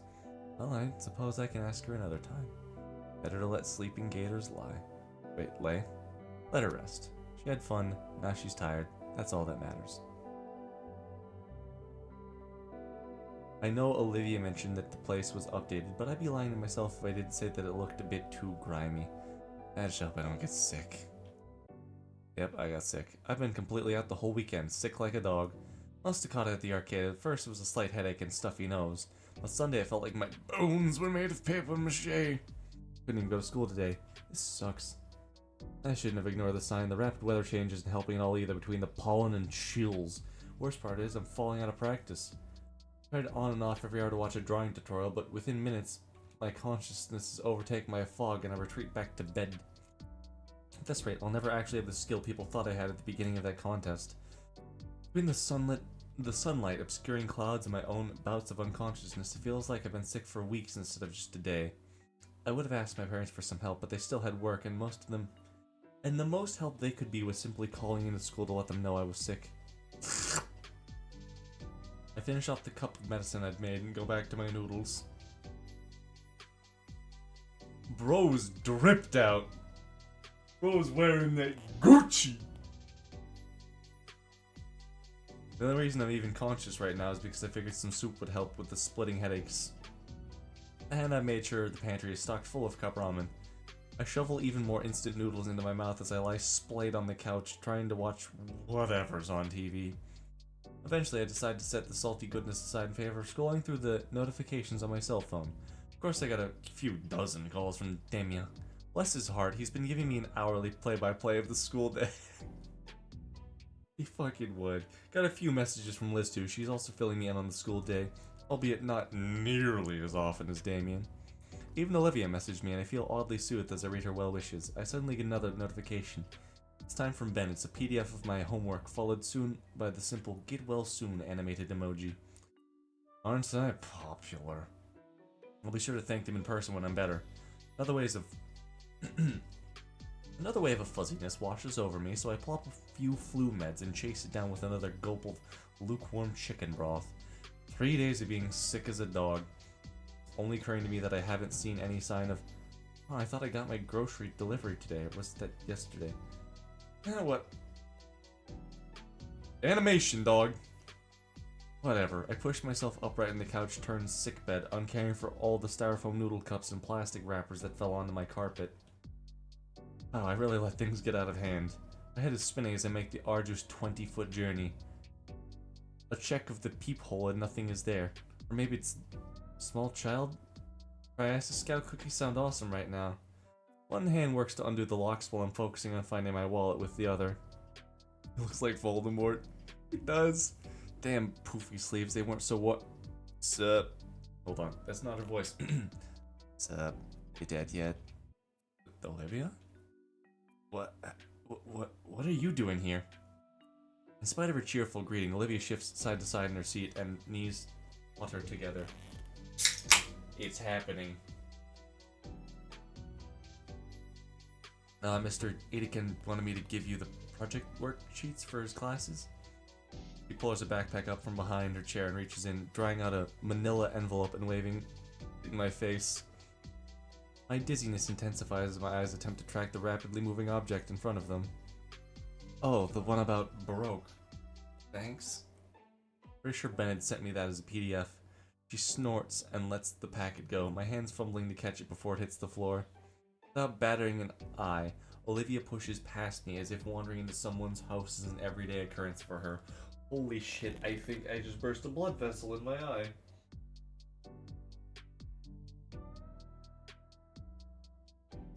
Hold on, I have a mirror for this exact reason. Oh, fuck. Hold on.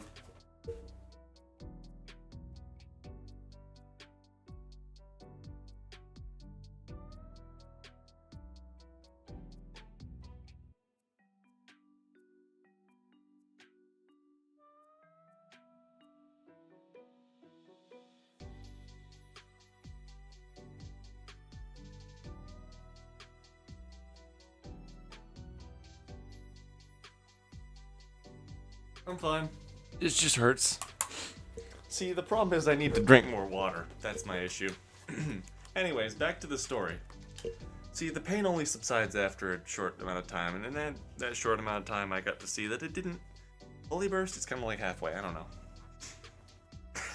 You don't have to hydrate me, but I thank you. I'm the internet's favorite little houseplant. You tell me to sit up straight and drink water. I'm a plant. Another hydrate. Without batting an eye, Olivia pushes past me as if wandering in someone's house is an everyday occurrence for her. Come on, the project isn't gonna finish itself. What, huh? She's already wheeled herself to my couch and set a backpack on the coffee table. Yeah, I figured you could use some help on it, or... And balks at the mountain of junk I had left. I think her nose crinkles. What? I think her nose crinkles. Hard to tell from so far away. Damn, Inko, you live like this. Damn, you live like this. My head finally catches up with what's transpired. Olivia's here now. Cool. What isn't is a sudden onset of vertigo. Guess I was standing upright for too long. I only managed to stay up just enough thanks to the support of the wall. What? How sick are you? I'm pretty thick, dude. The disgust that was on her face is wiped away as she looked at me. I wonder why. That's my fork coming at me. Look at her eyes real fast. Look at those silver eyes. She visibly got... She visibly was scared. He does love him. Hell yeah. Owie. After my impromptu tumble, Olivia had done her best to pull me up and get me on the couch. My robe did make it easy to drag me across the smooth floor of my house. And the fact that you're bald as shit. Okay, forget the project. What project? Attaboy. I can't tell if the dizziness is new or not. Olivia's already started picking the trash out, moving what she can into a grocery bag. Watching her, my vision going fuzzy only intensifies the vertigo. Guess I should take more of my medicine. I grab a can of soda from the half-empty case on the table, along with a bottle of cough syrup. Psst. I append the can and bottle into the glass. Been using all weekend, watching the delicious mixture slowly become my panacea. Giving the glass a good swirl to ensure the best final product, I grin and gulp down my alchemical masterpiece. I don't get to finish the drink, however, as an olive green tail slams my midsection and makes me spit up the drink all over myself. Fuck are you doing? No wonder you've been sick as shit. What? I read online that it make the medicine go down easier. Inko, you've been drugging yourself with fucking purple drank. I mean, yeah, it's purple and I drank. Holy crap, how are you alive? The smell of my spat up drank irritates my nose, and I feel my stomach roll from both the impact and forced purging. Resist the urge to retch, feeling my energy drain away. Ugh. I feel completely spent again. My vision swims and the world turns counterclockwise. Feel something on my head, and I'm thankful that something soft and warm and something smooth maneuvers back onto the couch. Blackness of my shut eyelids returns the uprightness of the world, and the numbness I'd grown used to overtaking my limbs. Oh my god. Wait, hold on. Oh my god, Inko, are you okay? Oh man, stay there, I'll think. Olivia's voice is drowned out by a growing drone of white noise. Once again, the colors from the outside window bleed and flood my house. I'm still without rent money. Someone's in here still. They're bent over something.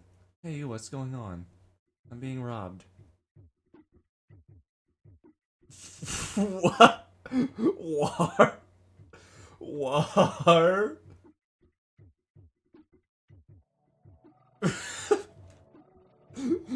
War? What?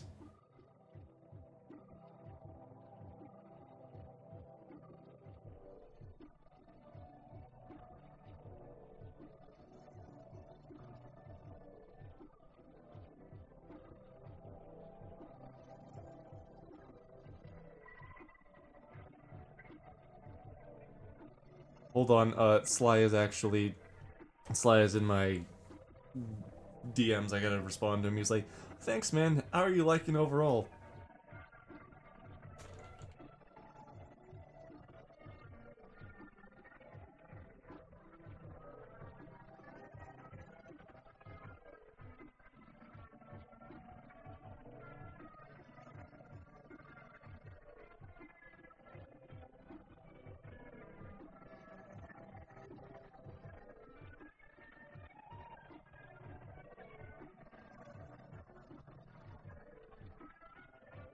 Inko drinking lean! Hang on, I'll try and get you help out. By the way, I'm gonna read all of these in very distorted voices because it's much funnier. So big hug. I want you hug. What's going on? Who is this? Where's Lucy? Where's my daughter?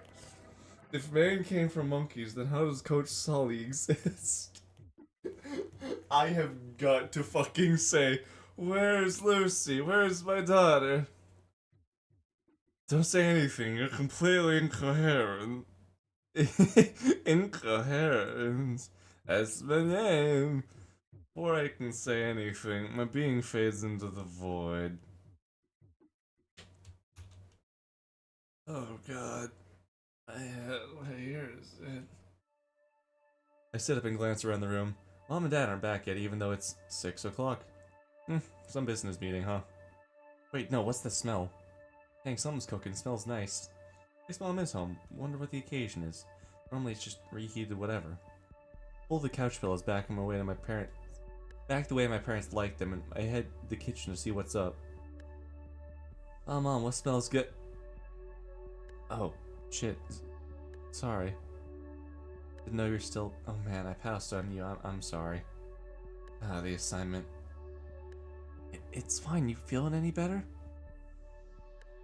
Are they not around very often? Yeah, they're usually busy with work stuff. Both have, busy, well-paying jobs. I'm fine, don't worry. If you say so.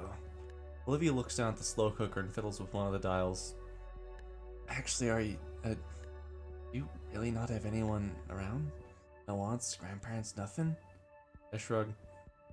Like, my mom's gone and my dad's a whole nother story, but at least he stuck me with the pains. That way I guess you're worse off than me somehow. The last part she spoke was quieter.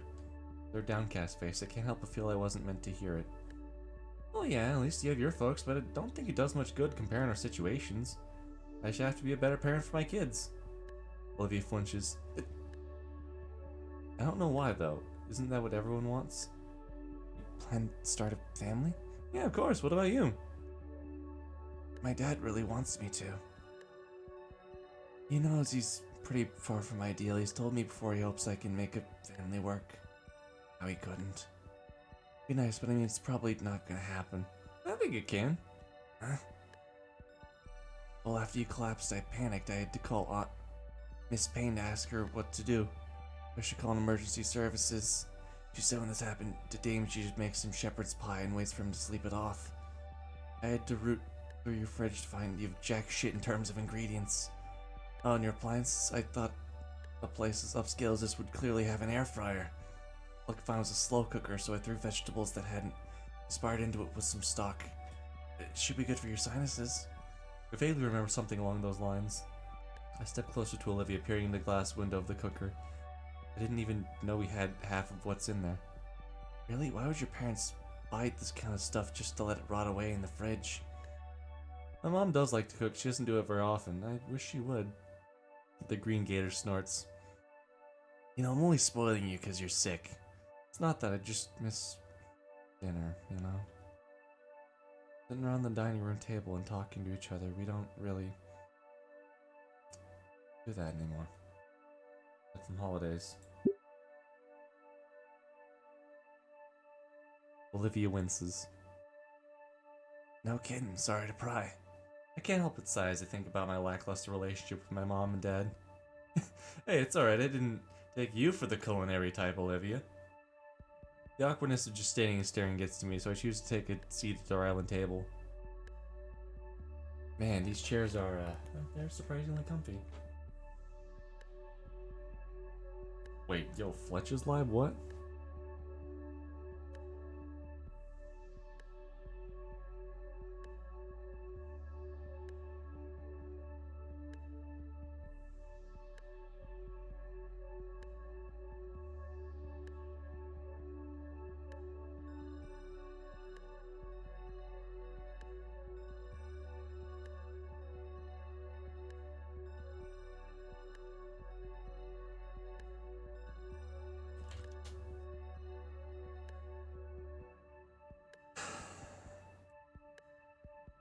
This is actually the first time the table was even used since we've moved in.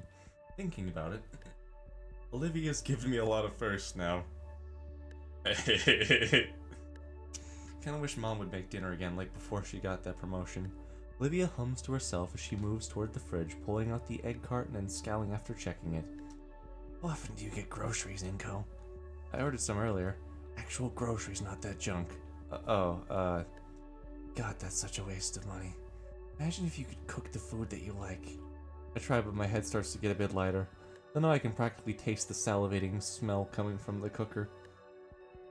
Is that why you're in home ec? There's another low hum from her as she continues something. I wanted to be ready when I had a place of my own. It's actually relaxing and just keeps my mind and hands busy when I'm alone. Plus it's either this or, Miss Payne all the time. Ding! The cooker pings, signaling the stew's finished. When Olivia takes the lid off, a cloud of steam erupts, with the rich aroma of cooked meat and vegetables. Can you grab us some bowls? Guessing they're in the shelves above. I nod and get up, moving around the table and the shelf with all the bowls. I give the top a quick dust check, sticking it back and taking the two under it. Olivia already has the ladle ready, stirring the soup slowly. I set the bowls down next to her and she ladles in servings for us. Okay, moneybags, back to the couch. Hey, update. I'm talking to Sly, and he's like, "Oh, you're just at the drug part. You're just getting to the midsection then." I replied, "Dude, I'm sorry you hear that, but this game is not mid." I am waiting on his response. You don't want to eat at the table? I can't. Oh. The island table doesn't really have the space for a chair to fit underneath. Plus I want to enjoy this with some quality entertainment. Figured we could watch something together on that big flat screen you've got. That's okay, right? Sure. I carry both bowls back to the couch, seeing the entire living room has been cleaned up. Man, I really need to make this up to Olivia somehow. Just watching something doesn't feel like a fair deal at all. Not only cooking, but even cleaning up after. I'll find a way to repair. I set down her dinner on the coffee table. Before Olivia can say anything, I place both hands on the corner of the couch and push. It's supposed to be a joke? Yeah, it was kind of funny.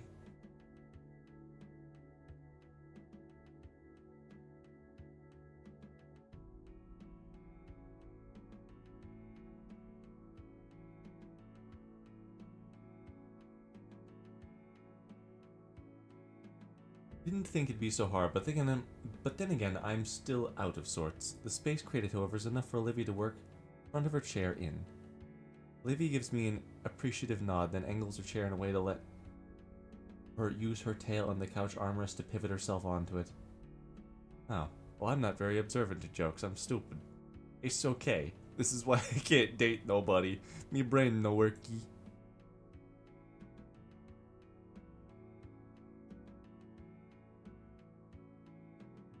Thanks. I give Olivia a small nod and smile as I grab my spoon off the table. Leaning closer to the bowl, the comforting aroma of the soup wafts up my stuffy nose. First time I'm getting goosebumps that aren't caused by cold flashes. I get a good spoonful of Olivia's homemade remedy, making sure to get some meat and veggies as well. Still piping out, I blow a bit of air on the spoon to cool it down. Pussy. What? Hey, it's the last thing I need with the fever is a second-degree burns all over my tongue.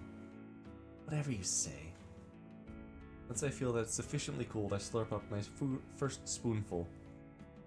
My dry, tired eyes close in bliss as the flavors wash over my taste buds, firing them all off like fireworks. To describe it as being good would be a severe understatement. The stock is rich and hearty, the meat is well cooked, it could easily fall off the bone it came from. The vegetables gave it a nice aromatic touch. All of it well seasoned and spiced. It's like I'm experiencing that scene from Ratatouille. Sensing and seeing the different flavors move and dance around in my mind. For a brief moment, I forgot all about my fever and only felt the warm presence of the soup envelop me like a cozy blanket. Fun thing, that thing from Ratatouille is actually called synesthesia, where he's eating the different cheese and the strawberry. I actually have that. Or, yeah, no, I still have that. It's where your senses kind of get mixed around.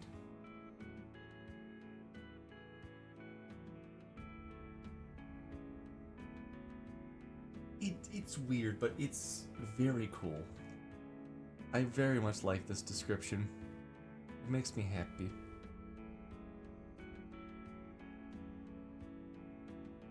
Is it good? Like a record scratch, I'm taken out of my experience and brought back to earth by the baryonyx voice. I look to see Olivia giving me a questioning look, idly crunching and munching the soup. How do you crunch a soup? Huh? I also realized that I'm sunk into the couch, my arms to the side like a rag doll. I felt like my body was weighed down from both the soups. Soup? What? Soup weigh you down? See, this is the exact fucking moment Incog needs to actually confess, because if a girl made soup for me, it's immediate. It's fucking immediate, like, I love you. We're never leaving. Vegetables in the soup? What? Yeah, I guess. So, I thought you said they were soft, though. Whatever. Guess I got lost in the broth. But this soup is amazing. It's the best soup I've ever fucking had. Olivia rolls her eyes at my enthusiastic compliment, but lets out a tiny smile. Oh, it's nothing. I just threw shit together in a pot and called it food. Anyone could do that. Olivia looks away, once again cutting herself short. With weak strength, I lift myself up from the couch gravitational pull to better look at the shining, scaly. I'm serious, this is the most delicious soup I have ever had. Olivia moves her head back closer to me, but still avoids my gaze, her smile a little weaker. Alright, I get it. Don't have to make it sound better than it is. Helping you out for... I'm not saying it's because of the flu. Honestly, you have a talent for cooking. Olivia turns towards me, her smile still small but filled with honest joy. Really think so? I nod, even as the soothing warmth of Olivia's soup settles in, and manage to return her meek smile with my own tired one. I know so. Her eyes dart around for anything else to focus on, desperately trying to redirect her fluster. She shakes the flush off her face and checks around for her bag. Well, I'll get going. Is this from the same guy? Yes. The same team, yep. I'll get going then. Going? I want to get caught up on your shows. Well, remote's right there. It's the least I can do after your help today. What were you wanting to watch? She eyes the remote and the oversized screen on her wall. Few things, nothing in particular. I remember you asking last month for some recommendations, so I've been thinking of a few you might like, but you're sick and all. I don't want to... Yeah, I'd love to see what you have. My parents probably won't be back to hog it for another few hours. It's adorable. It's fucking adorable. They come back tonight at all, that is. It's a pretty good time. You really sure? Yeah. Show me. I'm all ready to hear about this deep cultural meaning of animated dinosaur folk cartoons. Oh my... You're lucky you're sick right now. Yep. Olivia takes the remote and flicks the TV on. After getting over the initial shock of the screen being taller than she is, it's not very hard, she's kind of sitting down right now. She navigates to a streaming site and picks some colorful series I'd only seen in passing. This one is a rough pilot, but it gets better the few episodes in, and the animation is top-notch. She flips the first episode on, an establishing fight scene unravels while Olivia moves back to the couch with me. Then to my surprise, she hefts herself out of her chair and onto the cushion next to me. I move my arm out of the way to make some room. Oh, sorry, I should have asked. You're always welcome to sit. I know, but thanks. We focus back on the show. Well, I do. Olivia's glancing my way after every joke, an expensive shot to analyze my reaction. When it's not for that, it's a forewarning that something a bit cheesy was about to happen. Eventually, the first episode closes. The heroes are ready to begin their journey for real in the following one. The credits scroll and Olivia swishes her hair aside with her fingertips. So, yeah, pretty good. I don't know. What do you think? I really liked it. Really? Then we gotta watch the whole season. You wanna see more? Wait, didn't you say you wanted to catch up on your shows? This is the pilot episode. She fumbles the remote in her hands and has to catch it midair. Well, yeah. Just figure out you should know what's all going on so you're not lost, you know. You you want to keep watching this, that's fun too.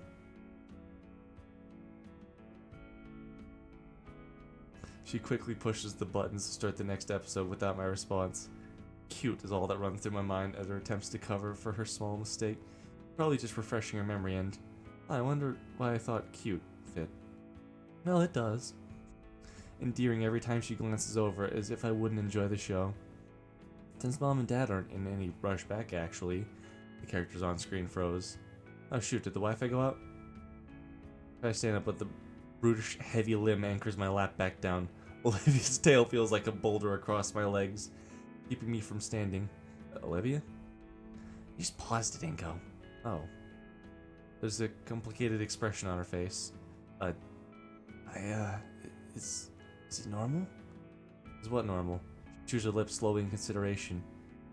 Your parents, are they not really going to be back? I shrug. They're always busy with work.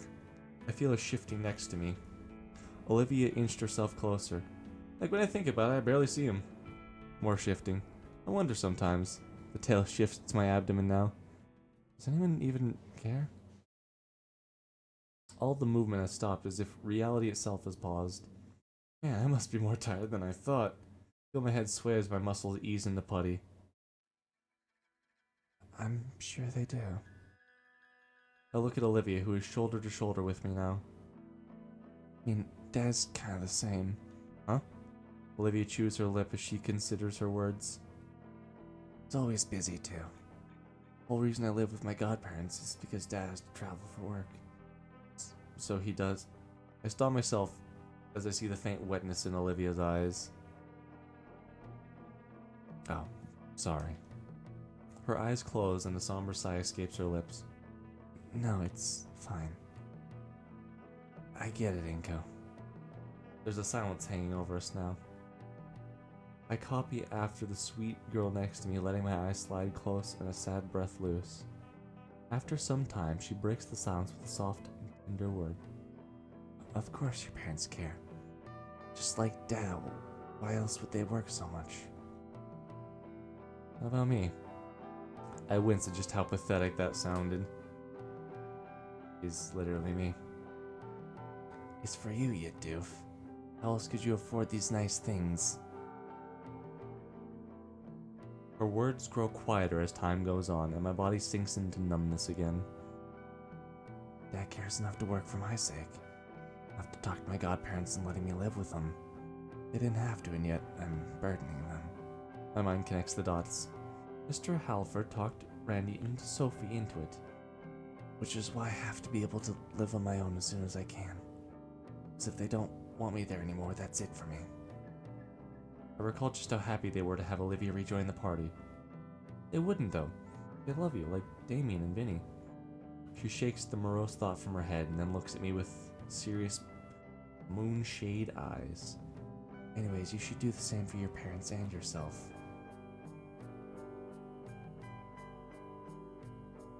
I'm gonna be right back. My ma just got here, speaking of family.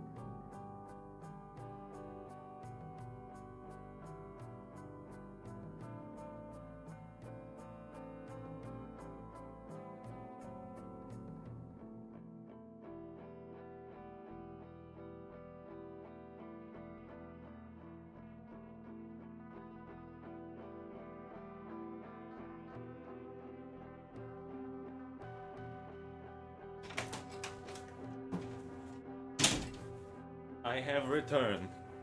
I was forced to do stupid things.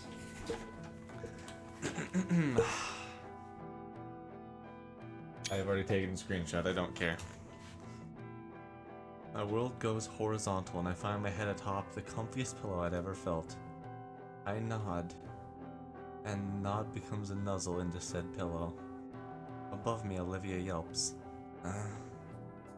I try to turn and see what's wrong, but something falls atop my head that keeps it in place. Why is that? Weird, whatever, okay.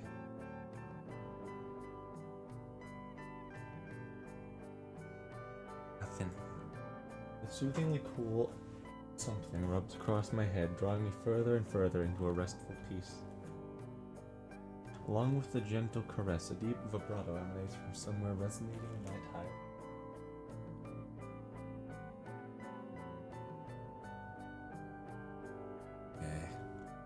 With the lulling touch and tone, my eyelids grow heavy.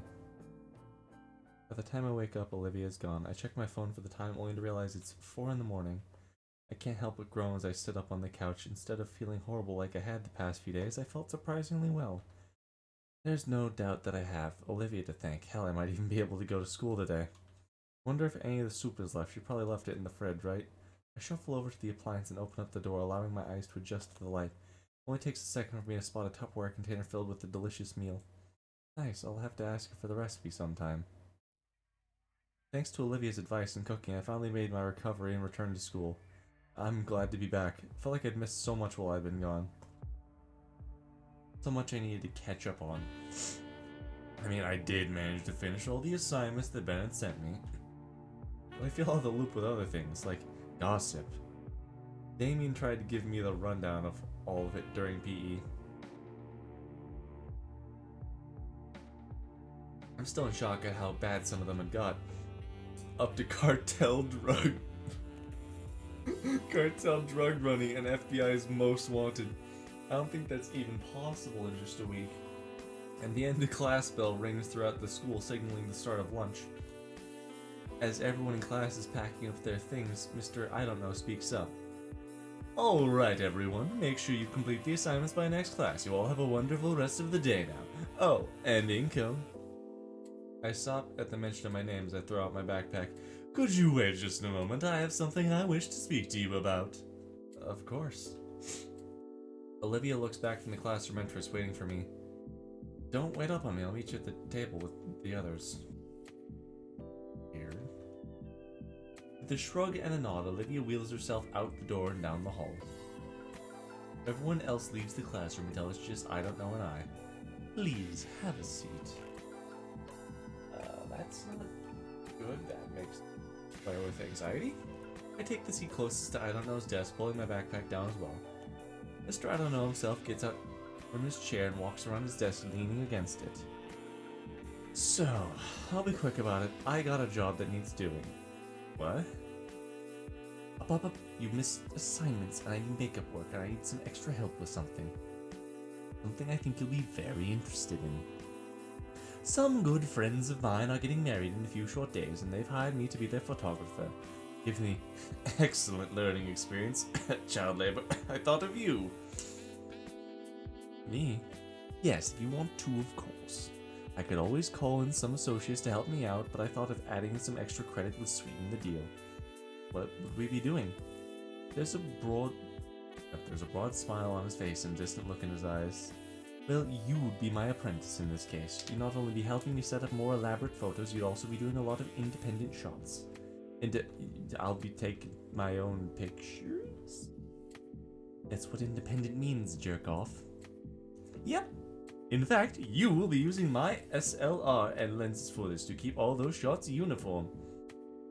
The idea of finally getting to use something like Mr. I Don't Know's $1,000 Cavon makes my head swim. So what do you say, interested? Certainly seemed like a hefty task, even if I Don't Know would be there to help us. Then again, he wouldn't be offering the job if he didn't think I was capable of doing it. This would technically be my first official photography gig. And a wedding shoot to boot. It sounds so daunting yet enticing. I would love to. Alright, sounds like a done deal. It's after school today. We can talk about it more later. For now, you should be going along to lunch. Thanks, sir. I give the teacher a nod and grab my backpack. Just as I head out the door, my curiosity gets the better of me. So, who's the lucky couple, if you don't mind me asking? The school nurse, actually. The husband-to-be is also a good friend of mine. Oh, neat. I make a mental note to give my well wishes to the nurse if I see her before the wedding. With that, I wave Mr. I Don't Know goodbye and head down the hallway. Wait, Friday? Wasn't I going to practice painting then? Ugh, I'd already agreed to go. Even if I didn't, it's real photography. It's not even a question which I should go to, but jeez. Like the universe is conspiring against me to never stop drawing stick figures. Finally meet up with Olivia, who's waiting near the entrance to the cafeteria. The grassy green girl is leaned over, a sour point scrunching her maw close as she eyes the passerbys. When she notices I've moved into her airspace, she perks up immediately. Seeing the transformation is surreal, and I chew on my cheek to keep from laughing as I watch her muscular tail wag happily. Finally, took you long enough. Yeah, sorry it took so long. You didn't have to wait for me. I can manage waiting if it means eating with you. I can feel a smile tug at my lips just from hearing Olivia say that. Mind if I push your chair in? Using me as a battering ram through the crowd now, huh? Yeah, something like that. Alright, only 'cause you asked. Give me your backpack, I'll use it as a shield. Whee! When I grab the handles, Olivia moves her tail up to grab my wrist, like at the arcade. Alright, charge! Yes, ma'am! Whee! I start marching through the crowd of unruly and famished teens clamoring for their daily meal. Olivia turns her head to me to say something. So what happened with I don't know, you trouble? He wanted to proposition me for some extra credit. Really? What is it? He wanted me to join him at a wedding to help him out with the photo shoot. Says he thinks it'll be a good learning experience. Oh, that sounds pretty interesting. Did you take it? Yep, could be a good way to hone in on what I know. Plus the extra credit can help me make up for the time I was sick. Oh, you mean we nearly overdosed on cough syrup? Yeah, that. Wait. Huh? What? I didn't say anything. Crowd's still out here. The baryonyx chuckled to herself. I'm left rolling my eyes, letting her claim victory in this exchange. I don't exactly know where I'm gonna stop for today, by the way, so I don't really have a plan. Also, for everyone who's seeing that, that's literally just to clear the chat so I can read some of the dialogue better.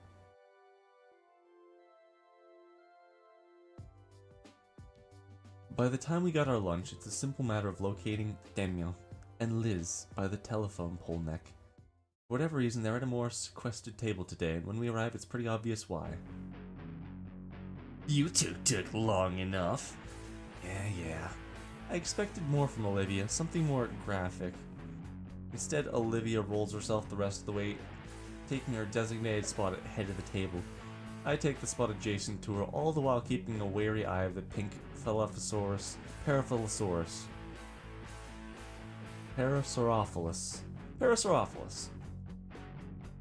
Seems like Nia's rage against me has simmered down over time, but that air of uncertainty and uneasiness still wavered around her. The best I can do is act friendly. Hey, Nia, something you need? Need? Nah, just here to catch up with my good pal. Well, the red-necked scaled... Wow, I need to restart this whole fucking chapter. Well, the red-scaled menace turned towards Olivia. Her own eyes remain locked on her soggy chicken she's eating melancholically. I thought you were asking Liz for homework, though. That too. Alright, you guys. A pair of soda cans rolled down the table, and I think Raptor Christ am able to catch both before they rammed the tray of questionable lunch meat. You guys were taking a while, so I grabbed the drinks today. No, you didn't. Mia gave those to you. Well, she did, because I thought about doing it. She's trying to bribe you for the math answers I helped with earlier. Lizzie, I cannot believe you would imply something like that about me. But it's true.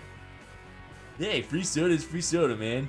At any rate, the real reason I'm here. Say, Olivia, did you leave your phone at home or something? People are trying to contact you all day. Oh. Olivia pulls her phone out from her jacket pocket. I catch a glimpse of her wallpaper, a comical portrait of guts that she'd probably doodled. Yeah, I ran out of service for the month. What the hell? You don't get a proper monthly plan? There are more important things to be doing than this, you know. They want to see Olivia so bad. Why send you and not just show up themselves? Shut it! Who's so important for all this anyways? Who do you think? Ben. Ben wants to talk to Olivia, huh? Why does he want to talk to Olivia? I don't know what the hell that means, bud. Why does he want to talk to Olivia? Is that 20 freaking questions? How the hell should I know what's really going on between my boyfriend and Hot Wheels here? All that matters to me is if Olivia's here is gonna fix it or not. I'll think about it. Whatever. I'm out of here. Smell you later, Gator. Mia storms off, leaving Olivia looking very sour. Things alright with Ben? Olivia rests her arms on the table and slumps her head in. I don't want to talk about it. Where'd her bright mood from before go? Well, anyways, Damien, you really shouldn't condone cheating, even when it's something as simple as math homework. Will you help me out with it? That's different. I helped you with it, and I think you're getting something out of it. Like the answers! What I mean is, in comparison, Mia's just trying to be lazy. She's only cheating herself. What's the issue then? What's the issue? Yeah, I eat free soda. Someone you hate tricks herself into saying stupid, and everyone thinks they win. It's great. You scare me sometimes, Damien. Guess I'll have to ask Ben what's going on if I see him later. Meantime, Olivia's disposition only keeps getting more and more dour. I think it's something to help cheer her up, but I keep coming up with dead ends on what would work here. There's gotta be something. I can't just leave her in such a sour mood. Oh, how about that? Hey, so what's the deal with your phone background? Oh, you noticed it. Hold on, I have to...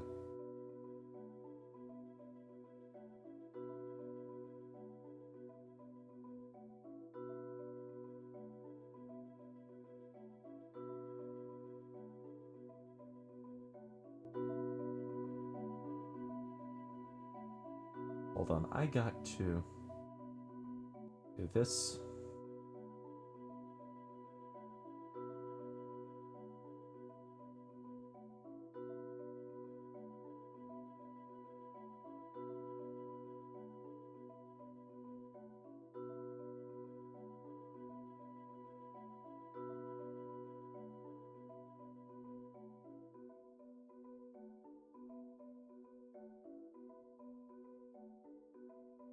Wow, that really happened.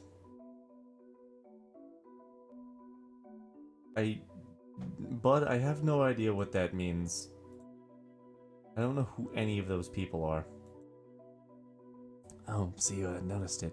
He flips her phone and shows me your background. Oh, it's a little doodle of guts. Yeah, drew it up the other day. Got the courage just right the first try, so it's pretty cool. I'll bet. Is he with you today? Nah, I left him home. How often do you bring him? Not often, maybe once or twice a semester. Even then, it's just when I'm bored. Although once he was just my hoodie when I left for school. Oh, wow. Unexpected, I guess.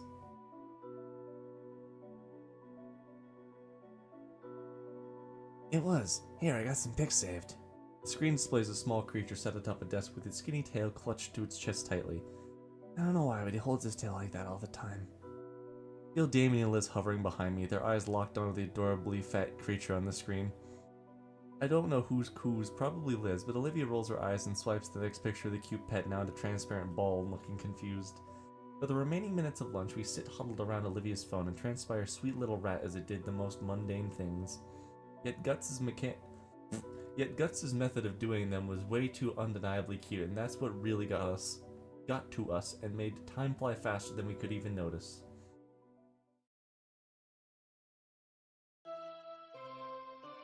Da, da, da, da.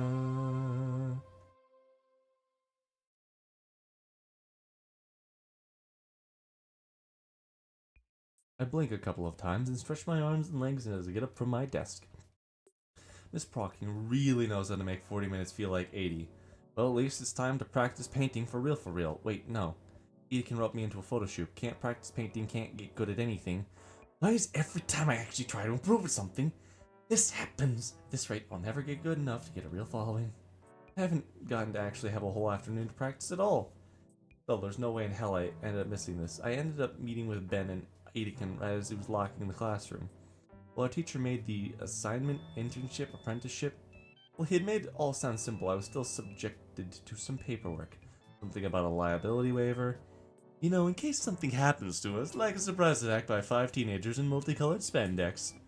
I wonder if that happens often. We still filled the form out as the instructor gave an overview of just what exactly Ben and I would be doing. Hold on, someone's messaging me.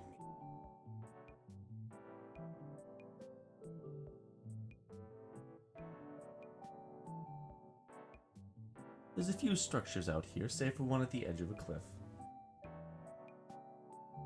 Ben's the first one out of the cramped car with an armful of telescoping black stands. I follow his example, unloading the vehicle. Those feel so out of place. Alright, you two, remember what you're doing tonight. Yes, sir. After we set up a photo station in the corner of the hall, we'll be taking turns walking the reception, taking pictures of the guest. Perfect! I'll be with the wedding party the entire time. So if you need me, just look for the gaggle of similarly dressed women screeching and you'll find me. He grins as he helps carry the last of the lightest equipment from the trunk. Remember, this is actual work, so be polite, efficient, and most importantly, Ben and I set up a detention ready for any order our teacher will give us. Have fun! But trust me, the clients will appreciate it more.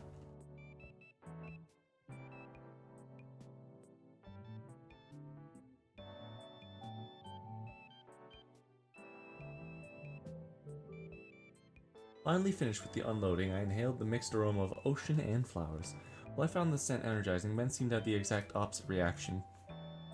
His brows pinched together in disgust as he tries in futility to fan away the air with one hand while covering his nose with the other.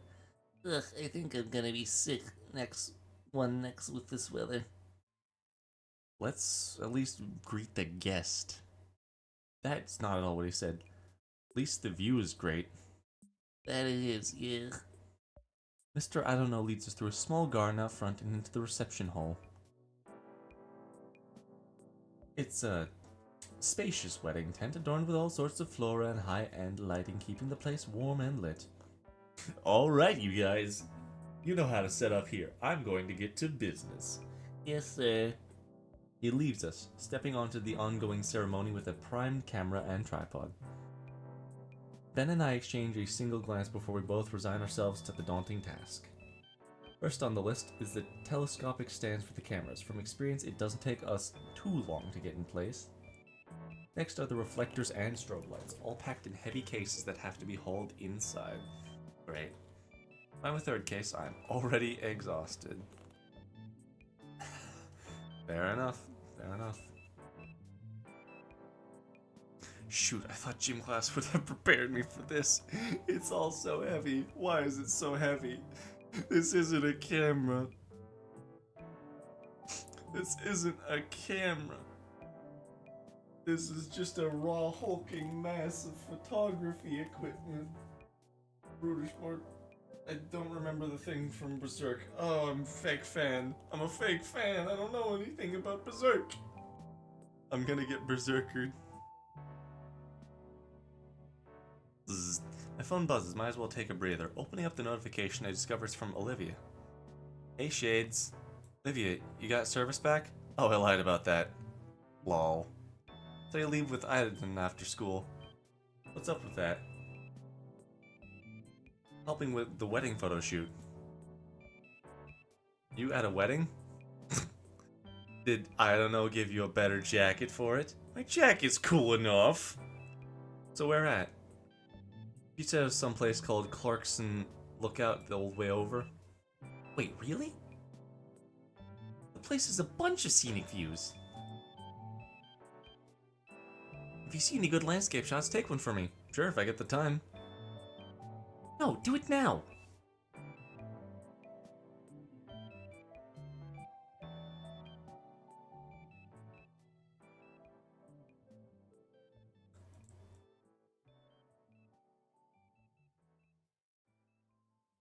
Rat.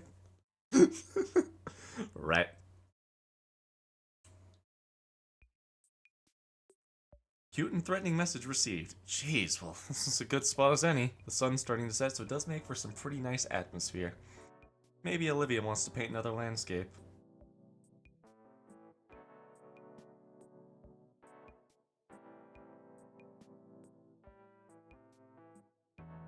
In the distance, I see a few sailboats and yachts. I know it's pronounced yacht. I don't actually know.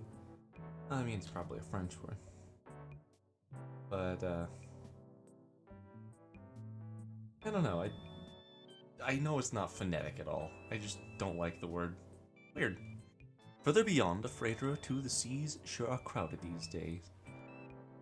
I take the picture and send it over to Olivia. Thanks, F. I can't picture thanking me like that in reality. The thought alone of her doing something so sweet in a manner. Inko, this thing weighs like 80 pounds. I'm not doing all the work. Oh, right. I let my camera hang loose around my neck while assisting Ben with setting up the last of the standing reflectors. Setting up meant not only the cameras, but a large chunk of the incomplete decor prep. Which meant carrying out loads and loads of heavy cases, loaded with strobes, reflectors, cloth sheets, and so many telescoping pole stands. Following his instructions, Ben had set up a small red carpet path leading to a glamour shot station. And meanwhile, I was finishing making sure that the marked out spots within the room had the right combination of flash strobe and or reflector. By the time our teacher had come back, I just placed the final light in position. As guests start walking down Ben's handmade path, I skirt along the edge with my borrowed high-end camera. The DSLR clicks are muted compared to the chattering guests. I wince thinking, why did I fucking read that as I wince? The DSLR's clicks are muted compared to the chattering guests, and while I think I managed to catch some decent shots, I'm not really feeling it today. Something wrong with me? And voila! Ben was having a much easier time working at the makeshift studio we built in the corner. Couples would simply walk up and stand before the backdrop of the massive window to the cliffside and ocean.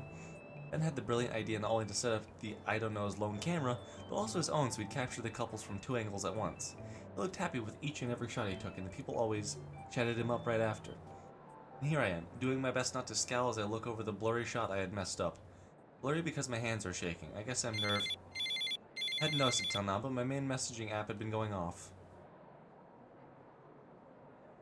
So is it going well? Hardly. I think Ben's turning it into a competition. Are you winning? No, not at all. Beat him for me? That was real message. I'll try to ignore my phone for now. I don't think anything will calm my nerves at this point. The feeling of anxiety only grows as time marches on. Can't seem to get any one picture just right, and Ben zooming around as efficiently as he is isn't helping. That's not all. Olivia's messages are just throwing me off. Just break his flashing stick thingy lol, then his pics will be super dark. How out of date is Olivia to think we still use flash pans? Or lock him in a bathroom or something. I don't think that's sportsmanlike or legal. Remember, I need another pic. Can you try showing him the wedding cake and taking a pic of him smashed on the floor? I need it for, news. That. Do it for me. That's just violent. Just barely within my peripheral vision, I spot a perfect shot of an older couple. Parents and the groom, I believe. There, that's a good chance.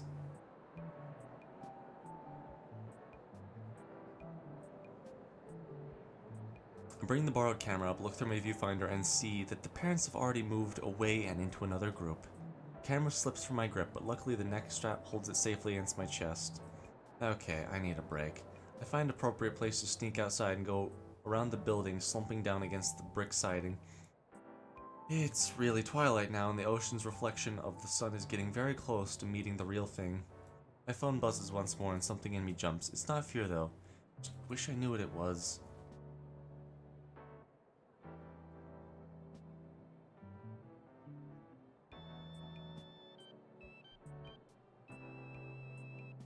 Olivia sends me a video of Guts running around a maze she bolts together using cardboard and school supplies. When he comes out the other end, she gives him a grape to bite in her palm. I'm not really fond of rodents, but seeing Olivia's videos of Little's doodles is starting to sway me. There's something about seeing Olivia having such a strong bond with Guts and caring for him that warms my heart. It's hard to believe that this is the same girl that used to give me nothing but icy stares when I first met her. Glad to see she feels comfortable enough with me to let her defenses down and be herself.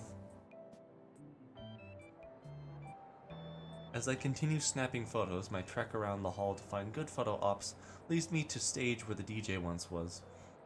Damn, I didn't get any good shots of him while he was here. Maybe Ben got some decent pictures. Looking through the camera lens, I see there's a gentleman sitting on the steps that lead up to the stage, finishing off a cigarette. There's someone on the steps taking a deep drag of the cigarette and blowing the smoke up towards the window. A truly iconic display of suavility. For a note, I've taken several shots. Seems like he wants to be left alone, but he doesn't mind Hey kid, please get my good side, will ya? Oh. Step closer, readjusting my camera settings and scrambling for an explanation. Sorry about that. I was unsure if you wanted attention.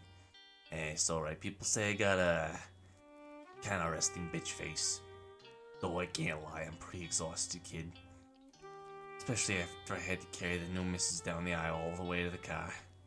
Ah, so this is the groom. You gonna take a photo or what? Oh, right. As I raise my camera, the groom takes a thinkier-esque pose, taking a drag from a cigarette. After a few clicks and a couple of slight adjustments to my position, I believe I got some pretty good shots over there. There we are. The groom blows out a plume of smoke from his mouth before leaning over to see the captures. Smells like a Vegas hotel. I give the groom the time to look at each photo thoroughly before moving to the next one.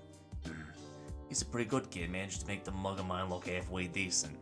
He lets out a scratchy chuckle as he takes another puff of his cig before snuffing out what little was left on the floor. Thanks. Hey, don't mind me asking, what are you doing all the way over here? It's your big day, isn't it? As the groom lets out another plume, he's already begun to dig up another cigarette. Lighting the new cig casually, he begins to inhale it, and keep inhaling. He holds a finger as he continues inhaling until the cig is finished, and he finally exhales a stream of lung cancer slowly over the course of 30 seconds. Sir? Of course, it's just having a little rest is all. I mean, this has been the happiest day of my life, but it's tiring as hell. This is certainly having fun, and yet a few hours will be on our no longer bachelor pad. I'll be listening to her. She moans about how sore she is. The groom lets out another plume of smoke, this time through his nostrils. But hey, that's the price I gotta pay. Holy matrimony and all that jazz. Definitely feels like the groom is laying it on a bit thick to who is essentially a stranger to him, and yet I can understand what he means. You know, you've been going around the whole reception snapping photos. Why don't you take a break too? He motions his hand to the nearby stage as an available seat. I settle myself on the stage as the groom then fiddles with a small packet. Looking closer, it's still a sealed pack of cigs. Brent told me a bit about you, you know. Who? Your camera teacher, whatever he's called at your school. Says you're a good kid and all. Though a bit clueless. Yeah. The groom lets out another guffaw as he cracks open a pack of cigs and plucks a fresh cancer stick. His words, not mine. How you know him? We know each other for ages, kid. He actually helped me meet the missus. Funny how that works. Whoa, Mr. Trent was your wingman? Heh, he always hated how I told him that. I had to give him a lift some field trip and he had to chaperone. Don't know why he could never take the school bus, but as soon as I got there, I met the rest of his co-workers, including my would-be wife. Daryl Brick tricked me into being chaperone too, said I could use the time to get to know her better. Jeez, maybe I should be asking him. Oh, no, I can't. Damn what? Nothing important. Ever teach you tell you how to court a lady friend right? Hey, no. Another one of the students, your classmate, yeah? It's not like that. Ah, come on, I know you want to talk about girls. It's always fun. Humor me a bit, eh? He's just a good friend. Word tastes bitter on my tongue. Sure, kid, sure.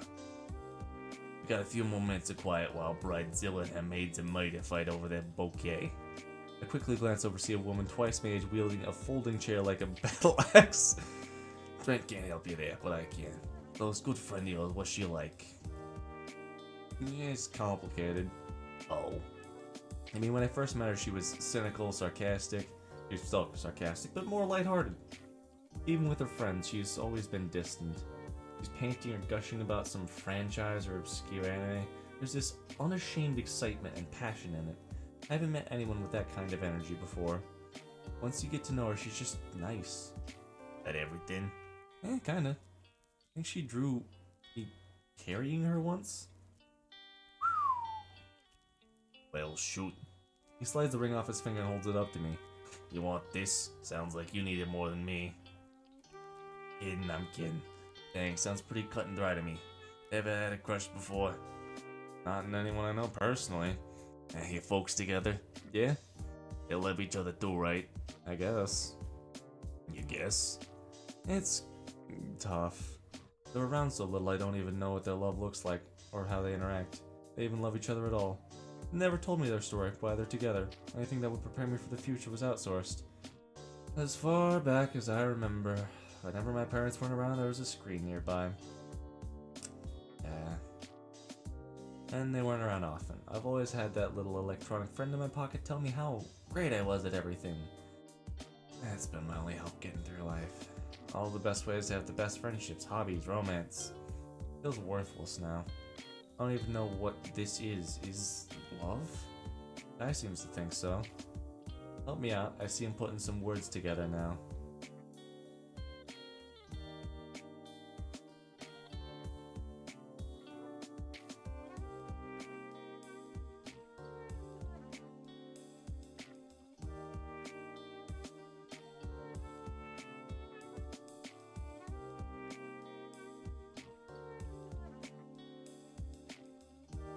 He'll help me out. I see him putting some words together now. Let me give you a little anecdote, kid. Ain't seen it, kid. I don't know how to pronounce that. Accident, kid. The groom finally lights a cigarette, though this time he's slow to puff on it. See my beautiful bride over there? This is Monarch and Dr. Girlfriend from Venture Brothers. I just now got that. He motions with the dull ember of his smoke to where the bridesmaids were still violently wrestling and the bride acted as referee. Anecdote. Even if we'd never met and this was a happenstance meeting, I'd see her over there. I just know I love her. Yeah? Yep. Is that it? Yeah. Trying to give me a little push, convince me I like this girl? Hey, you're the one who wanted advice. There it is, fucker. Thought you were gonna go a bit more about love. The hell would I give a speech about love? I know what it is. You know what it is. No groundbreaking advice that'll make everything make sense, and you don't need me to convince you. You're just looking for reasons not to believe what's right in front of you. Oh. Break's over, gotta run. Man gets up, dusting off his pants and flicking the cigarette butt into the trash. Hey, take some great pictures for me, will you? I'm open. You're on the clock, kiddo.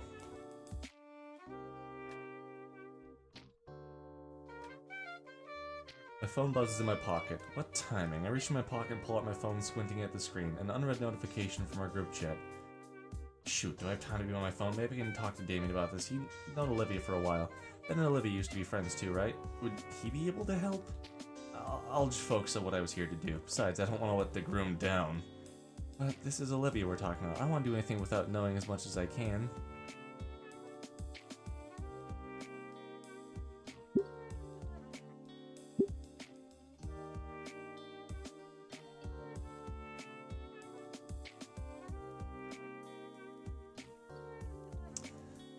Bro, like... why the fuck is this a choice?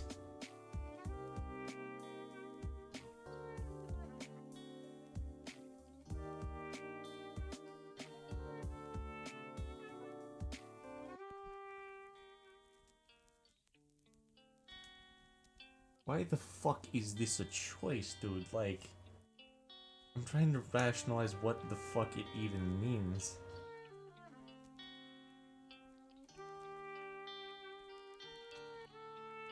Seems like a pretty realistic choice. Does it?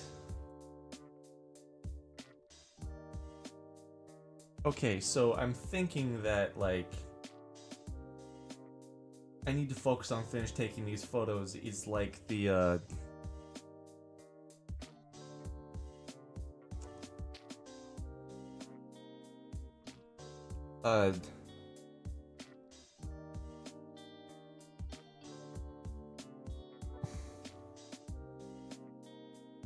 do I want to spend time focusing on the task at hand or chatting on my phone?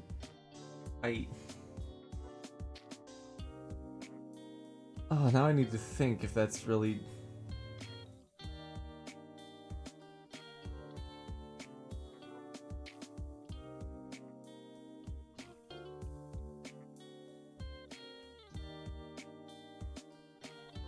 Okay, so like...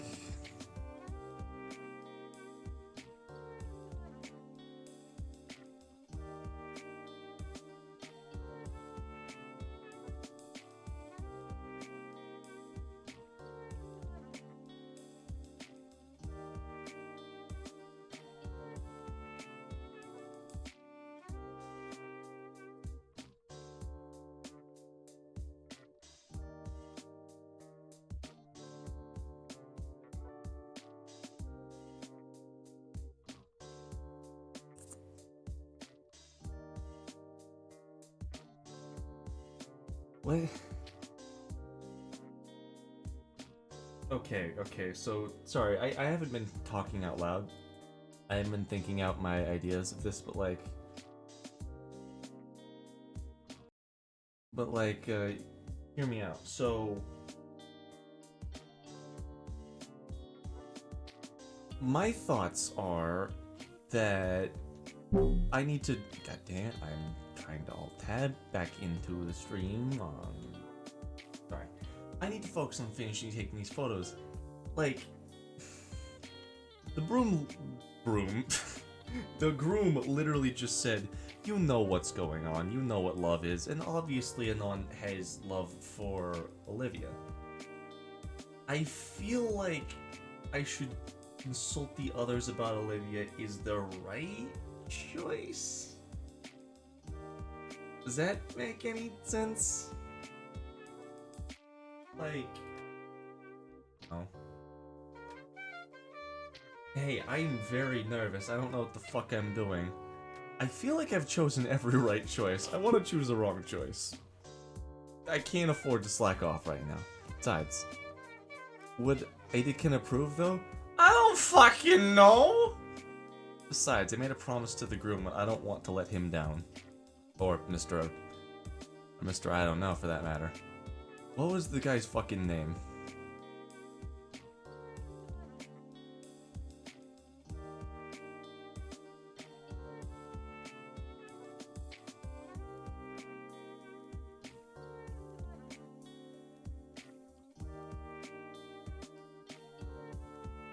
No, not this guy,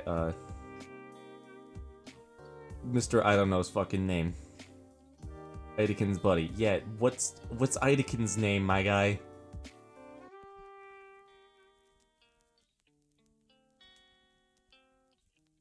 Trent. I'm just gonna call him Mr. fucking Trent at this point.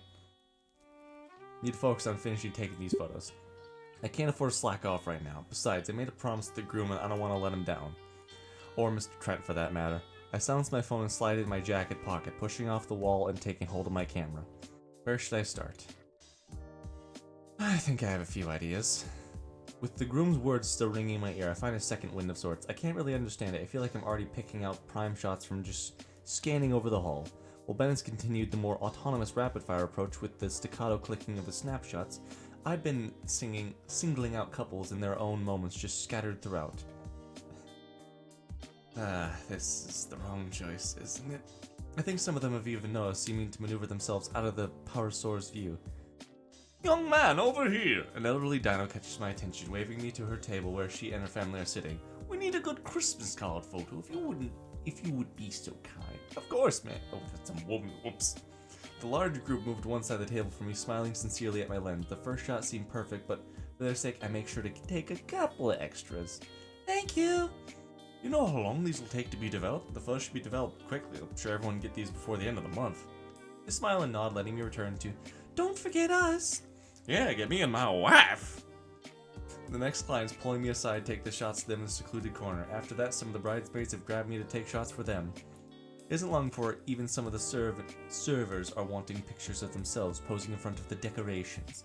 Somehow I'm able to squeeze my way out of the mayhem and make its way towards the back of the venue in order to get some much needed fresh air. Shortly after, I noticed Ben doing the same thing, though he manages to do so far more gracefully by taking... Shortly after, I noticed Ben doing the same thing, though he manages to do so far more gracefully by talking his way out of whatever requests the wedding goers have for him. Makes me wish I was better at communicating and asserting myself in these kind of situations. I swear to fucking God! I swear to God, I need to remove Steam!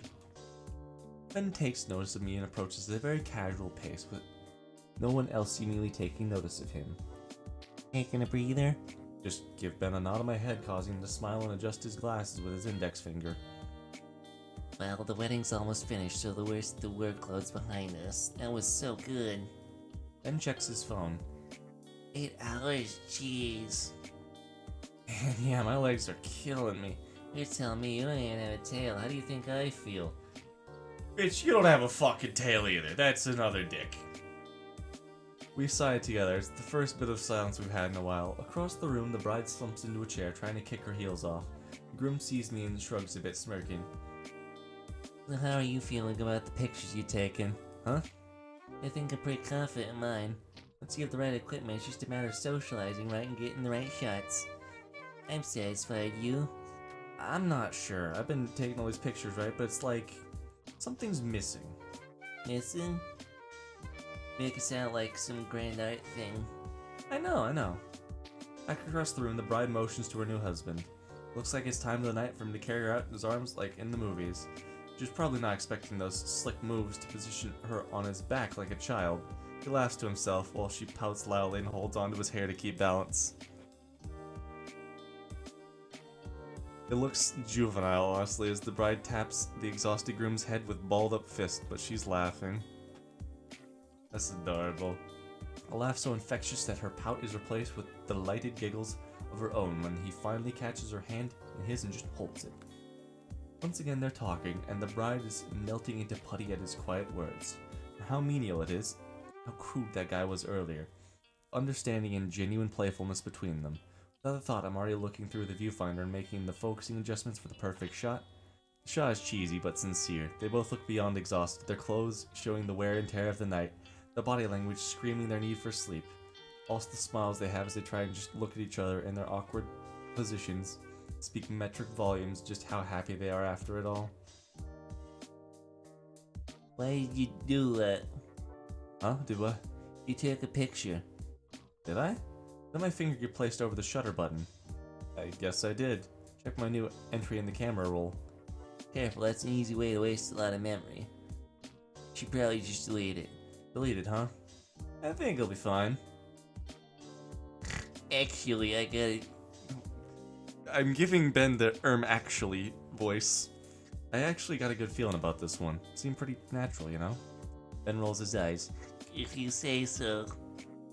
Before the parasaur turns to go back to his assembly line photo taking and grab his shoulder. By the way, Ben. Huh? He stopped by our lunch table earlier today to complain about Olivia. Oh boy. Said you're trying to call her, but was upset she wasn't picking up. Don't want to pry in your personal business, but aren't you two on bad terms? Huh? What are you talking about? What? Haven't spoken to Olivia in... I haven't spoken to Olivia in ages. What?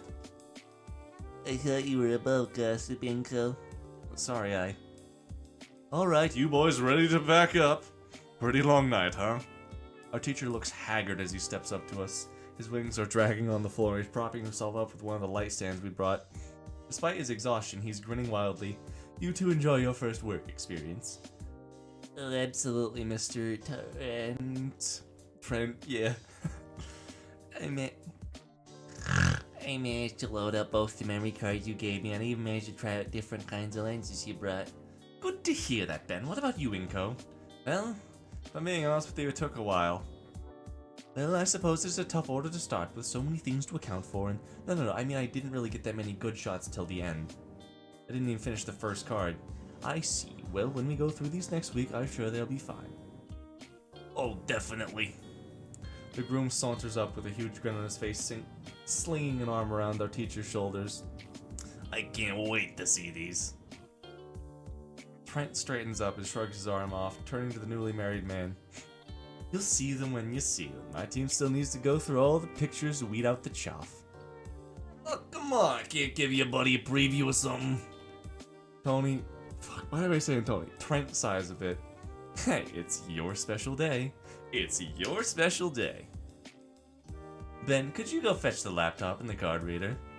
Yes, sir. Inko, while he's doing that, can you start packing up everything? Sure thing, Mr. Trent. Before I turn away to start,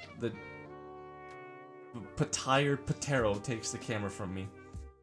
We can sit at the table over there. The two older men head off, leaving Ben and I to get started on packing everything up. While Ben and I are busy dismantling the multitude of standing flashes and lamps, the bridegroom and Mr. Tony... Trent! His name is fucking Trent! I'm just gonna keep calling him, I don't know, because it's easier.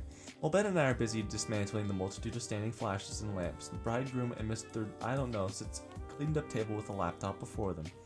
I can't really make out what they're saying, but I can kind of tell based on the way the three switch between quietly focused and laughing loudly. By the time the back of the car is loaded up, the last of the wedding party has departed. Nothing to do, Ben and I linger a bit behind the group. Yeah, these came out pretty dang great. Thanks again for... Hello, what is this? The laptop displays the last picture I took, somewhat unintentionally. He scans the photo with a critical eye. He nods and chuckles with approval. Okay, kid, good job. Be sure to print this one out for me, Trent. I'm gonna put it in my wallet. Oh, sure. Despite how lackluster his compliment is, I can't help but feel proud of my work. It's been a while since I felt like this. Either way, it's not long before we climb into the car and begin our journey back to school. I settle into the rhythmic motions of the car as it glides along the road. The cityscape of Volcadra Bluffs passes by. I can't help but admire it. The mood is quickly killed, however, as Ben calls a certain red-scaled girl. Saturn lovey-dovey talk makes my head hurt, and I can guess by his expression that, I don't know, feels the same way. He changed the subject by asking if my parents can pick me up. Looks like I'll be taking the midnight train going anywhere. Still, I had fun today. I bring out my own phone, noticing the half-dozen messages from Olivia. I remember need another pic. Can you try to show me the muse? Guts bet me some sunflower seeds that Ben would win. Well, there were more messages than one particular had me thinking. And it wasn't a competition to begin with. There's also the fact the groom hadn't complimented any of Ben's shots, so... Collect your winnings. Oh, I love that gator. Good job, Agent. You deserve a reward for it. Reward?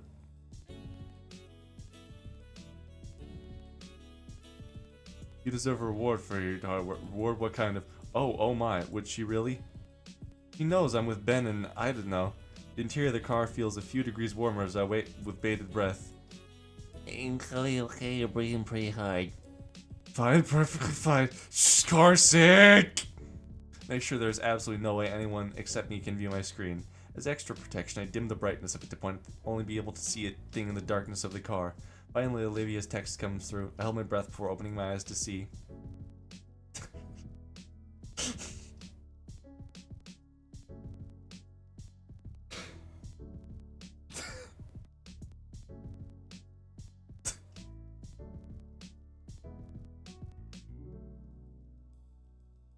Right.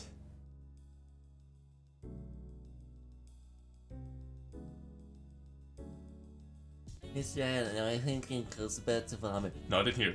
In hindsight, I should have seen that coming, seeing as I'm in love with her and all. Damn my hormones.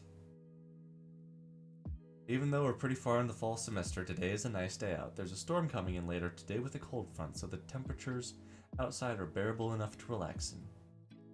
One last respite before the unforgiving cold of winter settles in. I decided to celebrate by eating lunch outside. After a good bit of prodding, Olivia joined me.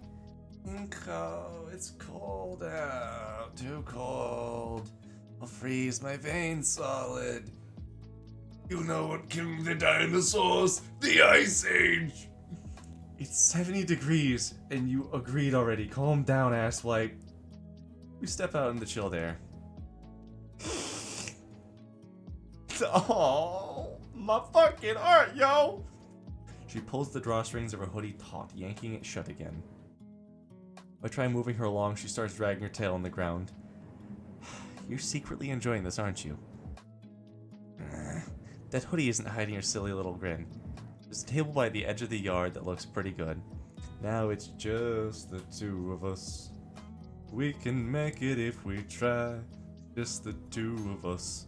Sitting at a bench. Just the two of us. We can make it if we try. Ingenious one-liners flow through my head like a slam poetry champion, yet I can't work up the will to say anything about the wedding tour. Yes, there's always later. Olivia, I say sheepishly for some fucking reason, because Knightley keeps on stuttering! The gator lifts her head from her roast beef sandwich, staring directly at me. Hold on, I need to take a drink, because her voice is starting to hurt me.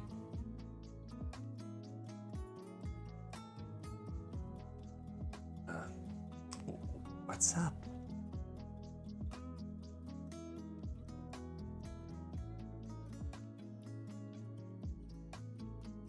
What's up? Hey, what about the weather?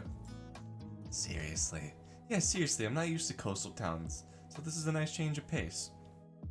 Well, it's pretty chilly. Part of why we're the only ones out here, though. Pretty empty out here today. Maybe it's like a human dino thing, more acclimated to snow.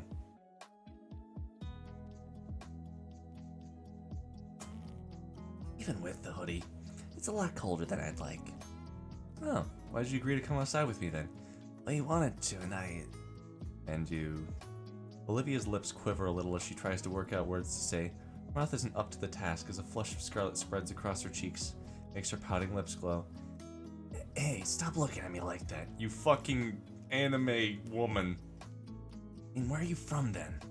The Midwest. He's literally you. Midwest? Only loons come from the Midwest.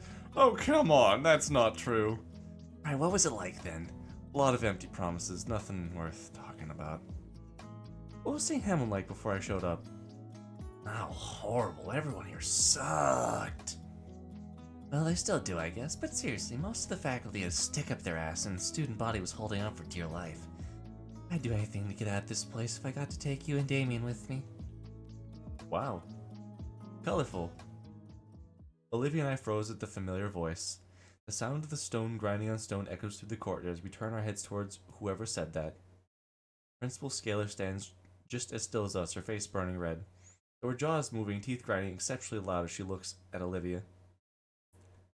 Next to her stands a large whale dressed in formal attire. I guess Mr. Ferris is still doing that inspection, and did he hear... What were you saying now just about student morale, Principal Scalar? He doesn't even look up from his clipboards, begins jotting down something with a pencil. I said had. Ever since Principal Scalar took over as principal, things have gotten better. Olivia's words do little to make Scalar's face lessen in both color, intensity, and heat. Yeah, I have to say the school's way better than my old one by at least a country mile. So, Mr. Inco, would you say your time in St. Hammond since your transfer has been both fruitful and comfortable? I mean, compared to my old school, I've met good friends, have excellent teachers and classes, and have had an all-around good time. Also, the cafeteria food here is great. It actually tastes like food, not microwave reheated gruel. Mr. Ferris gave me a nod and write something else in his notepad before turning to face Olivia. What about you, Miss Olivia Harford, was it? Got any more comments regarding St. Hammond? Do be honest, if you please. Olivia shoots me a quick glance before taking a deep breath. Well, school needs more handicap access ramps. Whilst the elevator in the main building is busted, sometimes I get stuck for a few minutes. Also, our PE teacher steals hats from the students and hoards them in the equipment shed. I can almost feel the heat emanating from Principal Scalar's face as soon as Olivia finishes lodging her complaints. Wouldn't want to be around after Ferris's visit is over. First part, Mr. Ferris only nods and writes down his clipboard before turning back to face Scalar, who does her best to turn her grimace into some sort of smile. Seems like these are some issues left over from the previous administration. Aren't you already taking care of correcting the issues Miss Harford has pointed out? Principal Scalar nervously clears her throat. I've already sent in a request to the district to have the elevator looked at by a technician. Mr. Ferris nods and writes something else on his clipboard before clicking his pen and stuffing it in his front suit pocket. I'll have to talk to the superintendent about that request next time at the office. What about this PE teacher Miss Olivia mentions? Oh, Mr. Coach Salty. Ferris raises an eyebrow. It's his legal name, I know it. He checks his page and sighs a bit. Right. Ferris turns his face to me. Well, that's enough about St. Hammond for the time being. Mr. Inco, how would you say things are going for you, not just as a student, but also as a growing adult? Honestly, at the start of the year, I'd have told you things weren't looking too good. I met some really good friends here at St. Hammond, and I feel like things will be okay for us. I can't help but look towards Olivia as I say that. She stares back in a faint expression of surprise, but it quickly melts into a warm smile. Yeah, that sums it up pretty well. Ferris looks up from his clipboard towards us, a smirk forming on his otherwise flat face. I'm glad to hear you two are doing well. The Leviathan finishes jotting down something on his clipboard, finally turning to Principal Scalar. I think I have everything for the time being. So, Mr. Ferris, why don't we adjourn the faculty lounge?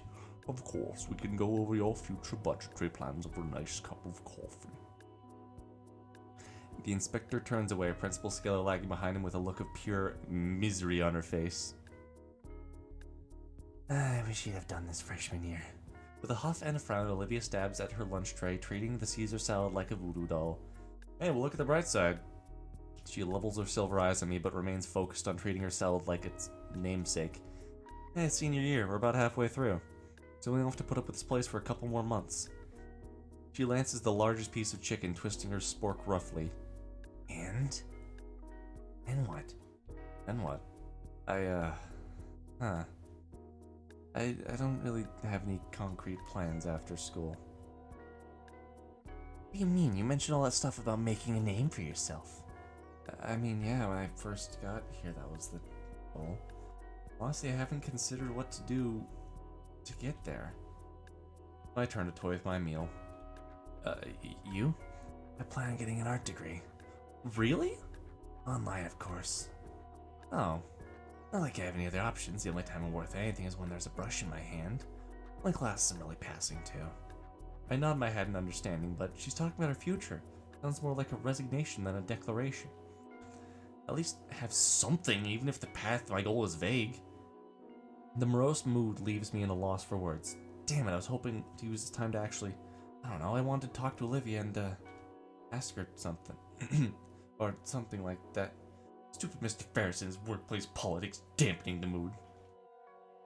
The air between us is awkward as we pick our lunch, and even after the bell rings, we're forced to finish eating. It's still weird. Even when I ask Olivia would like a push to history, she remains silent in thought. Olivia has been quiet for about 5 minutes now. Even though 5 minutes isn't that long of a time, she'd grown so much chattier as of late, so the silence just felt like... It just felt off-putting to me. Part of me couldn't help but wonder if it's a cold shoulder directed at me or just remaining nerves from the last conversation. I used just thinking about it. So, any further thoughts, Olivia? Huh? Oh, right. Right, I'm not here right now. What are you thinking about exactly? Olivia lets out a sigh and turns her head upward so their eyes meet mine. I got to thinking about what we were talking about earlier, how it seems like neither of us knows what we'll exactly be doing after school's over. Yeah. I hadn't given much thought to the fact that I had essentially dropped a bombshell on both of us. I need to stop thinking about it, though. The idea that neither one of us knows what we're doing is concerning and not only frightening, but also just crippling. Most seniors at least have a small idea of what they'll want to do after graduation, at least I think. Hell, Liz has made a full chart of timeline for herself. I mean, I always figured I'd go to college, but that feels so basic. There should be some kind of grander plan on what to do with the next big step in life. University, a career, maybe even starting some kind of family. Those are the kind of plans that come to mind. They're all just simple platitudes at the end of the day, though.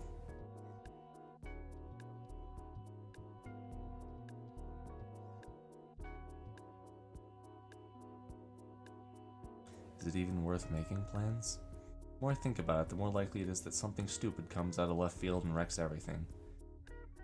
If you want to make God laugh, tell him your plans and all. So maybe all I can really do is live in the moment. I always hated that sort of thinking.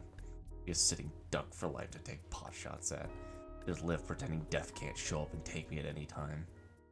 Hey, it's Olivia. And friend! Olivia stiffens in her chair.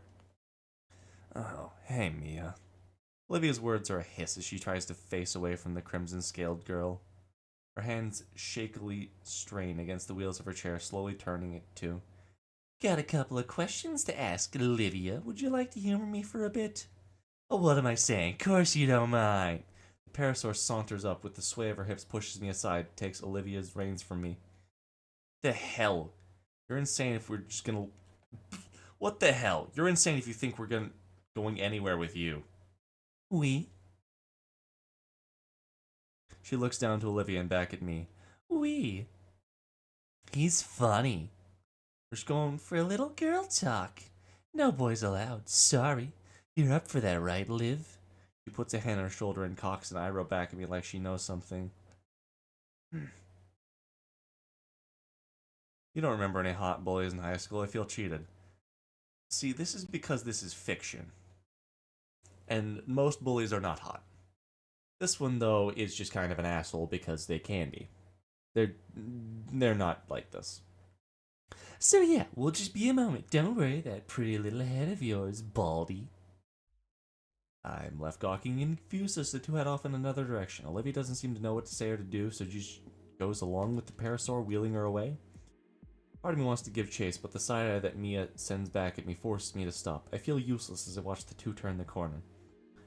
My thoughts of what I want to do going after the pair are betrayed by my body still frozen by the icy glare. Damn it, I'll just get to class and ask what this is about later. By the time I got to Pauling's history class, I'm half expecting to find Olivia already waiting for me. Some kind of remark primed and ready to be spoken to me. She just isn't there though. I reluctantly take my seat, tapping my foot impatiently. Even when the bell comes and goes, there's still no sign of her. Shit.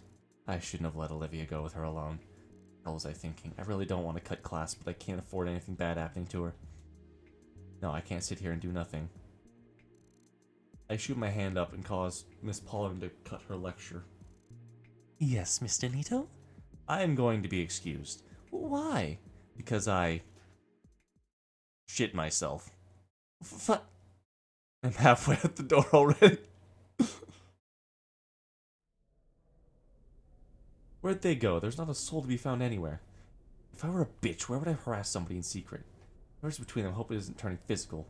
I mean, she wouldn't, would she? My hands clench tighter and tighter as I focus on walking faster. Finally, something snaps me out of my trance, the faint sound of squeaking metal. I've heard that before. I turn towards the source just beyond the door of a nearby classroom. Judging by the paraphernalia covering the door, I think it's the algebra room. Grab the handle and haphazardly throw the door open, praying I'm not about to rudely interrupt a teacher for the second time today. Looks like shit. How? Should be happy it's done. Two heads turn to me in a mix of anger and surprise. They're in the heads of the girls, and they're the heads of the girls I was looking for. Like a sudden three-way standoff, I was definitely not intended to be a factor in whatever this is. I really should have thought about this before barging in. Thank Raptor Jesus she's okay. The fuck are you doing here? What the fuck are you doing here? She'd ask you two the same question. Baldy, now's not the time. Don't talk to him like that. Yeah, or what? Told you not to be followed. You were there when we left. He heard you screaming like a maniac. I've been forgotten already. Hey! Why are you two in an empty classroom yelling at each other? The two fall deafeningly silent, unwilling or unable to speak. I notice a piece of paper in Mia's hand. It looks like something drawn on it. The style is indifferent, but it's unmistakably one of Olivia's works. Mia, why do you have her drawing? The parasaur stops blinking for a few seconds before shoving the paper in her jacket. Before I can question it any further, Olivia speaks up. Inko, why did you come here? You seem like you were in trouble. How touching. Well, we're all in trouble now. We? Yeah, dumbass. I don't have time for this Hot Wheels filament. It's the big issue. Olivia claws at her armrests again. She looks ready to cry. Hey, where'd all your vicious bravado go? Are you afraid to tell him? Afraid of what he'll think? Shut up. Precious, fine, I'll say it. Mia turns to me with a malicious grin. I know about what that prick did during the yearbook art contest. Now, ordinarily, I wouldn't give two shits. But here it hit me. Holy shit, she can just get away with it. How crazy is that? She pauses, goading me to say otherwise, but I bite my tongue. Like a shark smelling blood, she starts to circle me, continuing her taunts. One thing leads to another. Now we're helping each other out. After all, if the school found out, it'd leave a permanent mark on her unemployable ass. What? Yours too, probably, since you're involved in all. My teeth creak painfully from my clenched jaw, yet the blood drained from my face. I'm talking about her record, you mouth breather. Art's her big break, right? Skipping the whole rigmarole. The gist of it's simple. So Olivia draws up some BS projects for me and some friends of mine, turns them in, makes sure the whole incident goes away. I managed to earn back some feeling in my consciousness, just long enough to defy her. That's blackmail and cheating, that's wrong. Oh my god, that's fucking precious. Mia blinks a few times before turning to look at Olivia, then back to me, then back to Olivia. What, are you disappointed in her now? I bet you made her pinky swear she would never do anything like that again. She leans close to me, faux whispering. Well, sorry to break the news, Inko, but your friend here is a liar. Don't listen, I wouldn't be. She was threatening me. Threatening? Honey, if we were swapped, you'd see my ass hang. All I'm doing is making things better for the both of us. Not my fault you tried to get away with cheating. You'd think a cripple like you would have more shame than that. I watch Olivia's eyes start twitching. Mia's really starting to get to her. I can't let her keep talking to her like this. Mia, just stop it, okay? She doesn't fucking need this. Can't you just both walk away and pretend this shit didn't happen? Shit, Inko, you're good. You hear that, Olivia? But I didn't mean... Olivia's staring at me with a look of betrayal that threatens to tear my heart in two. God damn it, why can't I stop talking? Mia waves me off, turning to face her target once more. I bet you'd love to walk away from this, but those things just don't work out that way, do they? Oh, that's why you didn't want Inko knowing you're still a dirty cheater. Shut up! Oh, relax. It's not a big deal. No, I'm sick of this. You already admitted it. Art's my big break. You're only doing this because Art's all I have. Your record is fucked. You lose nothing if we get caught. It's Tuesday for you. Me, it's all I fucking have. You're embarrassing yourself. You know I can't lift or run or carry a dance or fucking anything you do on a daily basis without even thinking about it. Can't ever do anything else because the fucking legs and the chair. Why can't any of you just leave me alone? Just want to draw for God's sake. Mia rolls her eyes and takes a step closer to Olivia. That's a nice outburst and all, sweetie, but I really thought you were smarter than this. Olivia wipes her eyes with her sleeve. What? He takes another step forward. Think, handbag? Would I really go through all this trouble making you do this junk for middling grades? If your work were crap, you wouldn't have a record to hold over you. Everyone knows you're the best artist in this place. You're just a retard about it. Olivia's mouth hangs open, but no words come out. You're the kind of idiot to let this sort of comment get to you. So let me be the first to say, congratulations, Olivia. You have a fan. Anyways, Inko. Ah, crap. Distractions aside, you're in on it now, too. You don't want Olivia to starve now, would you? Her words, not mine. Say a damn word about any of this, and she's doomed. You'll understand me. I try to muster up the words of defiance, but just past me a stare of death, I spot Olivia's horrified expression. Hello, Baldy. I'm waiting for your answer, skinny. I honestly don't know what to do or say in this situation. No. Excuse me? Let me think this over. Think this over? You dense or something. It's a simple yes or no question. You seriously can't be frickin'. Mia pinches the bridge of her snoot and lets out a tired sigh. Fine. The two of you talk it over and reach some kind of resolution. That doesn't change the fact of what I said earlier, Inko. Don't say I didn't do nothing nice. But think carefully, amigo. You both got a hell of a lot more to lose than I do. Mia only gives me and Olivia one final glance before unceremoniously leaving the room. It takes a bit to recover my thoughts. I never thought Mia would go this far. Olivia right now, she must be... I stand up from the floor, slowly approaching the alligator. Ah, she looks like a mess. Why did it have to come to this? Why did you have to come in here? I'm sorry, I was worried about what Mia could have been doing to you, and I wanted to make sure you were okay. Olivia grips her armrest. I was alright. I had it handled with Mia. Basically be your slave? Not all of it. Whatever she needs to pass. Take the seat next to her there. She threatened me that she'd go to Scalar and spill everything. Scalar knew I swapped the art, she'd know that it was with you.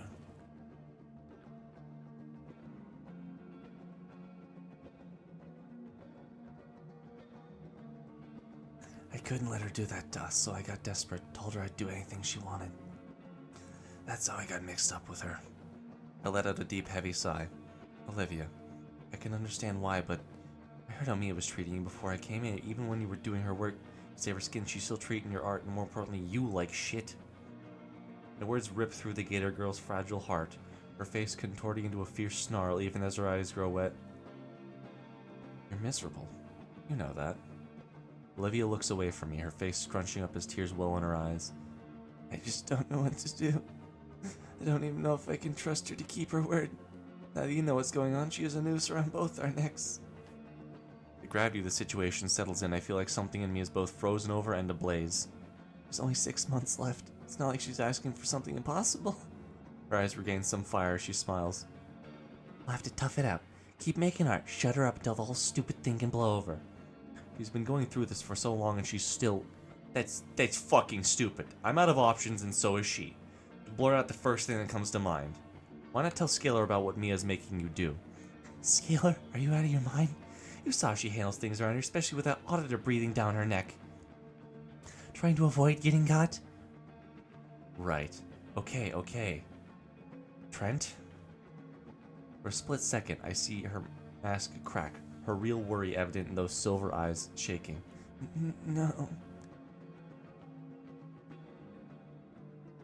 Olivia makes a show of clearing her throat. This can only go well. Mr. Trent doesn't need to hear this either. You know he'd be able to. I can do this on my own! Her balled up fists quake wildly after they slam into her armrest, and the Gator girl does her best to hide her wince. Look, I really don't think we can fix this, even if we're not working together. There's nothing to fix. I told you I have it under control. Please, Inko, I need you to trust me on this. Don't ruin this for me. I do trust you. Voice is softening, but it's as if she's been fully drained now. I can handle it. I told you. Her fists unfurl and continue shaking. I take one of her hands, ignoring her indignant sputters as I delicately cradle it in my palm. Her protests die down into a pained whine when my thumb ever so slightly presses down on a joint. All this time, you've been doing your best, Olivia.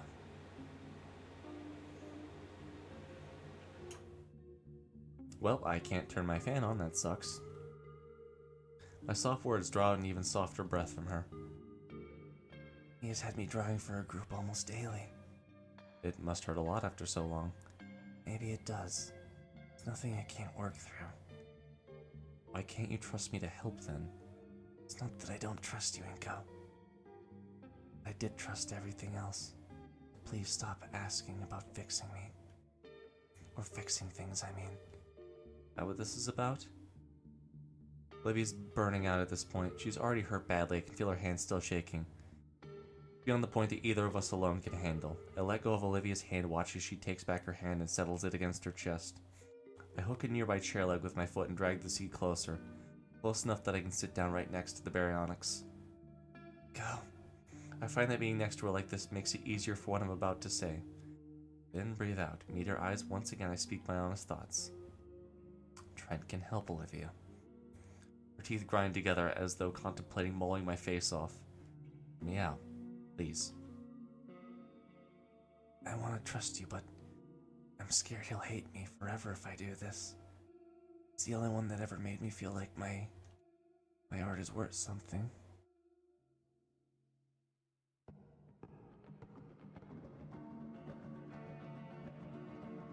I can't lose him. Look, we can get you out of this. Of course Trent will understand. Even go to bat for you. You're the one to speak up, it means you're the one getting back at Mia. She won't have any power over you. I just can't give it all up like this. How can I trust you with my entire future? You have nothing to lose, I have everything. Can you trust Trent? Will he really just let that happen? Mia has no reason to not throw you under the bus. See? Of course not. He's the only teacher that's never given up on me. I'm here with you too. You're not alone, Olivia. You need to accept our help. Please. Olivia looks me in my eyes for a few seconds before sharply snapping her face downward. Her body then begins to quiver. almost as if she trembles with a mixture of cool and fear. Olivia. I get up from my chair and reach out to grasp her shoulder to try and comfort her somewhat. I'm here for you. Olivia's shaking lessens, giving me hope that my words were starting to reach her, but not 2 seconds after those thoughts crossed my mind, Olivia's shaking resumes again. Shaking is followed by sniffling, at which point I noticed tears rolling down her snout, falling right into her lap. Olive. Before I can finish my words, she lunges forward and wraps her arms around my abdomen, bringing me forward and burying her face into my stomach. At which point, she begins to let out what I can only describe as a pain-filled wail. At first, I'm left utterly frozen in place, hands raised and eyes wide. Nothing in my life has ever prepared me for a situation such as this. Now, Inko, you know what to do. I place my other hand on Olivia's other shoulder and slowly take a single knee, bringing my eye level with her. Then, without saying a word, I tighten my embrace, allowing her arms to wrap around my neck as I wrap my arms around hers. My waist is pulled closer too, by her boa-like tail that's become an impromptu belt, harnessing me to the gator girl. There's a distant thumping in my chest, rhythmic and relaxing. The realization that it's her heart sets my face ablaze. It also brings a smile to my lips. I close my eyes and let myself become lost in the warmth of Olivia's embrace.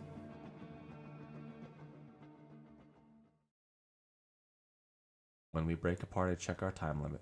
My phone still says there's 20 minutes before school's out. Hopefully, Trent has a free period right now. You ready? Olivia gives a small nod.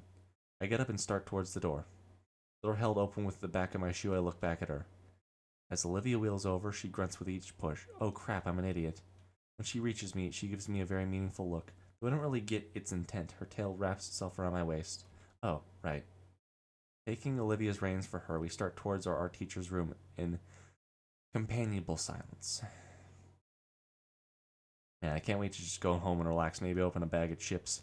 Olivia's tremoring has fallen 2 on the Richter scale, so that's nice. She's seen enough of me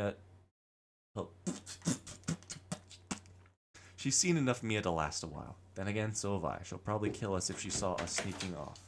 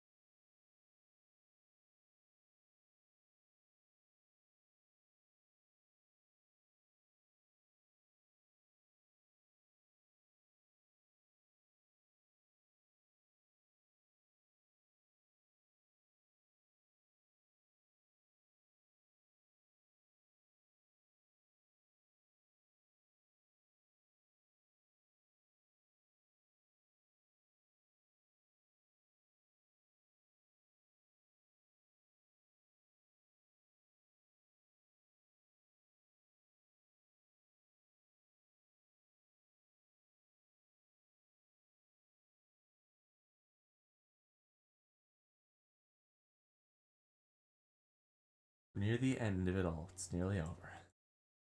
The first bit of quiet that we get, just the sounds of Olivia and I walking through the halls. Olivia's gripping my wrist pretty hard, but she's still pretty tense. Hey, maybe there's a massage place around here. That'd be pretty nice right now. Wait a second, just the sound of Olivia and I walking through the halls? Something ancient awakens in me, and I see chill races down my spine if there's a knife poised just behind my neck. Gator girl tense, head slowly turning, her pupils slowly shift to mine. Oh, wait a minute, they're both walking down the hall. That's 2 pairs of footsteps. She doesn't have legs. The Gator Girl tenses, head stiffly turning. Her pupils slowly shift to mine, and their concentration to pinpoints being attention to the danger my ancestral instincts are warning me of. Sup, fucker? You two trying to run up? Fight or flight reflexes kick in, zero thought of my... And my body chooses to just book it.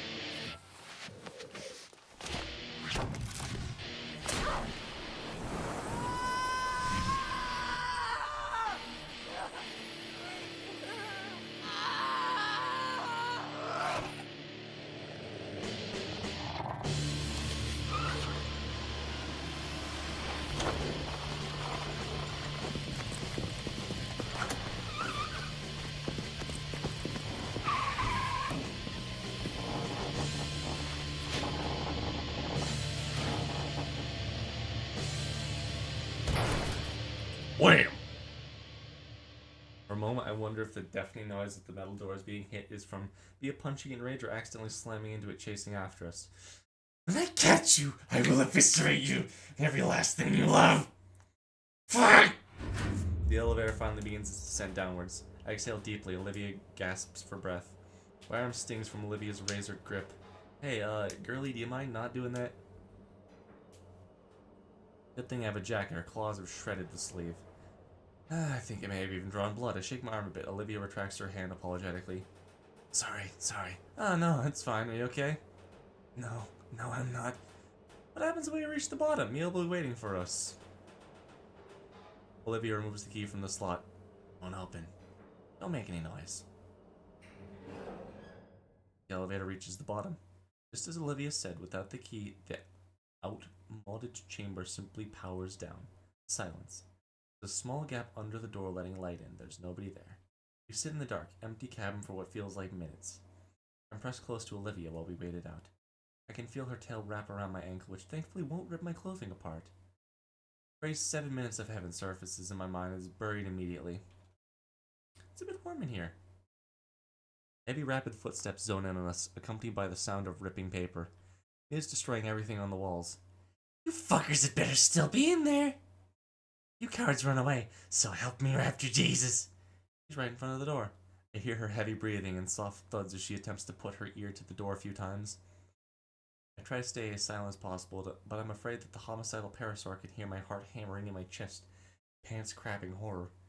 Neil, with no intention to vent her frustrations verbally, resorts to the next best thing.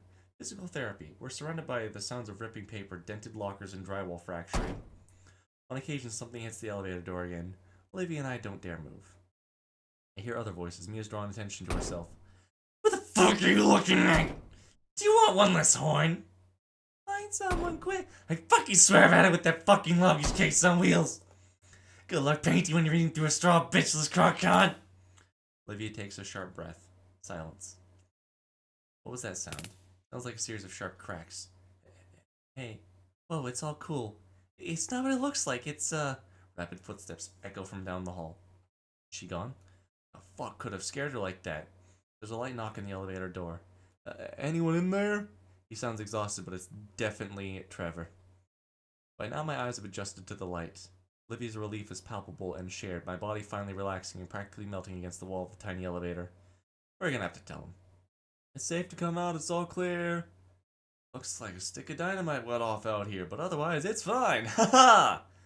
I look at Olivia, who stares at the key in her hand. She moves to unlock the elevator but hesitates. I think our teacher's able to sense it, since his tired voice carries the weight of his worry. Everything will be okay, I promise. She doesn't put it in, she just stares. Oh. Oh no.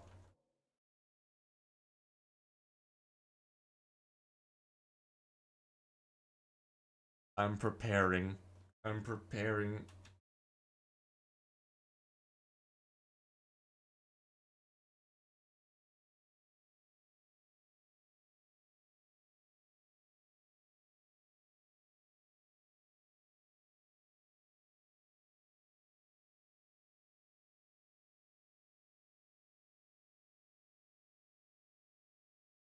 Olivia whispers softly. I could barely make it out. God. Please. Putting that key in and opening up means telling Forever everything. There's no way Mia's letting this slide. Nothing is a safe bet. Nothing can be said for sure. Can't do anything and she can't. She can't do nothing and she can't do anything either, so she looks to me, as if I'd have an answer. He is offered to me, delicately held between two of her claws.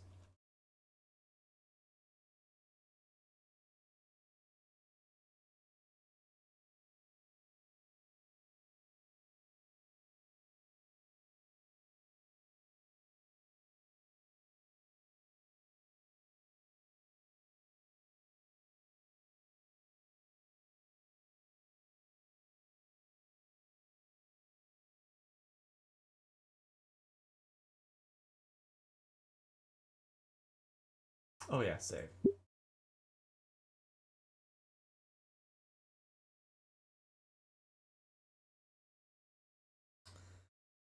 Oh, fuck, dude.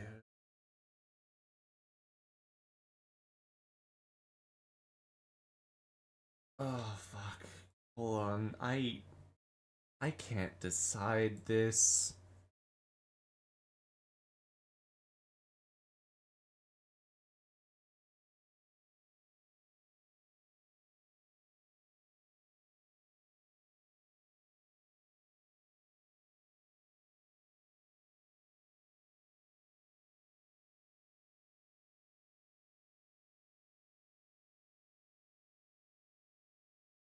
Think about it. I am. I am. So,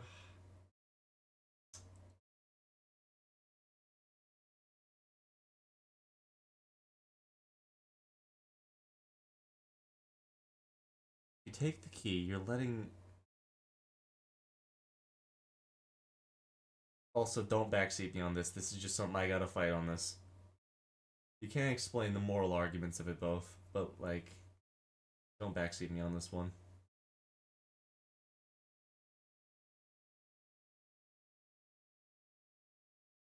Look, she needs. She needs help, dude. Like, I know the whole let her fail, let this thing happen, but.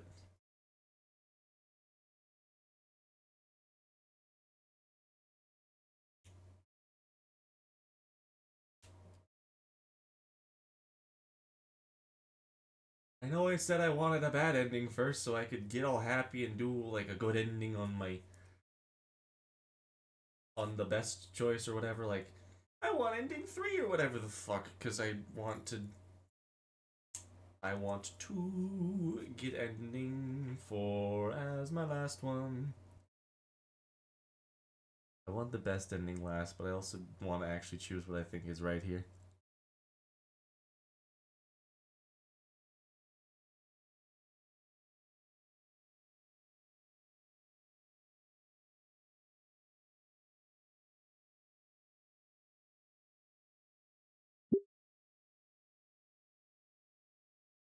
I don't know what I chose.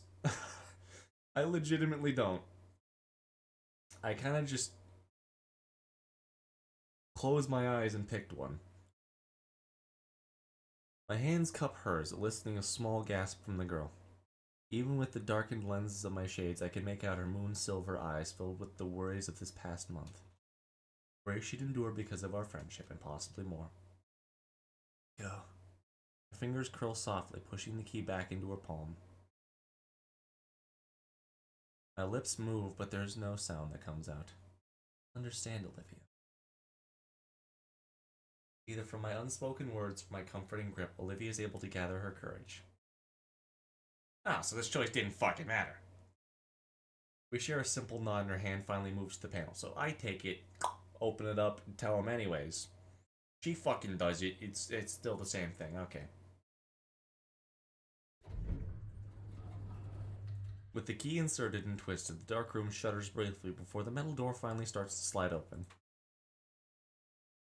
We're greeted by the sight of our teacher looking very haggard, his brow slick with sweat and holding some strange black rod. What? Olivia reels back at the sight of the odd baton. Thanks for saving us. Don't thank me yet. I'm gonna need an explanation for all this. So is Scalar. He steps aside and motions us out of the elevator with a wave of a broad stick. Come along now. What the fuck did I say? Come along, Mao? Come along now. Give the janitors some time to take care of the mess. Holy shit. It looks like Mia tried to destroy everything within her reach in the hallway. On the ceiling, a pipe is leaking water intended for fountains and toilets. A group of dinos in overalls round the corner looking absolutely pissed. Our teacher waves at them and begins escorting us to his room. All the adrenaline has faded now, and I can feel the acute pain in my arm. Olivia's hand reaches back behind my head to the arm she'd grabbed, and her fingers delicately loop around the spot. She looks back at her mouth shut tight, but her sympathetic eyes telling me she's sorry. I nod back with a comforting smile. Sure it hurt, but I knew she didn't mean it. We look forward again to the door of Trevor's classroom. Olivia smiled and resigned herself to explaining everything to our teacher. The good ending! Okay, so I've had enough choices that this is the good ending. Yippee! Ending 3. I'm assuming this is ending 3. I don't know if it is. I don't fucking know. Even if it isn't, I'm still ending after this because I'm tired, and unless there's like 10 minutes left after this whole chapter ends, I'm fucking done. Because I'm eepy.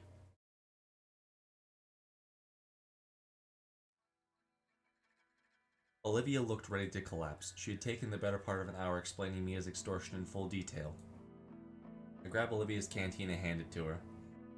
She greedily chugs the entire thing, gasping and rubbing her sore throat. Was it hard to get a read on what her teacher was thinking? Or it was hard to get a read on what her teacher was thinking. His brow was furrowed, his fingers steepled, and he was muttering to himself. Finally, with a deep sigh, he stands from his desk and looks at the exhausted girl. A feeling something was going on. This extent. Should have come forward sooner. I know, but we're here now, aren't we? Fair point. Still, I'm concerned that you thought nobody would notice. Didn't think anybody would care to look. Those assignments go through dozens of eyes, you know. What do you mean? Your style, Olivia, I saw it from a mile away and I was waiting for you to talk to me. You knew? Why didn't you say anything? I wanted it to come from you. Don't worry, I'm not going to lecture you, Raptor. Jesus knows you've had enough of that already. You two did well for yourselves, though. I'm proud of you for that. All we did was run away. Mr. I don't know sighs, but not long after he gently smiles at us. What matters is you two found the strength in each other and reached out for help. With what we have on Mia now, we can justify watching her like a hawk from here on. Anybody else she was harassing ought to thank you. Are you sure she's actually going to get in trouble for this? At this point, we'd look bad if we didn't punish her for this kind of behavior. That's a relief. Come on, you two can bunker here until school clears out. Are you sure? Oh boy. This isn't the end, is it?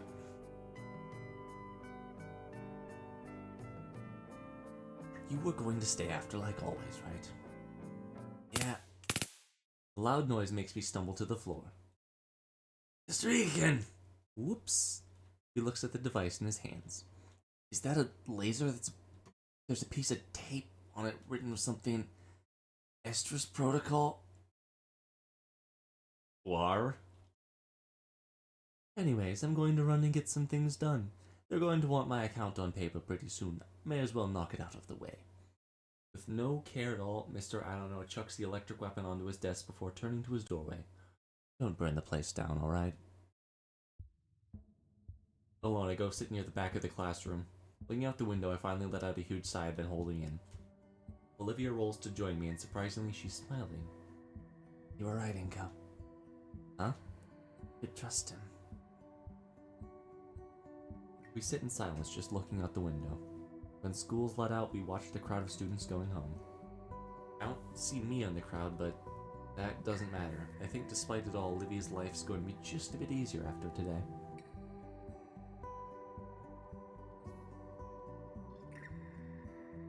While students trickle out of the school, Olivia took the chance to unwind. I figured it'd be best to let her rest, as I saw her drooping eyelids finally show. You look cute. Just napping idly in her wheelchair. Except for the weird bellowing. It's like a snore, except I could feel it vibrating through the floor.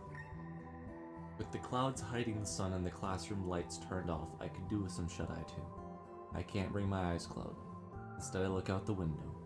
The layer of clouds overhead steadily grows more dense, casting a darker shade on everything. Light and raindrops prick against the glass. Crap, I should have brought my umbrella. As a few minutes go by, they roll in closer and closer, blocking out the sunlight.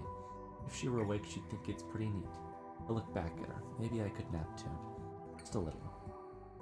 Whoa. Oh. My eyes are drawn upwards, the heavy clouds in the sky. To the heavy clouds in the sky. In the moments, the glass of the window were assailed by numerous heavy droplets of rain. Holy moly! The trees outside are billowing almost aggressively. Several small branches are stripped away in torrential downpour. An umbrella wouldn't help with this. Huh? What? My phone's blaring an alarm. So is Olivia's. Instructions to shelter in place for several hours. The classroom door is thrust open quickly. Mr. I don't know is back, panting hard, clothes drenched. He takes a moment of surprise to compose himself as best he can. Sorry about that. The faculty's doing a sweep of the campus right now. Apparently there's a monsoon scare right now. Monsoons that happen often? He gestures to his drenched outfit and the window to ask if he had clocked in the head after all. Right. You gonna be alright? Of course, schools are designated shelters for the worst disasters. If anything, you're safer here than at home. The hallway outside's open though, isn't it? Just finished putting the cover up. A cover? Just keep close to the wall, yeah? What do we do now? He shakes his phone at us. Shelter in place? We're all stuck here for a few hours. He reaches into her bag and pulls out a drawing book and a well-used pencil. Actually, why don't you use this time to catch up on some schoolwork? You have some work from other classes still pending, and I can't think of a better time to tackle than now. Day has been rough. Can't I do this or finish my nap instead? That's fine too, but aren't you falling behind grade-wise in some of your other classes? Fine, I'll catch up on some of that work. He gives a small nod and smiles.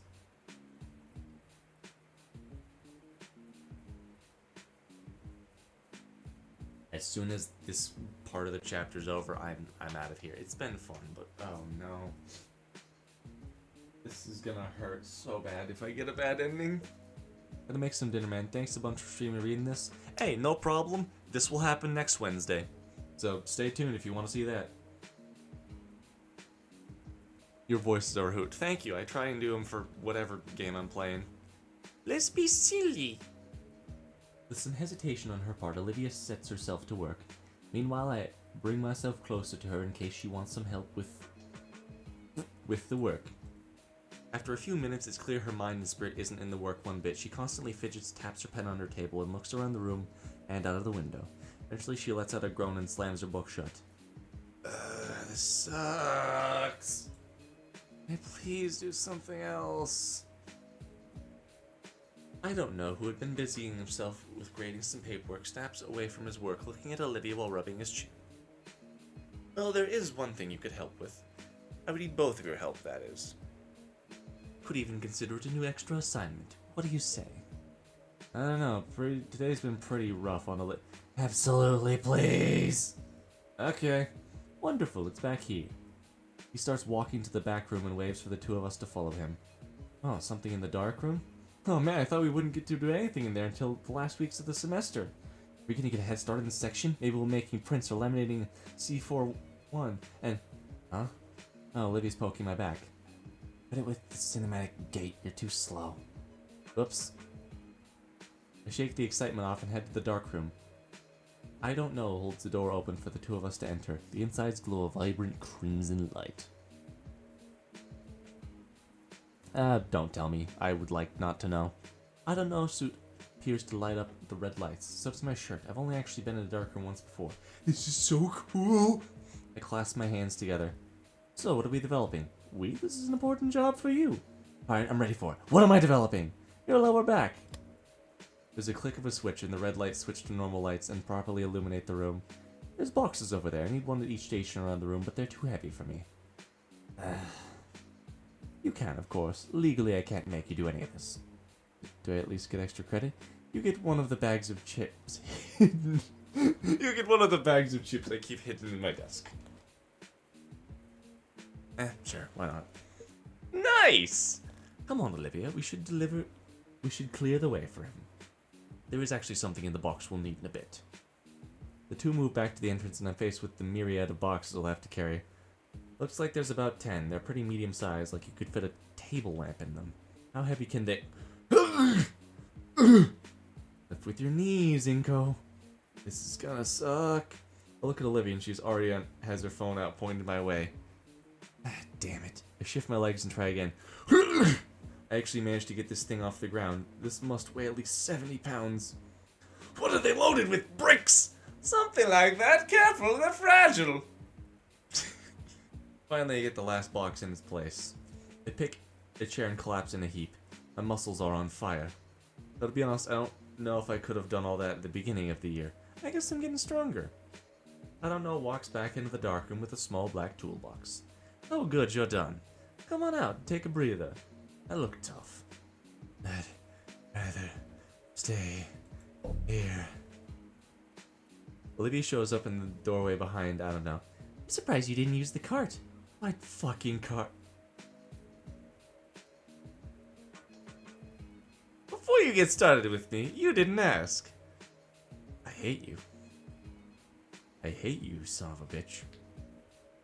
I'm gonna take that feather that you use, it's one of your wife's feathers. I'm going to put it back in your wife. I'm going to stab your wife, mix it all around so you'll have to find it again, bitch.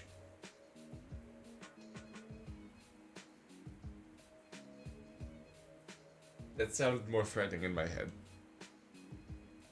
That sounded like I was trying to say, I'll turn her into like a slime, like... That just sounded like I'm trying to go for his wife. I didn't mean that. I'm not trying to fuck your wife, respectfully. Like, I think she's a nice lady, haven't met her, don't want to fuck your wife. I'm losing it. That's the spirit. Olivia shifts her laughter into a snickering snort fest. Your mood will improve when you see what you've been carrying. Oh. He grabs a box cutter from a shelf and slices the top one open.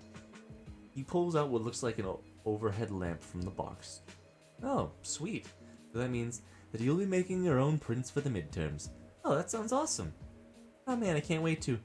Before any of that, these need to be assembled. The rest of the parts are taken from the first box and set down meticulously. Olivia's gotten curious as she rolled up to the station and handling one of the funnier looking pieces. There you two go.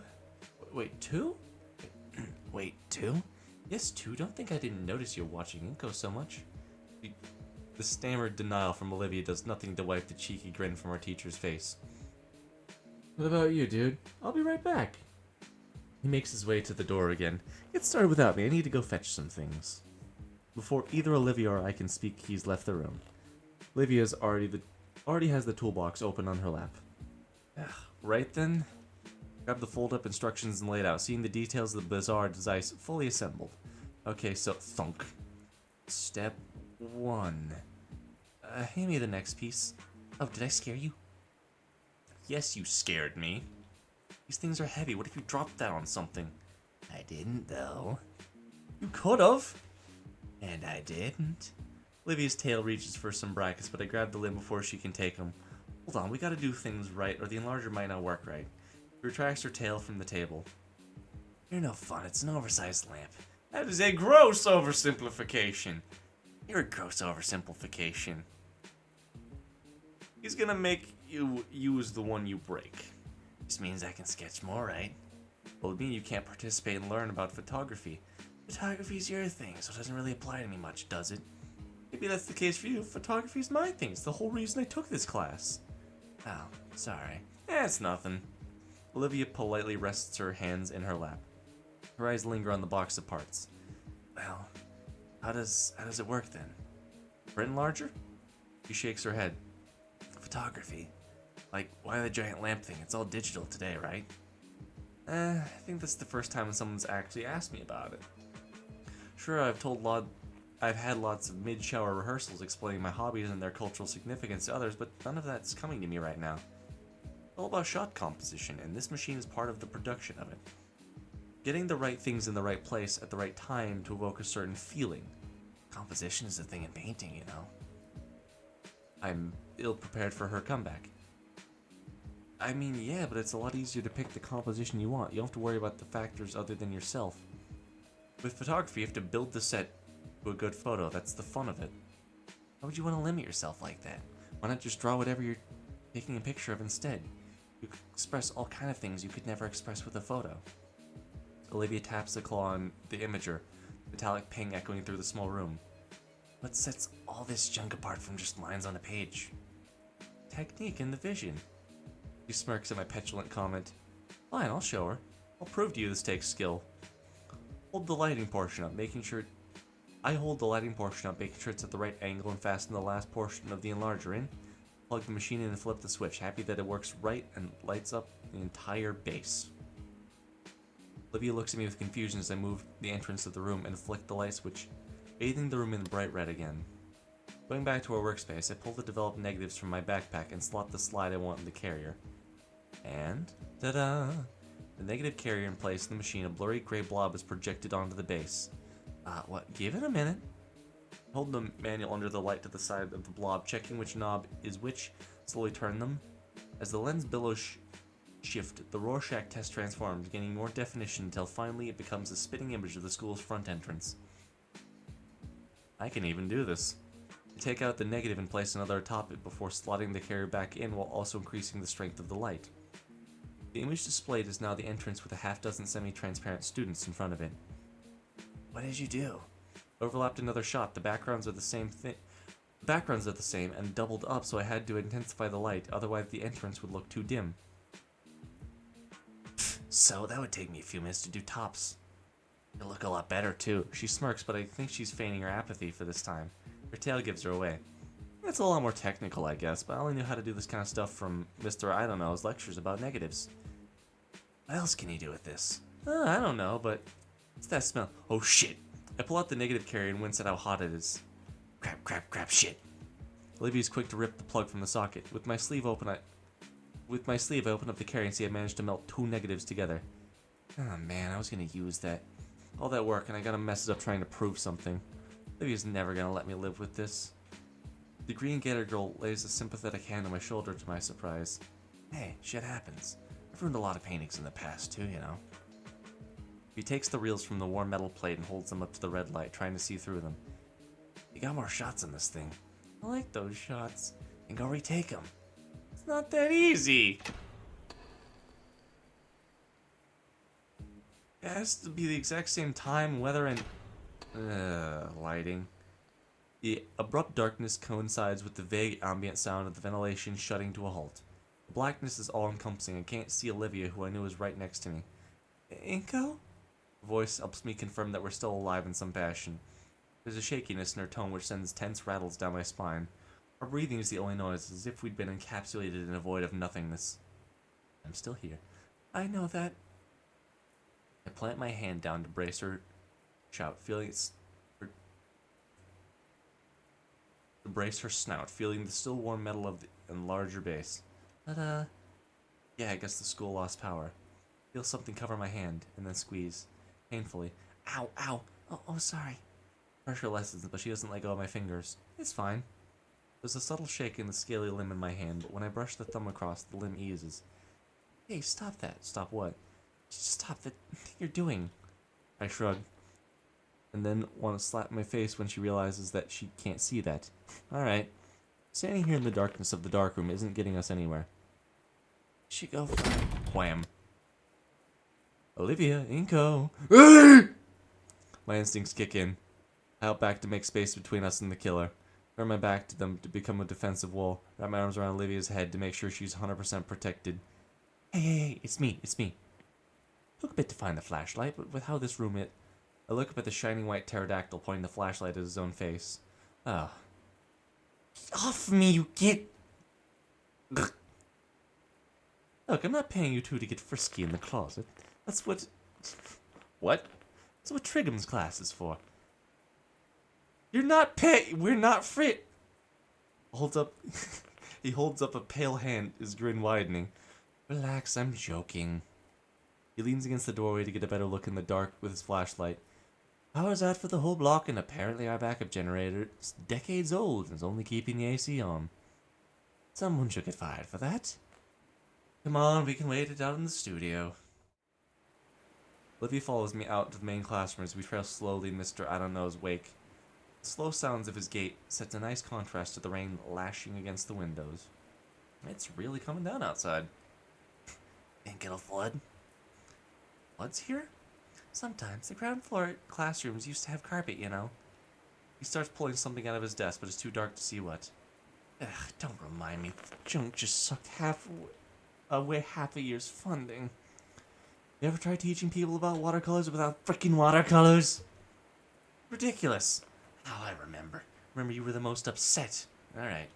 He sets some tiny tea lights down on one of the desks and begins lighting them. The tiny wicks are set alight with the tiniest of embers, providing the bare minimum of illumination for us to see. Don't those trigger the fire alarms? They should be fine. They're too small by themselves. What are those for? I've been saving them for a rainy day. Oh, been saving them for a rainy day. We're going to be stuck here for a while, so why not make it a camp out? Camping? I like the sound of that. Won't we get in trouble, though? It'd be trespassing, right? It's either this or trying to get home in the storm. As if to illustrate his point, the weather decided to chime in. Ha ha ha ha. Besides, schools are usually made with sheltering in mind. There's all kinds of procedures for this, like bringing everyone to the gym and breaking out some really moldy cots. Olivia winces. Those haven't been replaced. Our budget has been in the red for years. Part of why we're being scrutinized right now with this whole audit business. Anyways, we're the only ones left on campus, so I'm not going to go through all that trouble. Try and relax for now. I've already called for a taxi for the both of you. Taxi? I made the call as soon as the power went out. It's just gonna be a while to get one ready and send it out. What do we do in the meantime? Our teacher has a wicked grin. You're not done with that homework, right? Oh, I'm kidding.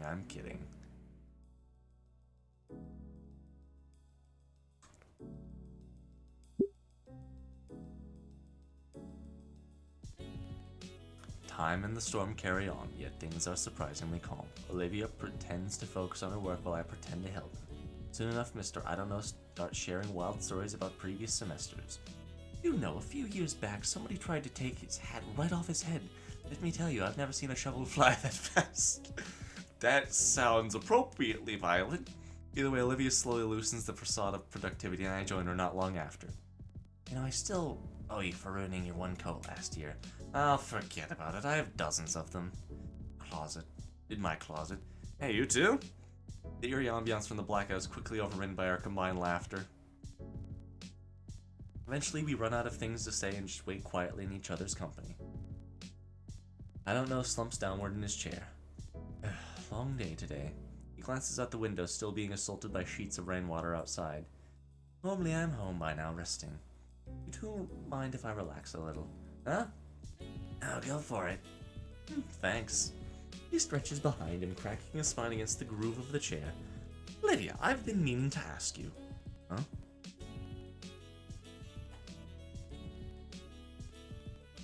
You should be getting very close to the end of the chapter. I know, I'm studying myself for this.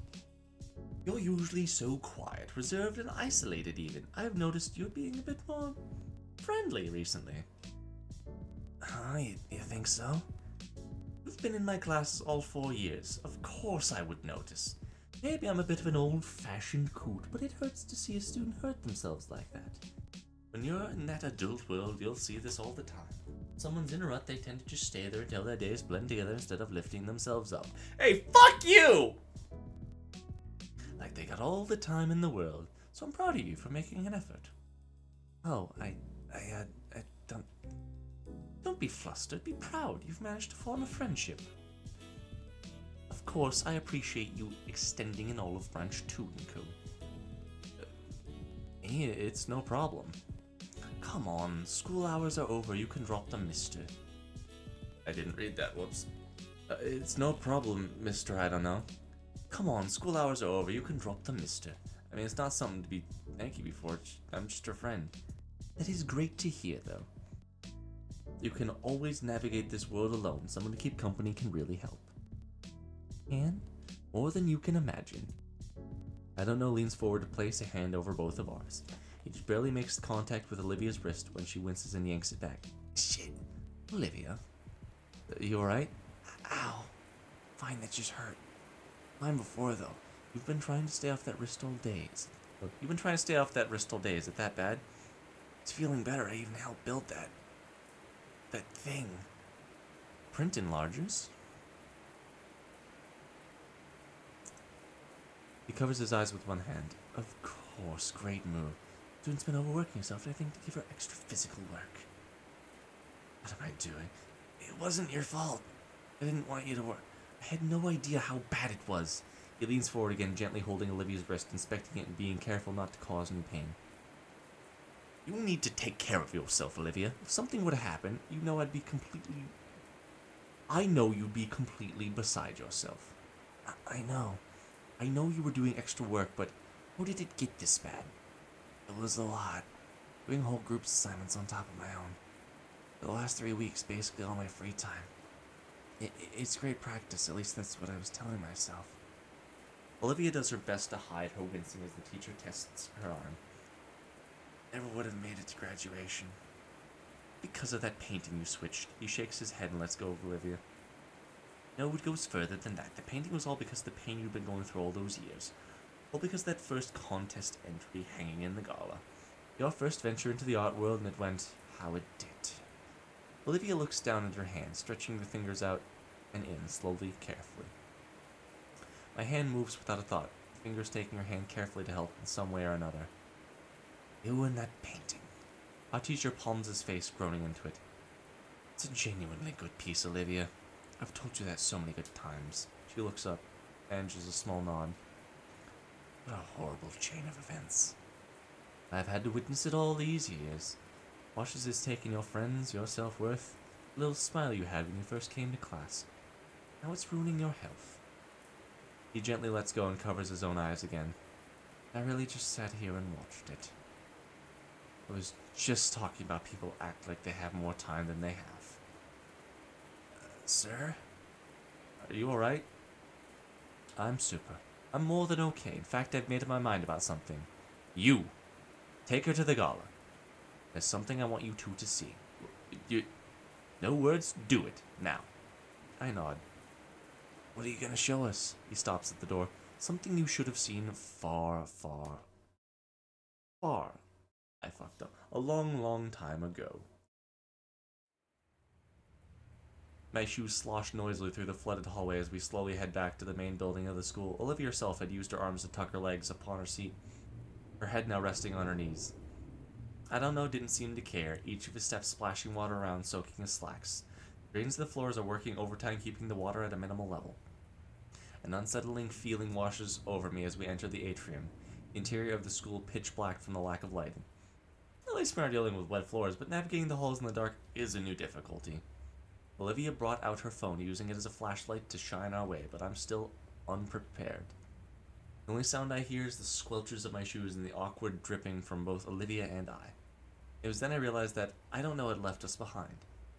Sir? Her voice bounces down the dark halls of the school. Did you see where he went? I think he went this way. I can make out Olivia's hand pointing, thanks to her phone, towards the school offices. I keep pushing Olivia through, taking my time, as I feel my shoes threaten to slip with each step I take. It's slow going between the eerie darkness and my slow steps. What should have taken us minutes at most takes us about 3 minutes. A minute at most takes us about 3 for us to arrive at the gala. Well, here we are.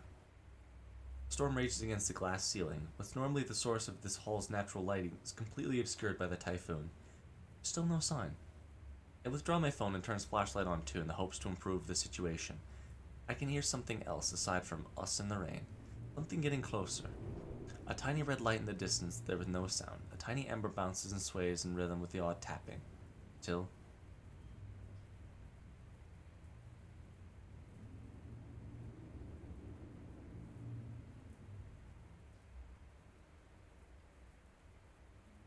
I'm frozen for a second. The thought forces its way through me. I add a con. Okay. Respectfully, I'm still gonna say I don't know most of the time. I'm frozen for a second. The thought forced its way into me. He wouldn't ever hurt us. I don't know. I had to come. What are you doing? Something is kicked aside. It's Olivia's painting from the art contest a few weeks back. It smacks loudly against the glass casing on the display case. These are the ones, yeah? What? I'm ignored. I don't know, staring right at Olivia. She's also struck fearful, but she nods. He takes a deep breath and faces the display. What are you gonna do with that? Hey! Wait, is this a bit extreme?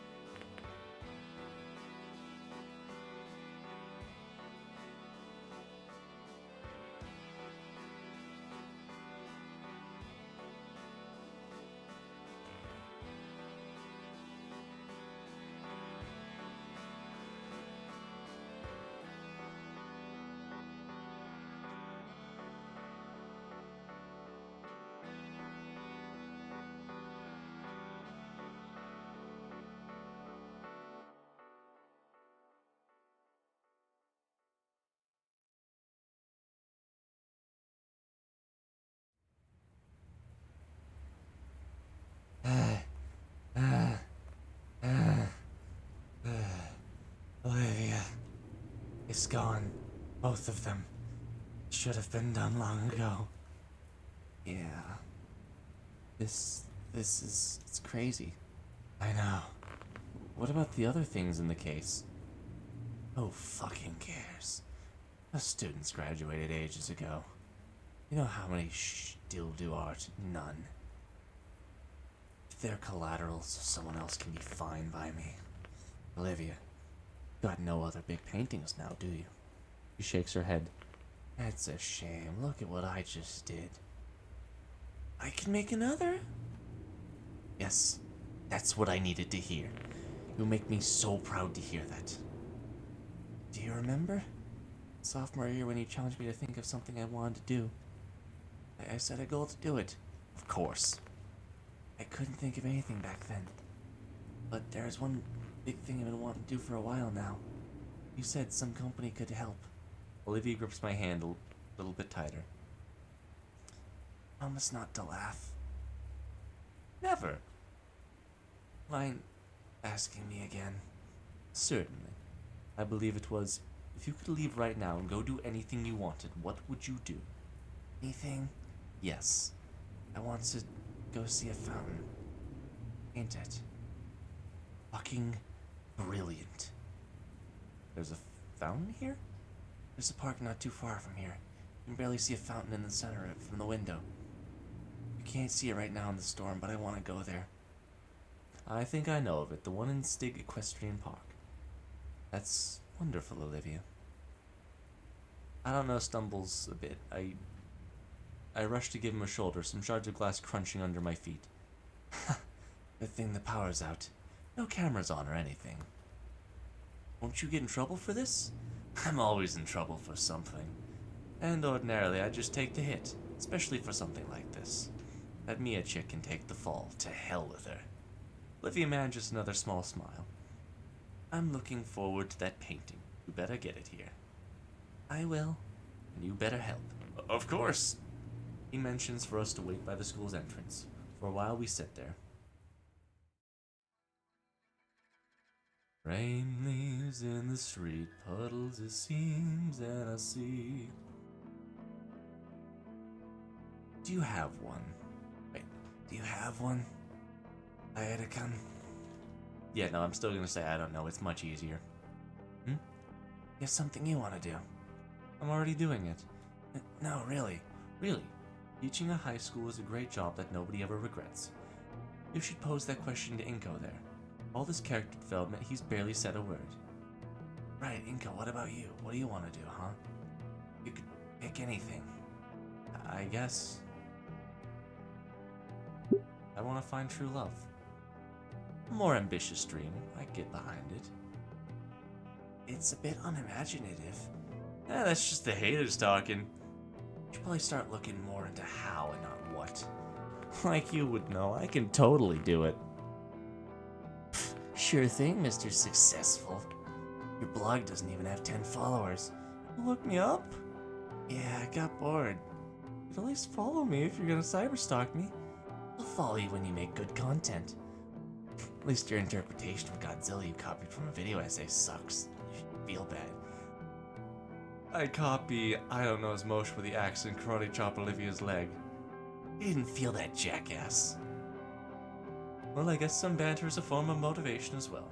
Sounds like you have quite the promise to uphold now, Inko. Boo!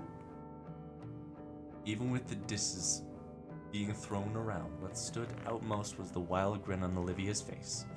Between the staccato of rain and the uproarious laughter, time seemed non-existent. I could feel the muscles in my face ache, brought on by bouts of laughter and grinning, which made the taxi's arrival so disappointing.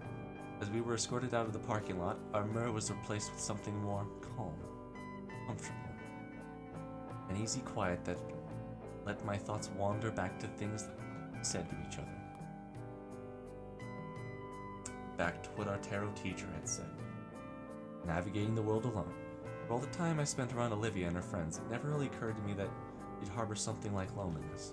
I mean, Damien, alone is like a wild crowd composed of a single madman. He really is. He really is. And Liz is practically the group nanny. The driver of the yellow van leans into his horn. I could feel a baleful leer on me even though the haze of fog and raindrops. Olivia draws her hood up, and I hold my jacket above my head. Final look to Mr. Adano, we thank him. No need for thanks. See my students grow and prosper into adulthood is all the reward this old fossil needs.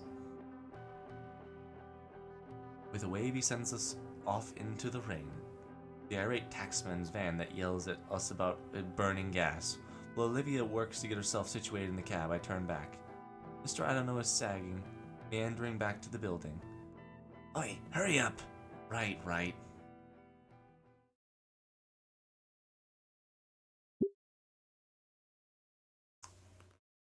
Well.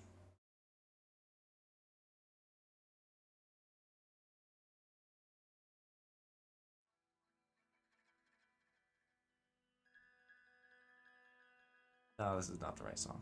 Not the right song. Thank you all so much for watching. Hopefully you had fun. I enjoyed this. It was fun. Kinda hurt my soul to do, though. So, we'll do it next Wednesday. This game is teaching me something. And I know this is gonna sound really stupid.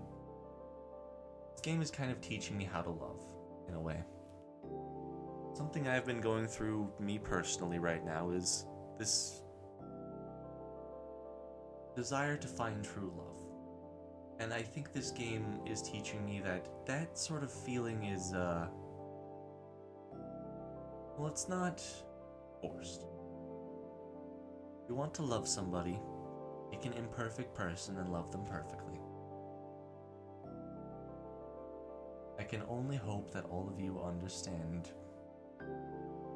some sort of kindness in your life, like a true and potent love that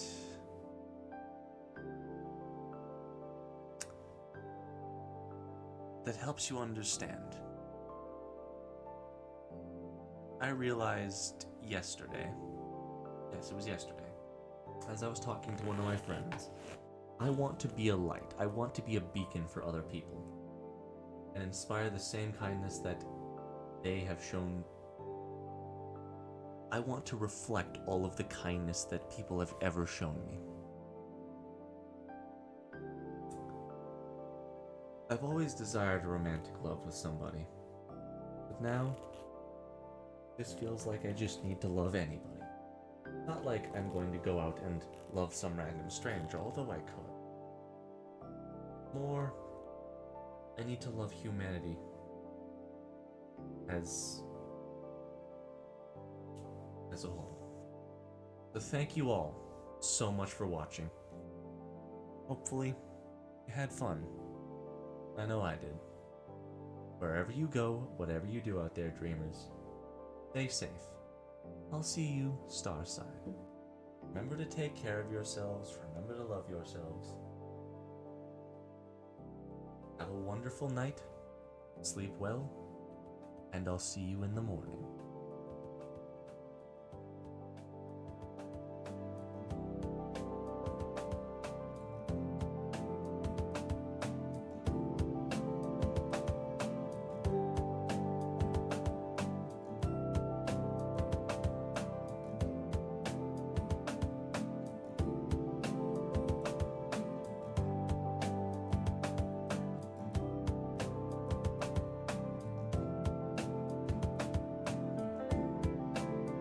Also, we're going to be raiding somebody.